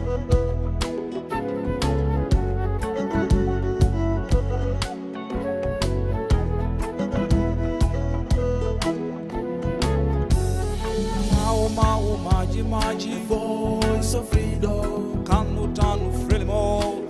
my musical journey from childhood began at Makerere College. When I joined, I got so much involved with music, and then I was also studying music as a subject. So for all the 6 years I was in high school, I was a music student. It was part of my curricula as I did other subjects. So for the lower secondary, I did music, and for the higher secondary, I did music as a subject. Then I went ahead to do music as a degree in university, pursuing the Bachelor's of Musicology. Then I've also been informally trained, because my calling was folk music. I've been a folk artist, and that is what I'm still doing. I started by being an apprentice of the late Dr. Albert Sempeke. Albert Sempeke is one of the greatest musicians from Uganda. He was the master of the Ndongo and Ganda music. So he was my mentor. I spent a lot of my childhood learning from him. There was also the late Stephen Busura, who was my teacher in Makerere College. He was one of my biggest mentors in folk music, because he was among the King's musicians as well, alongside another gentleman called Ludovic. Ludovic Serwanga was also one of the pillars of Ganda folk. Then outside Uganda, I went ahead and took informal music education from other masters like Tumani Jabate in Mali, who is one of the greatest kora players. He's still alive. I went to the Gambia, also took music apprenticeship with people like Alaji Mbaye, who is also one of the known kora players from the Mandinka music. So it has been this kind of encounters that have shaped my music, you know. But I'm also admiring musicians, you know. When you listen to, by the age of 13, I was already aware of the music of the greater Africa, you know, people like Oliver Mtukuzi, people like Baba Mal, people like Yusundur, people like Ismailo. I used to follow what they're doing. So that's how I've learned about African music.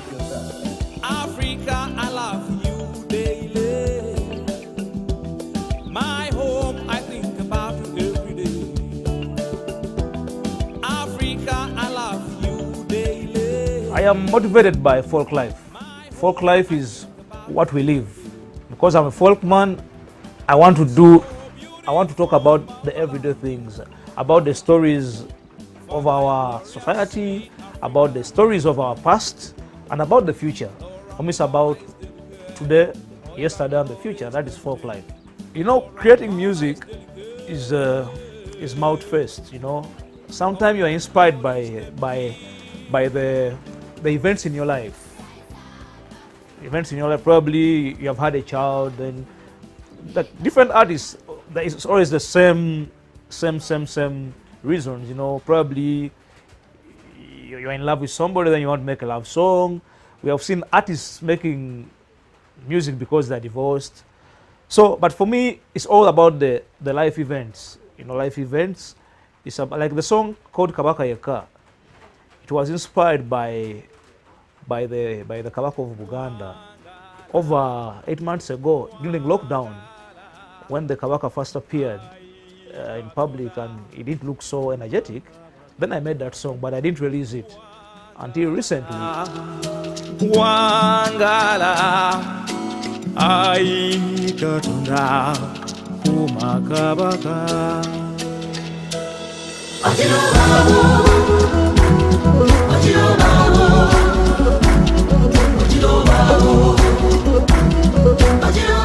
It's all about the thing. Sometimes you can record a song because it's raining. Because in our culture, the Waganda, we have songs about even rain, songs about the sun, songs about drought, songs about hunting, songs about harvesting. So that is folk life. So music can be about anything. We have songs about baptism, songs about naming children, songs about twins. When somebody has twins, there's music for that. So we compose music according to what's happening in our lives.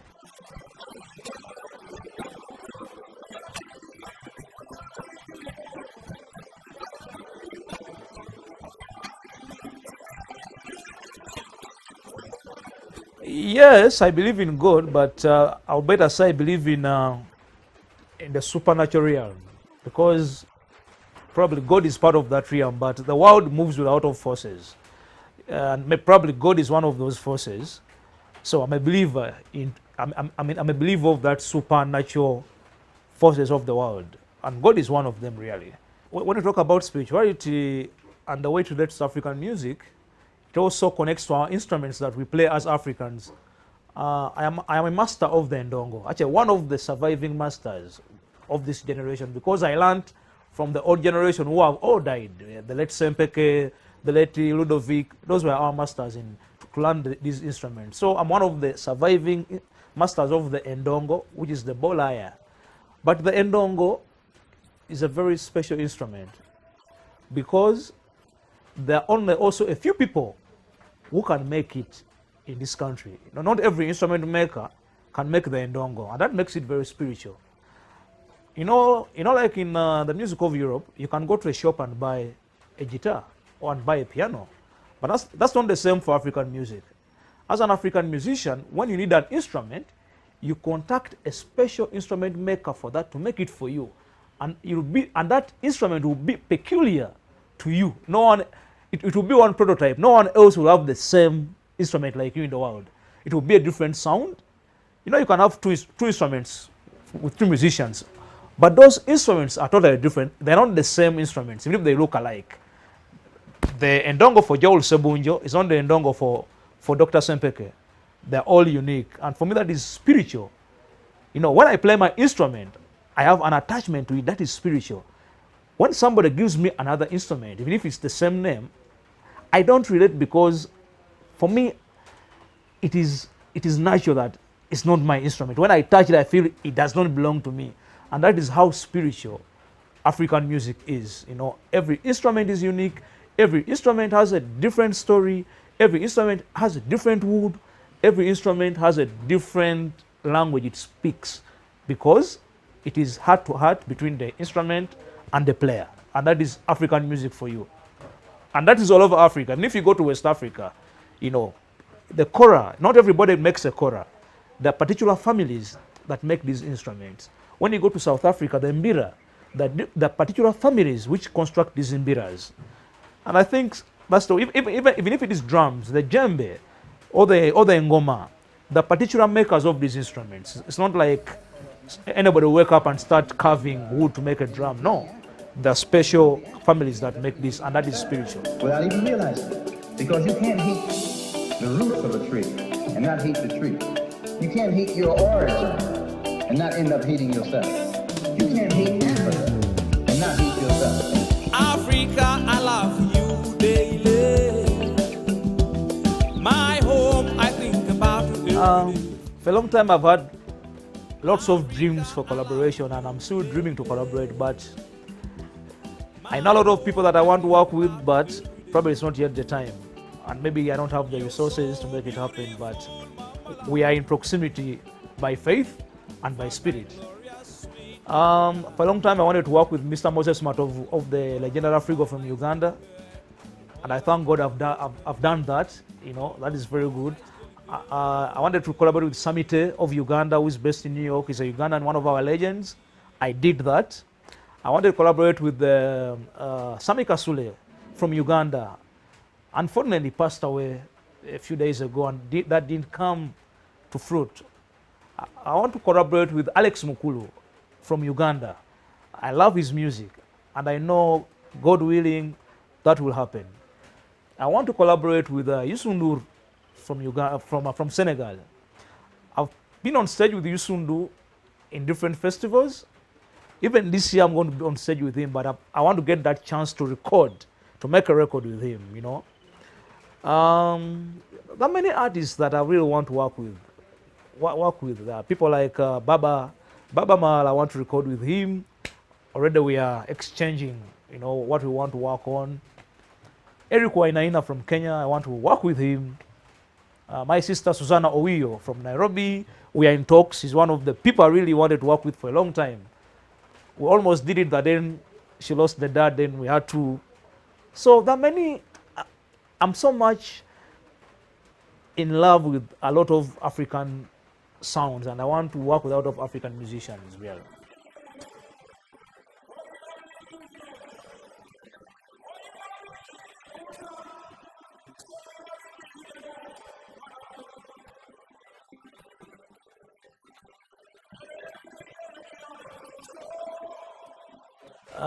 One of the stages I really dream to be on is the WOMAD Festival, founded by Peter Gabriel, one of the legends of world music.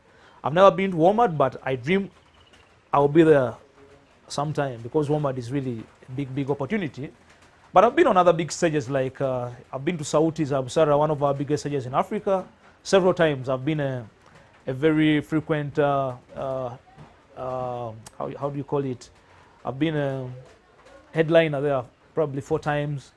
I've been in the VFM in Morocco 2 times as headliner. I've played in many venues operated by the French Institute Network around Africa. I've been to over 35 countries in Africa playing in those venues. I've done one of the biggest venues in Austria, which is the Pogian Bass. You know, I've done that once.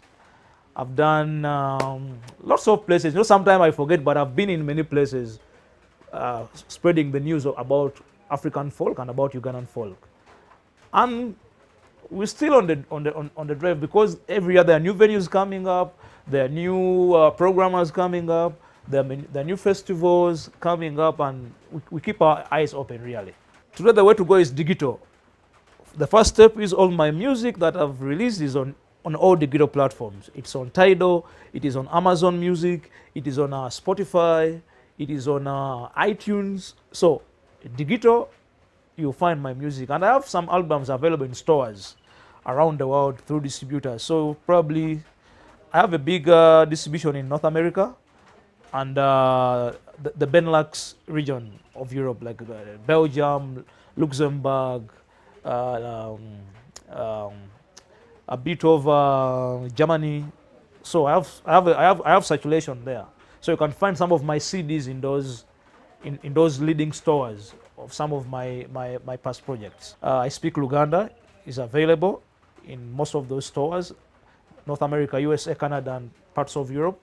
Heart of a Griot, which came out in 2010, is available in a lot of major world music stores. So you can find that.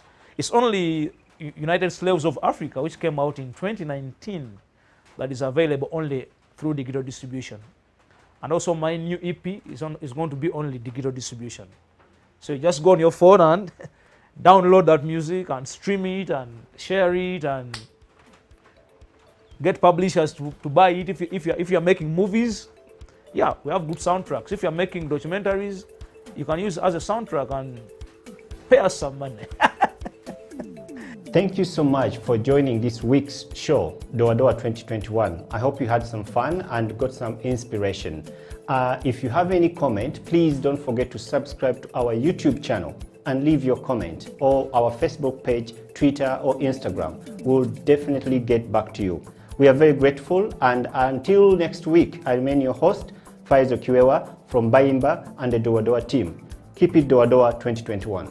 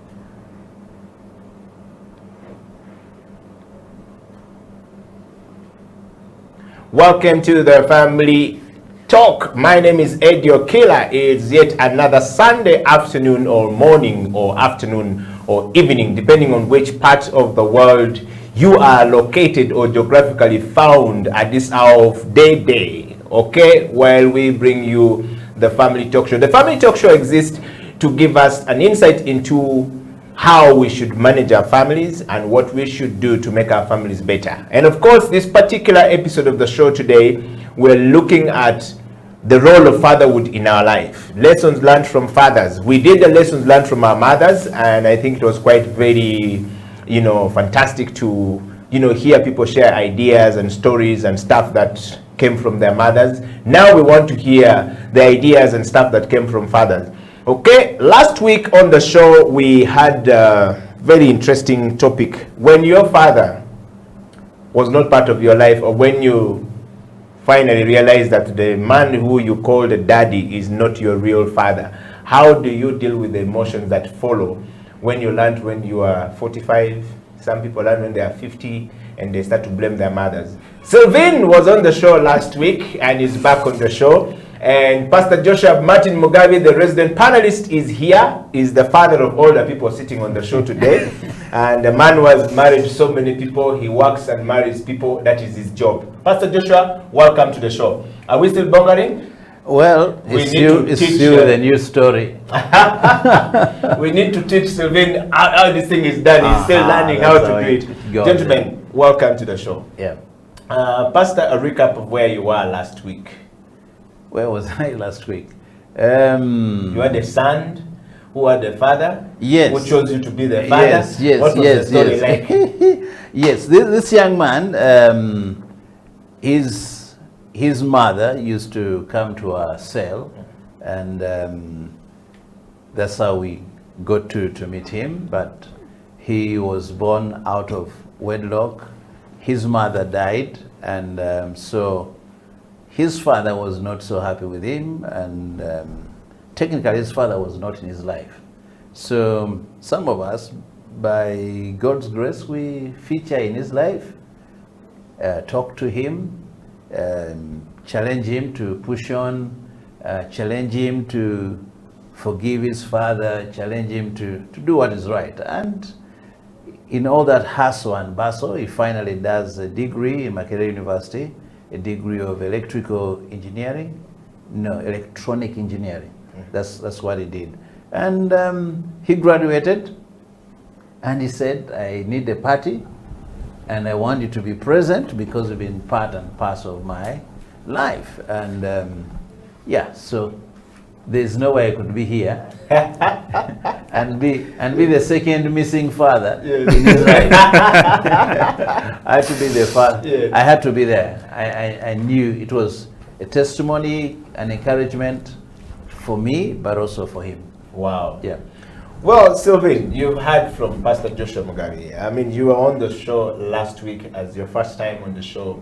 What was it like, and what feedback did you get from those who watch you on the show? And what were they telling you? How should we improve? What should we drop? What should we add? Or were you a missing father somewhere, or you were a full father somewhere? Yes. Well, I think I talked to someone just after here. Unfortunately, she had not watched the show, but she felt like she would like to listen in. I hope she's listening in now. But my feeling when I left here, I realized, wow, I have a story to tell. Because, like I told you, you know, not living with your father or realizing that was not your father, it's not the only way to struggle with it. Because my case is that I was at a point when I would ask my mom, is this my real dad? So he can be there, but he behaves as though he's not there. You don't feel that he is your father. So there are many angles along which you can feel you're lacking a father figure within your life. But in all that we had a conversation about, I was so happy that I told my part of my story, because who knows, there could be another one like the one Joshua had gone to support, to be with after his graduation, who is thinking, I think the world is turning like a box on me. I don't have a future because I don't have a father. Yet it is not necessarily true. There are some fathers who are there, but they are figures. They are not touching the hearts of the ones they give birth to. So I'm glad I was here, and I'm glad I'm back. I hope I will share a little more. And I think it is an interesting topic. It is something we need to dig deep into. Like, you know, I'm so much interested in politics, but you know very well that if our families are not really firm, if our fathers are not really strong to impart the values and culture, you know, family culture, then eventually we shall have the kind of governments that we have that we always complain about. So it has where it starts from. Yeah. Thanks so much. Wow. Well, you've heard from Sylvain right there, and you've heard from Pastor Joshua Martin Mugabe. We want you to share this particular program far and wide. I don't know about you, but I have met so many people who learned about the situation surrounding their father and fatherhood from a very later age or stage in their life, and they started to struggle with it. Some have blamed their mothers for not being honest. Others have blamed their fathers for being a runaway dad. Others have said, but where were you? What happened? How did, you know? There's always a lot of sort of emotional situation that surround a person, a man, when he doesn't understand who his true identity should be up to. On earth here, we know that there is Jesus and there is God who says, I have adopted you. First of all, I was your father anyway. I knew you before you were formed in your mother's womb. Yes. And so the story goes on. So it's a discussion we're having today, and I want the team to put that question up there. The topic continues, and if you could just put it up there so that everyone can be part of it. And I want to read it. The topic, which is on our series of fatherhood, is when your father is not your real father, how do you deal with the emotional situation later? How do you deal with it? How do you cope up with it? Do you blame your mother or your father? And Pastor Joshua Martin Mugabe, I want to start from you from that point. If I am there and I learned about my father at 32, 42, and all along my emotion have been invested in this gentleman whom I have called a dad or a father for a long period, for 42 years. And my mother was quiet, never said it. And then she says, oh, by the way, I think you need to now know the truth.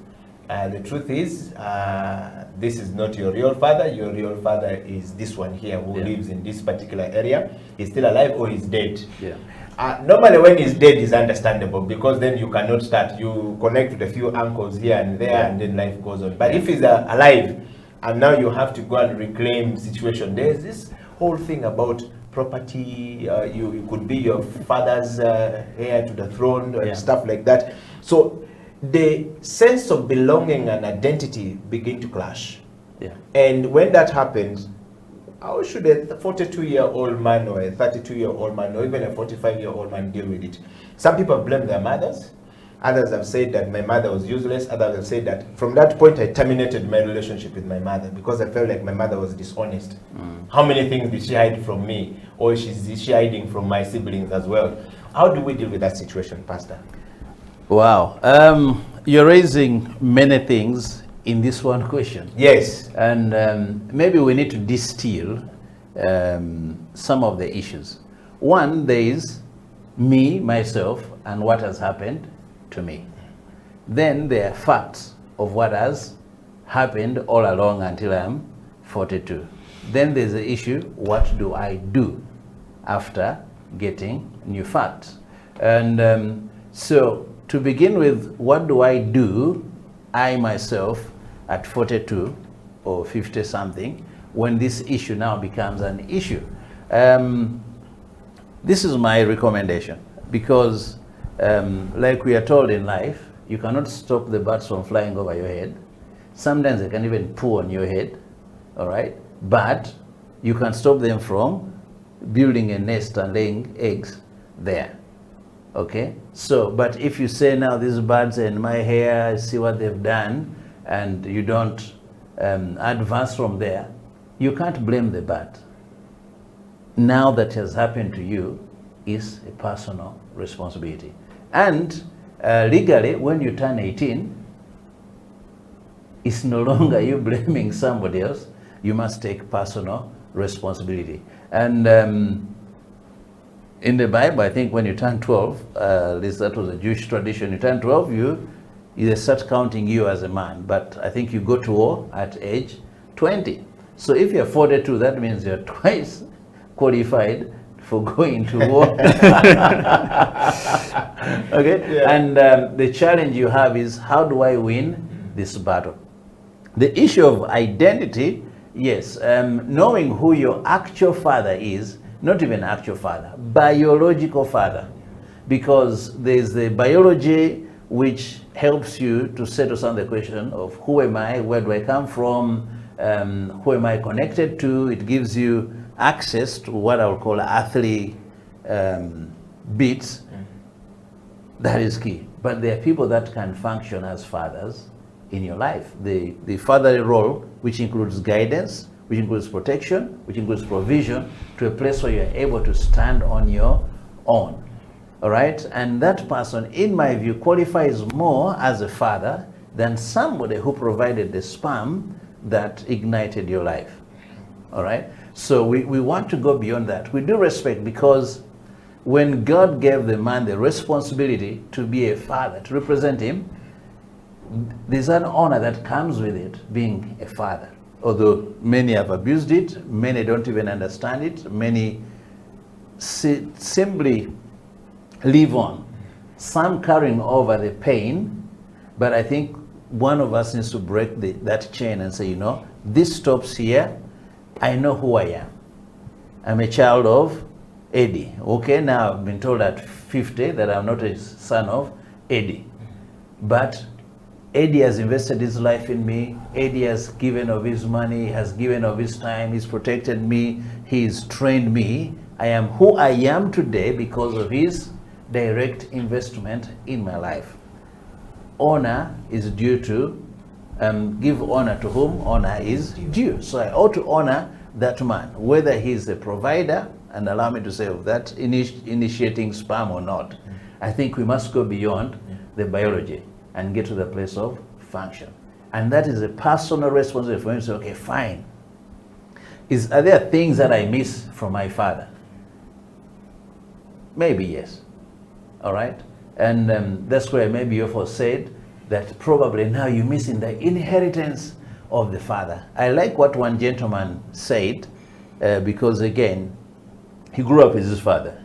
Direct, this is my father, but his father was clear. So this is my property, not yours, all right? So, the reason I'm sending you to school, and I think by the age 10, when their father was building the house, okay, he told them there's no way I'm going to hire a truck to carry bricks to build my house when you kids are here. You will carry the bricks? Yes. So they carried 10,000 bricks from the nearby, I don't know what they call it in English, that place where they baked bricks. They would carry them to the building site so that they learn to work. And I'll tell you that gentleman is a high entrepreneur. He made up his mind, I'm not here to fight for the property of my father, I'm here to have my own property. And I think that's the attitude we should be having at this time. Not when daddy are you dying so that I inherit. No. When am I acquiring more property and substance